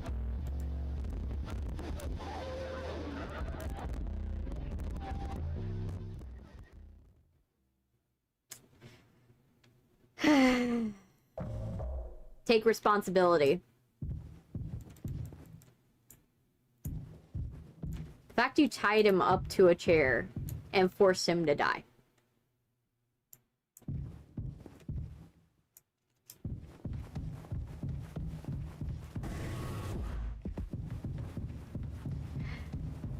What the story about? It's a random storytelling, whatever the book requests by the viewer.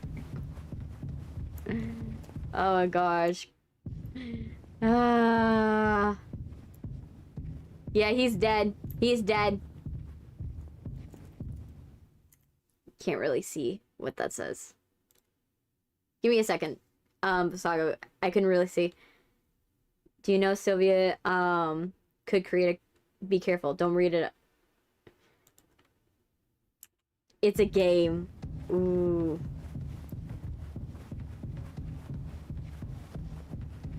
I'm not gonna read it out loud.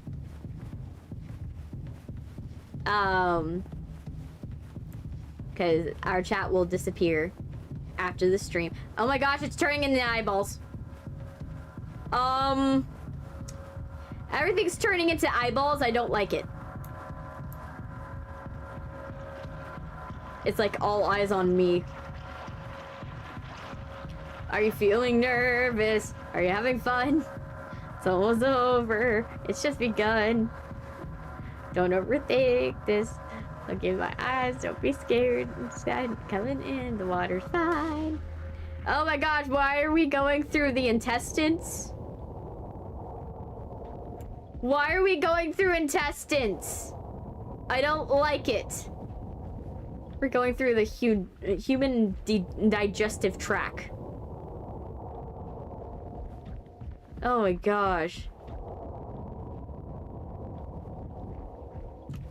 Oh, we're going through his mouth. Ugh. You are the cake. Yes, the cake is me.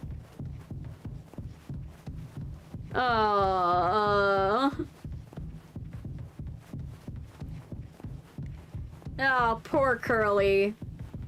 You didn't need this to happen to you. Oh, man. So now I have to, like, figure out this puzzle. Oh, gosh. Tis old Mother Goose's birthday. We're giving her a party. A party, a party, a party for Mother Goose. Oh, gosh. This is just so sad. It was a sight to see.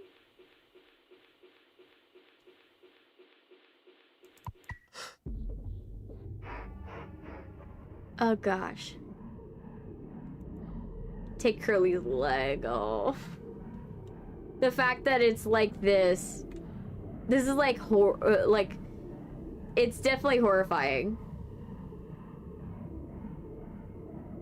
It's meant to be horrifying, but it's like, oh my gosh, jeez.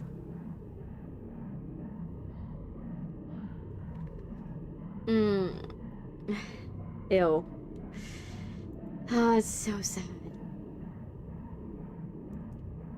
Okay, it's done. Okay. Curly's leg. Use Curly's leg. Okay.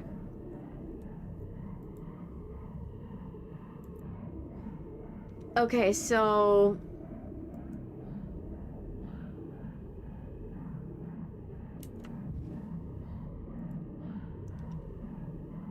Alright, so... Which one's for what? Oof. Ooh, that's gotta hurt.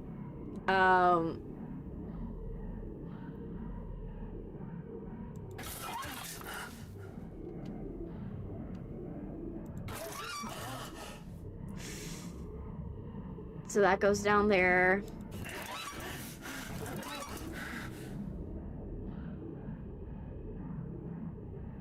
Okay, so...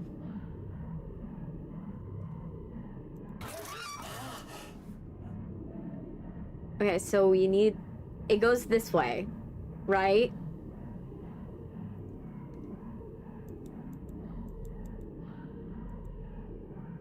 So... what we have to do is, like, I think line up the scans, if I'm not mistaken. So...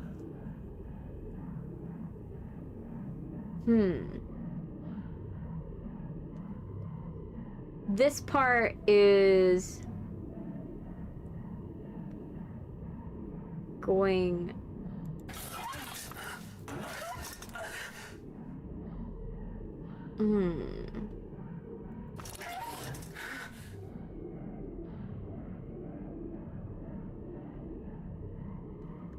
I'm trying to, like, figure this out.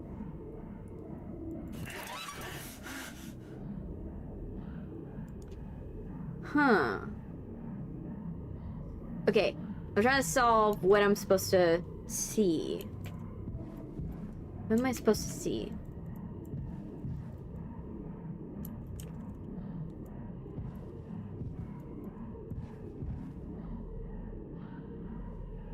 I see a skeletal section. But I'm like, I'm missing what I need to see. Right?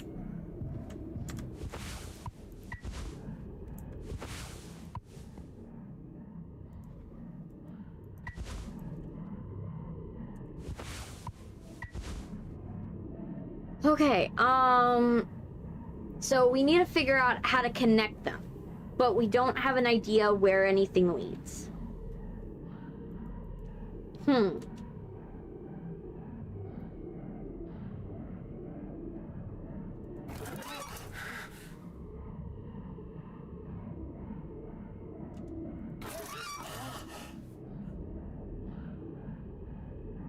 So this is his neck, I presume? And then let me see this part. So wait. Is it his neck? Oh yeah, it's his head. Right? Okay, so it's his head. This puzzle is so agonizing and painful. Yes, I feel for Curly the whole entire time. So this is his brain matter. Oh, sorry, buddy. I turned the wrong thing. Okay.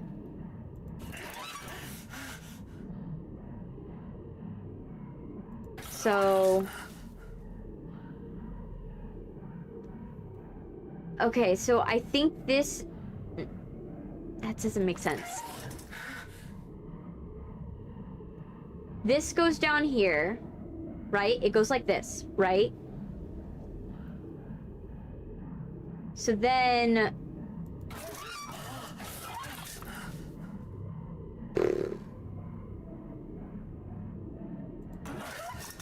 Oh.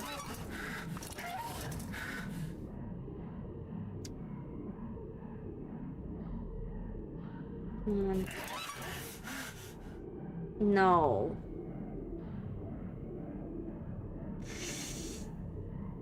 I'm trying to figure this out.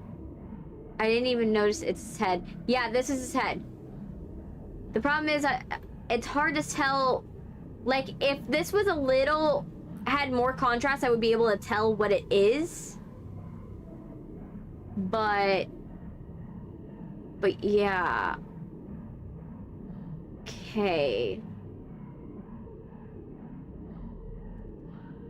So we have to ignore this one, right? Because this one, it goes down to the side. Click on his mouth. Oh, I get it now. I get what you're trying to say. Oh my gosh, yeah, I get it.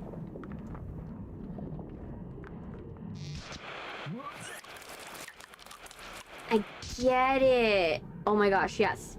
Okay. This is gonna be a more painful process for you, Curly, than it is for me.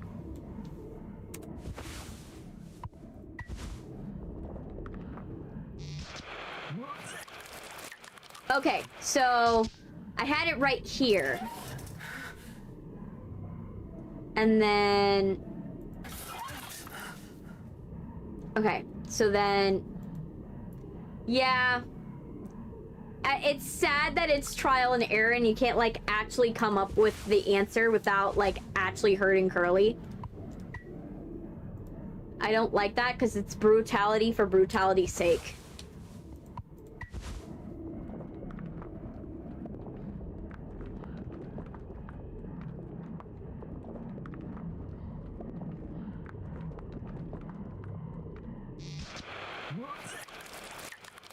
Oh, I messed up the last one. Shoot.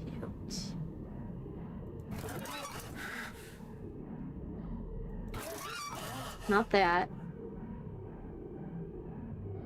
I gotta change this one.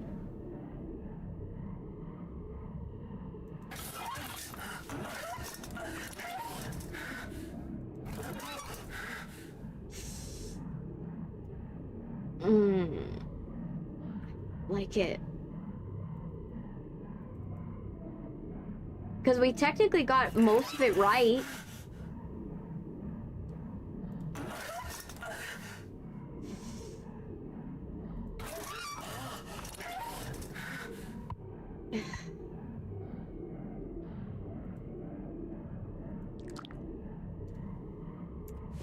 Okay. Go down. Okay, so turn right valve.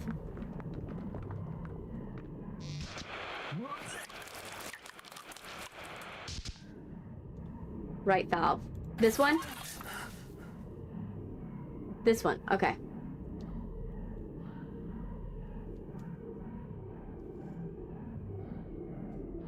Okay. I feel for this guy. I don't want to feed him this stuff, but it's like, it's sad. Like, we're torturing him. No, turning the right valve doesn't work.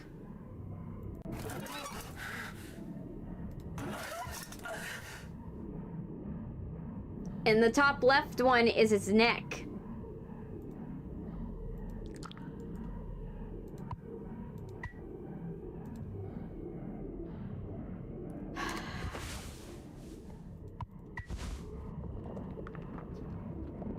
Oh, but that works.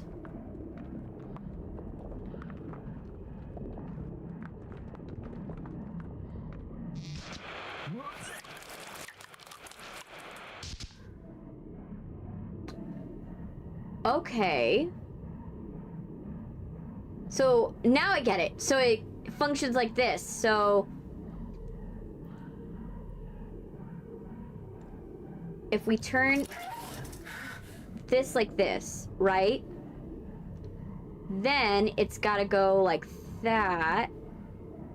Okay, we're gonna try it like that.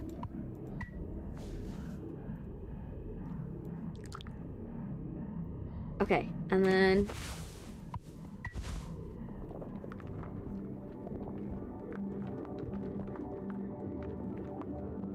yeah.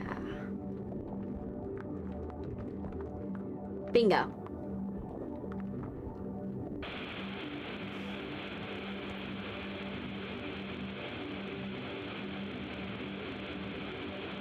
Okay.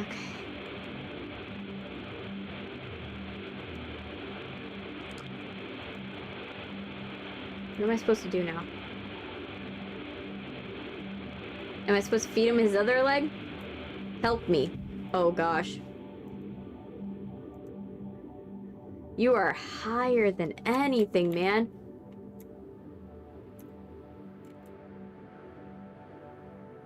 You are so high.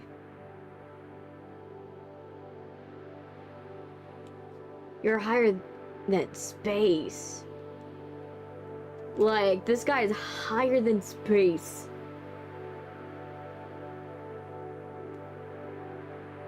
Oh, man. This is just sad.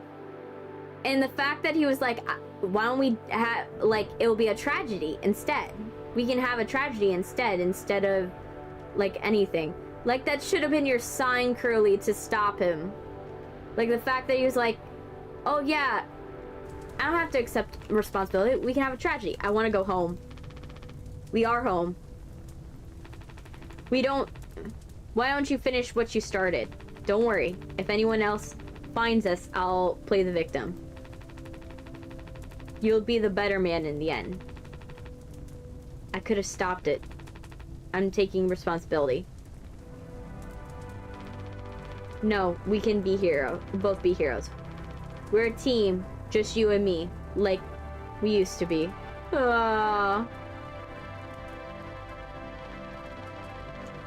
What happened was an accident. We were trapped. I made a mistake, alright? I'm sorry. I'm sorry, Curly.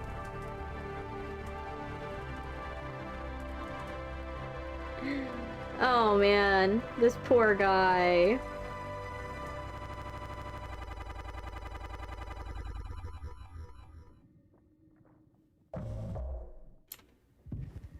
Takes responsibility. Oh gosh. I don't like the look of that. Mm-mm. Oh.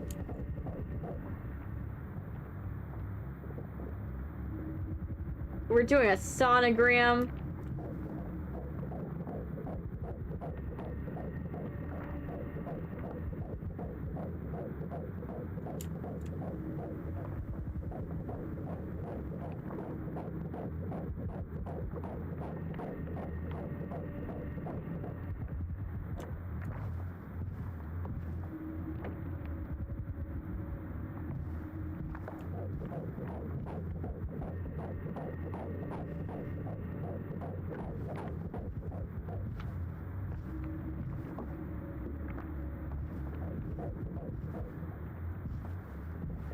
Oh gosh, the fact that we are doing a sonogram is kind of horrific.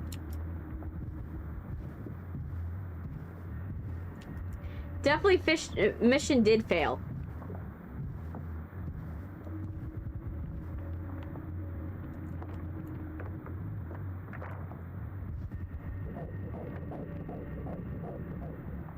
And what am I supposed to do?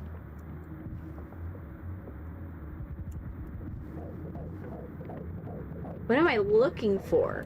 Is the question. Gore and or guts, both. Watch it be like the Pony Express horse.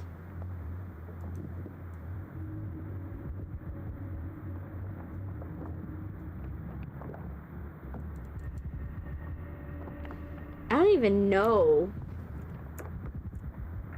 what I'm looking for.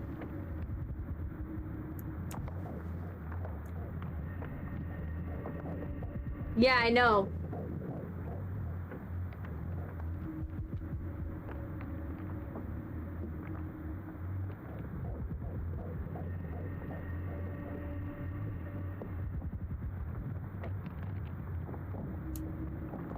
I'm like trying to find what I'm supposed to find.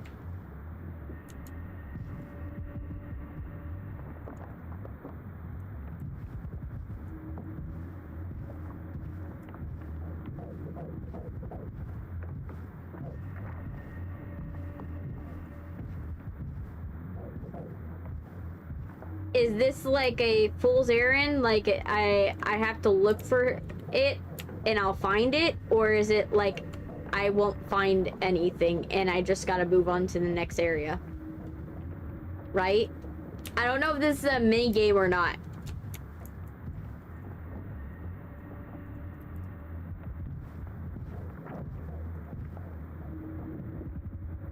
Okay, come on. Find me what I'm supposed to find. Because I do not know what I'm supposed to find.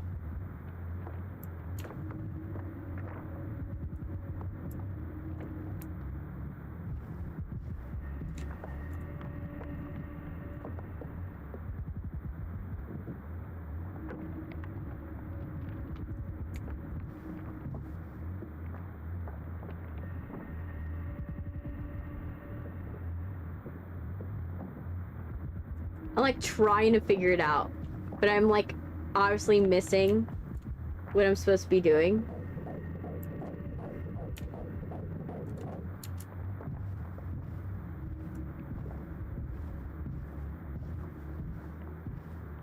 I'm just gonna walk away from it because, oh, go, I think, okay, so go to the left and look up. Okay, so go to the left and look up. Go to the left and look up.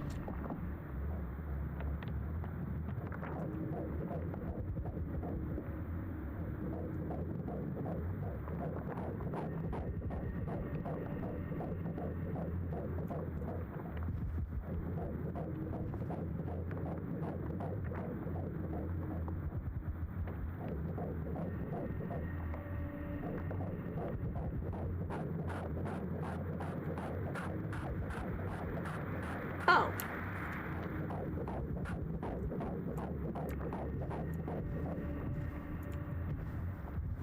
Okay.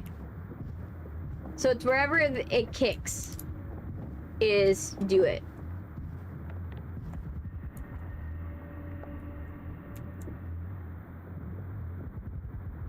Where we have to do it.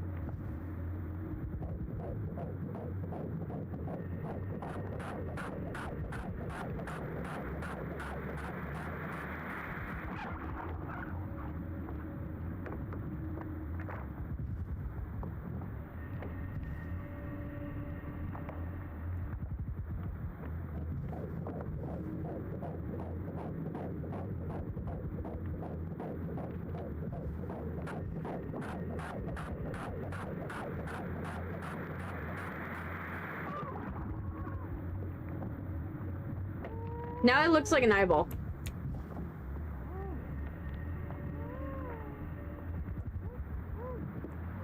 Oh gosh.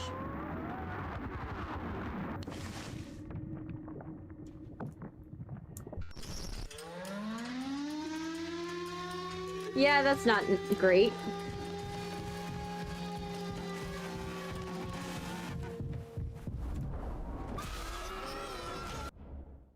Okay.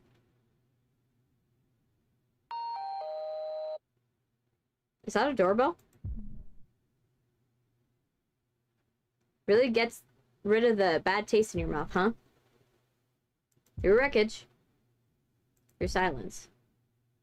Wash it away. All day fire fresh. Oh gosh. Yeah. This is not horrifying at all for someone. Oh, what the hell is that thing?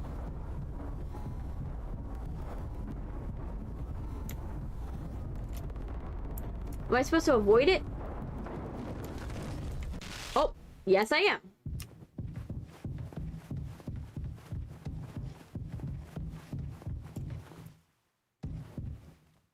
Oh my gosh, it's all the Pony Express things.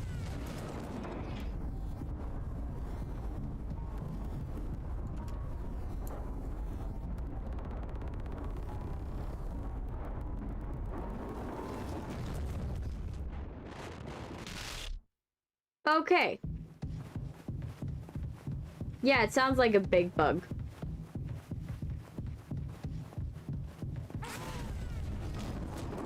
So I'm just gonna keep going.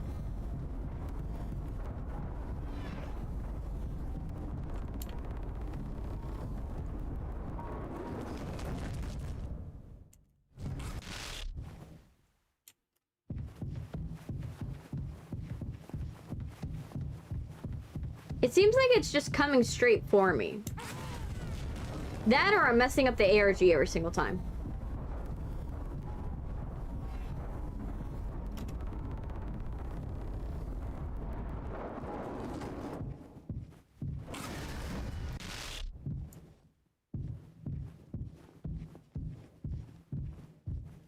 Right, because I think it operates on the same rules as the original game.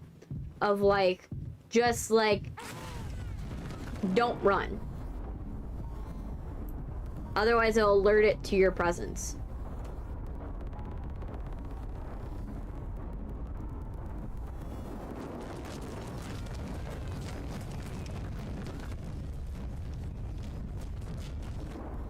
Yeah, it's the same rules.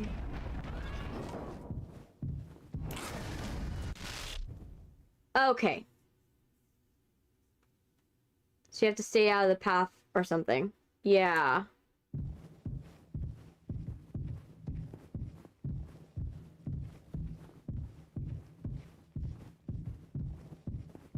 It sounds like it heard me when it went silent.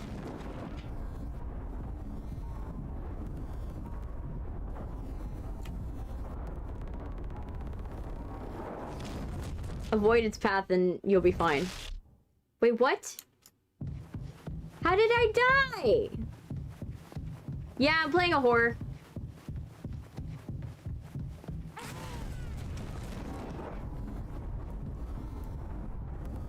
Okay, come on.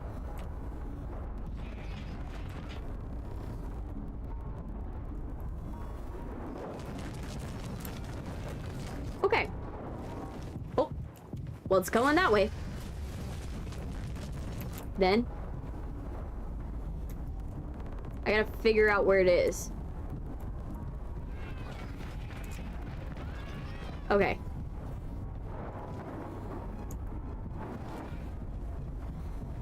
Gotta figure out where it is. Oh. Oh, yeah, that way.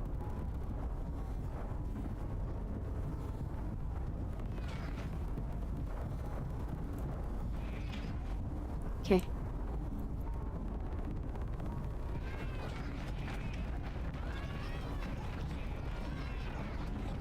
We are trying our best.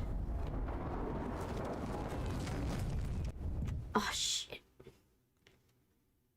Oh! It worked out. We got there.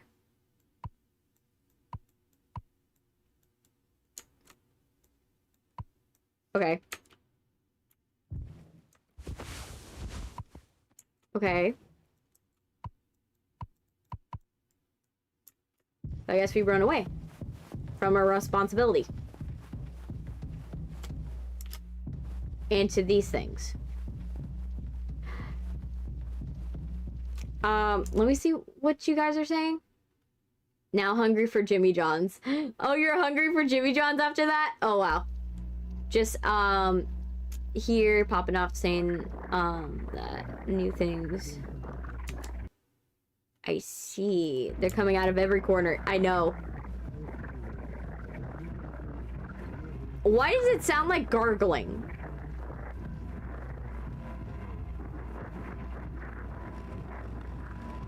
Oh gosh, now we're wading through it. This guy's definitely has gone mad. Like, he is gone. He's gone. His brain is gone. The only one left with sanity is Curly, but that's marginally. Oh. Empty mouthwashing bottles.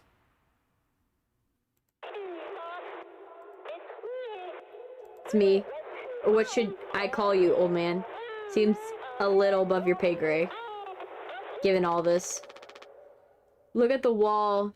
You'll see Curly and Anya buried underneath everyone. Oh! Pony Express is dead.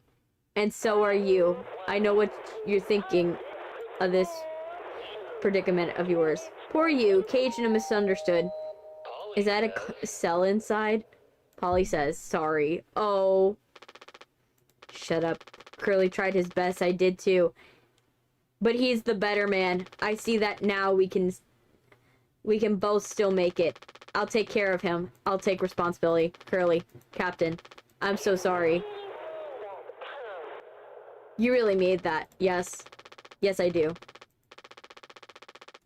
I can still make this right. Our worst moments don't... Wait a minute. Hold on. If all this is true, why are you still concerned with him? I can't look at the walls right now. 0 hours before judgment. Oh, man.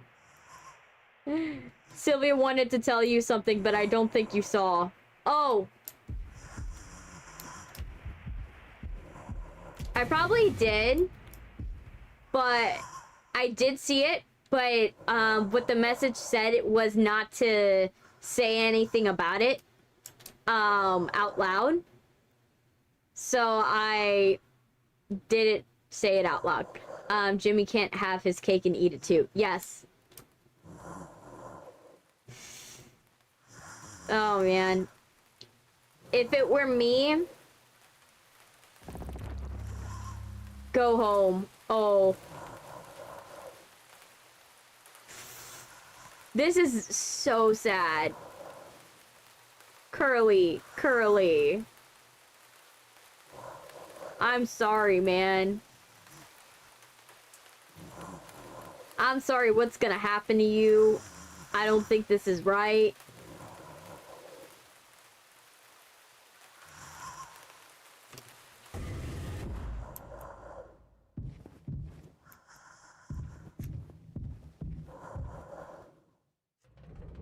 Oh my gosh. It's so... Yeah, Visago told me, but he told me not to say it out loud. That's what happened. It's okay, Curly. You're gonna be okay. You always had my back and ended up hurting you, even though I was trying to save us. But now, you'll survive. It's like you said, together, we can fix anything. And I'm just proud I got to be your friend and co-pilot. No one can hurt you now. We fixed it. Just imagine. Like, and this is the worst possible decision, right? Because think about it, right? One, you're making Curly suffer. You're making Curly suffer. Because even if he survives, right? Let's say... Oh, he died. Even if he survives, there's no guarantee that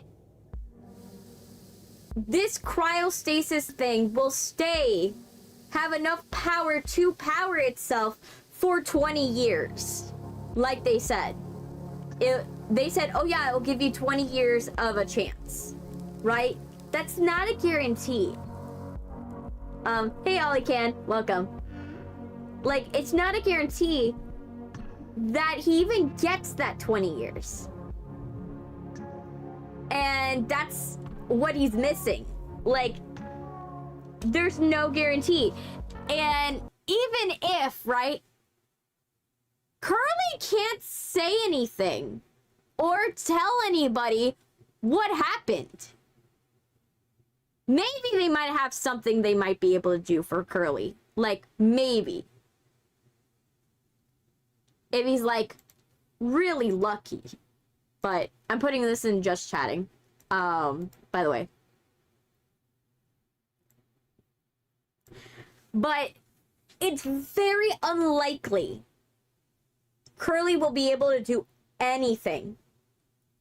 Right? So literally, it's unlikely he's gonna survive that 20 years because that 20 years, you know, they don't know if they have power for 20 years. Two, even if he survives to that time, there's no way for him to communicate. Like, they could probably figure out what probably happened based on the corpses, right? Based on upon the desiccated corpses, they'll probably figure out that, like, definitely Swanson died by somebody's hand. Someone murdered Swanson.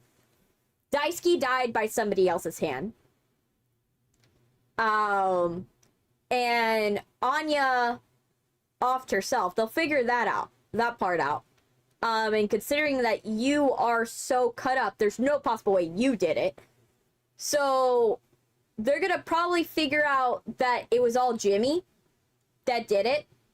But that's assuming that they get to this capsule. And even then, think about the company. The company will most likely not find their bodies. Because it's a company that went into bankruptcy. So they have no one that's going to go out to find them. There's no one that is on their payroll left to go and find them. There's no sister ships. They're the last one. So the only one that will probably find them is an AI ship. And that AI ship doesn't have the protocol to be like, oh yeah, we see another freighter ship that is, you know, destroyed. Let's go and, you know, send help. It probably doesn't have a distress signal system to alert them because it doesn't make sense to have a distress signal system for a unmanned freighter. For a ship that is broken. And for all they know, is not occupied anymore. So you're dooming Curly to an existence that if he does survive that 20 years of stagnant air, he's going to be waking up and then starving in a cryopod after. There's no guarantee that he gets saved. And if he does get saved, let's just say there's a fluke thing that happens where Curly does get saved and they're able to evaluate everything that went wrong and everything like that. Curly's gonna be in pain for the rest of his life. Psychologically scarred too, because being scarred by the fact that, you know, you saw a man psychotically feed your limbs to dead bodies that you can only presume he killed, saw that he killed himself, and then you are now, like, stuck with the ramifications that your crew are all dead. And all because you wanted to stop the ship from crashing. It literally, and also because you didn't, like, stop Jimmy in time. He didn't stop Jimmy in time. If he had stopped Jimmy when he said, oh, maybe we can make this a tragedy, and was like, you're not allowed in the cockpit ever again. You clearly are not doing well psychologically. And Anya's not doing well psychologically, obviously. So combine those two together, be like, you know what? You're not allowed to fly this for a little while. Right? That would have been the sane judgment. But he didn't. He didn't make that judgment call. Curly's lack of responsibility in one moment caused a chain of command breakdown for the rest. And that literally ruined the whole. Jimmy crashed the ship, force-fed human meat to him, killed Swanson himself, and was the main cause of everyone's death. Yes, but it was the one mistake that Curly made was letting Jimmy go back, have the ability to go back in to the cockpit. When gifted rose-tinted glasses, red flags look like the same as other flags. Yeah. Curly also had to sit and watch Anya off herself and couldn't do anything about it. Yes. That's a tragedy. And he knows that had he not gone back and he probably in his brain, because he can't talk out loud, you know, he's like, if I didn't, like, go back, if I stopped Jimmy earlier, if I had, like, gone and not gone to the explosion zone, knowing what I know now, if I had known that, you know, the ship would have been fine, we could have taken out a distress beacon, right? You know, that's totally fine, Vox, I'll see ya. I could have done a distress beacon of some sort, and there will still be a leadership. There will still be leadership. Sure, yeah, we'll all get fired, but the business is going bankrupt anyways. And then we wouldn't have had the chain of command just disappear over 5 months. Like, I just ordered some Jimmy John's. Oh, wow. But yeah, in my opinion, Curly made his one mistake of not dealing with Jimmy sooner. But the fact that Jimmy did not want to go and face up to his responsibility made it worse. Not as good as Masaga's brownies. Oh, wow. Yes. It happens. But yeah, literally, he did not own up to his responsibility, and that's what happened. I love the game. I feel some sections could have been telegraphed a little better. Like, the ultrasound section could have been telegraphed a little better. And the section with, the moving of the digestive system could have been telegraphed a little better. Like, it doesn't give you enough information to really tell you. Like, I feel like with the cartoon, right, it should have been, you should have had, like, a hint with a cartoon of what you're supposed to do, right? Because it kind of told you that he needs to eat, right? But it didn't give you a hint on what you might need to do of how to line everything up, right? So I feel like it kind of was like missing a step or two. It was missing a step or two or something like that. And then the centipede section, I figured it out eventually, but I also feel like it didn't quite have clear rules. Like, the rules weren't clear with that one. I wasn't sure because if I didn't get hit because I was quiet and didn't run for the last bits of it, or if I managed to get lucky that I got to the end, or if I was supposed to die to the centipede thing a certain amount of times before it finally got me to the section I needed. I wasn't sure because it never made it clear. Like, at least with the horse section, like, it was kind of telegraphed, like, oh, when you see the boxes moving, either get out of the way or go somewhere where it's quieter, right? Because it's telegraphed subtly by, like, showing the tarp is in some places and the metal railing is in others, and that your steps got quiet when you stepped on the tarp. Like, that made it clear, oh, sound based. That's a sound based entity. But it didn't make it clear for the other sections. Personally, I did like the game. Even though I'm saying, you know, I didn't like this thing, I didn't like how this was telegraphed, I did like the game. I like the game. It's very focused on story.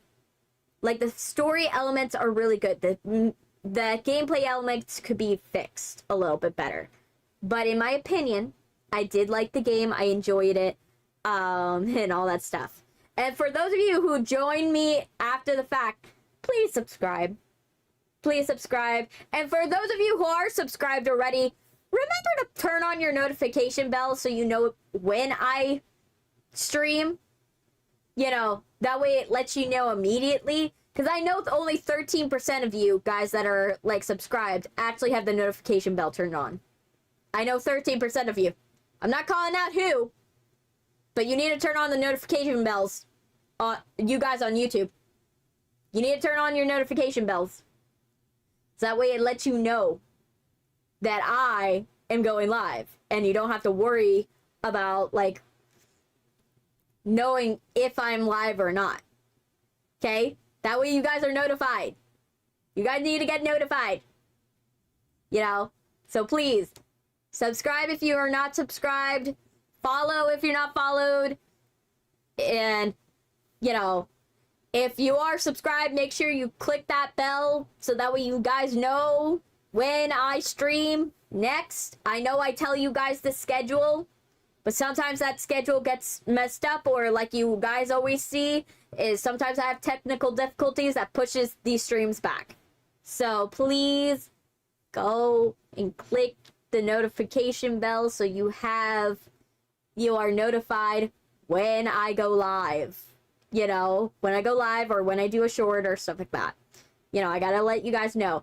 YouTube forces me to do this. That's why I have to say it.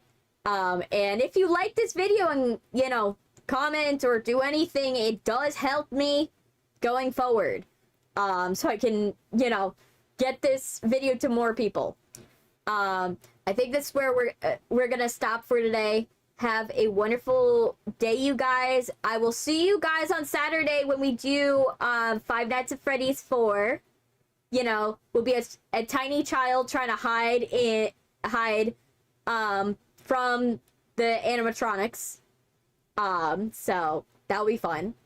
And yeah, I'll finally get to do the Bite of 87. You know, bye, Akuma.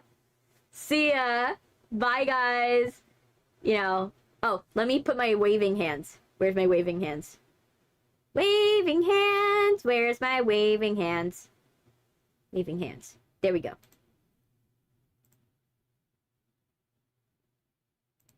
There we go. Yay! We're waving. Waving! We're waving, you guys. Look at my waving hands. They looking good. But yeah, see you guys. I will see you guys on Saturday. Bye.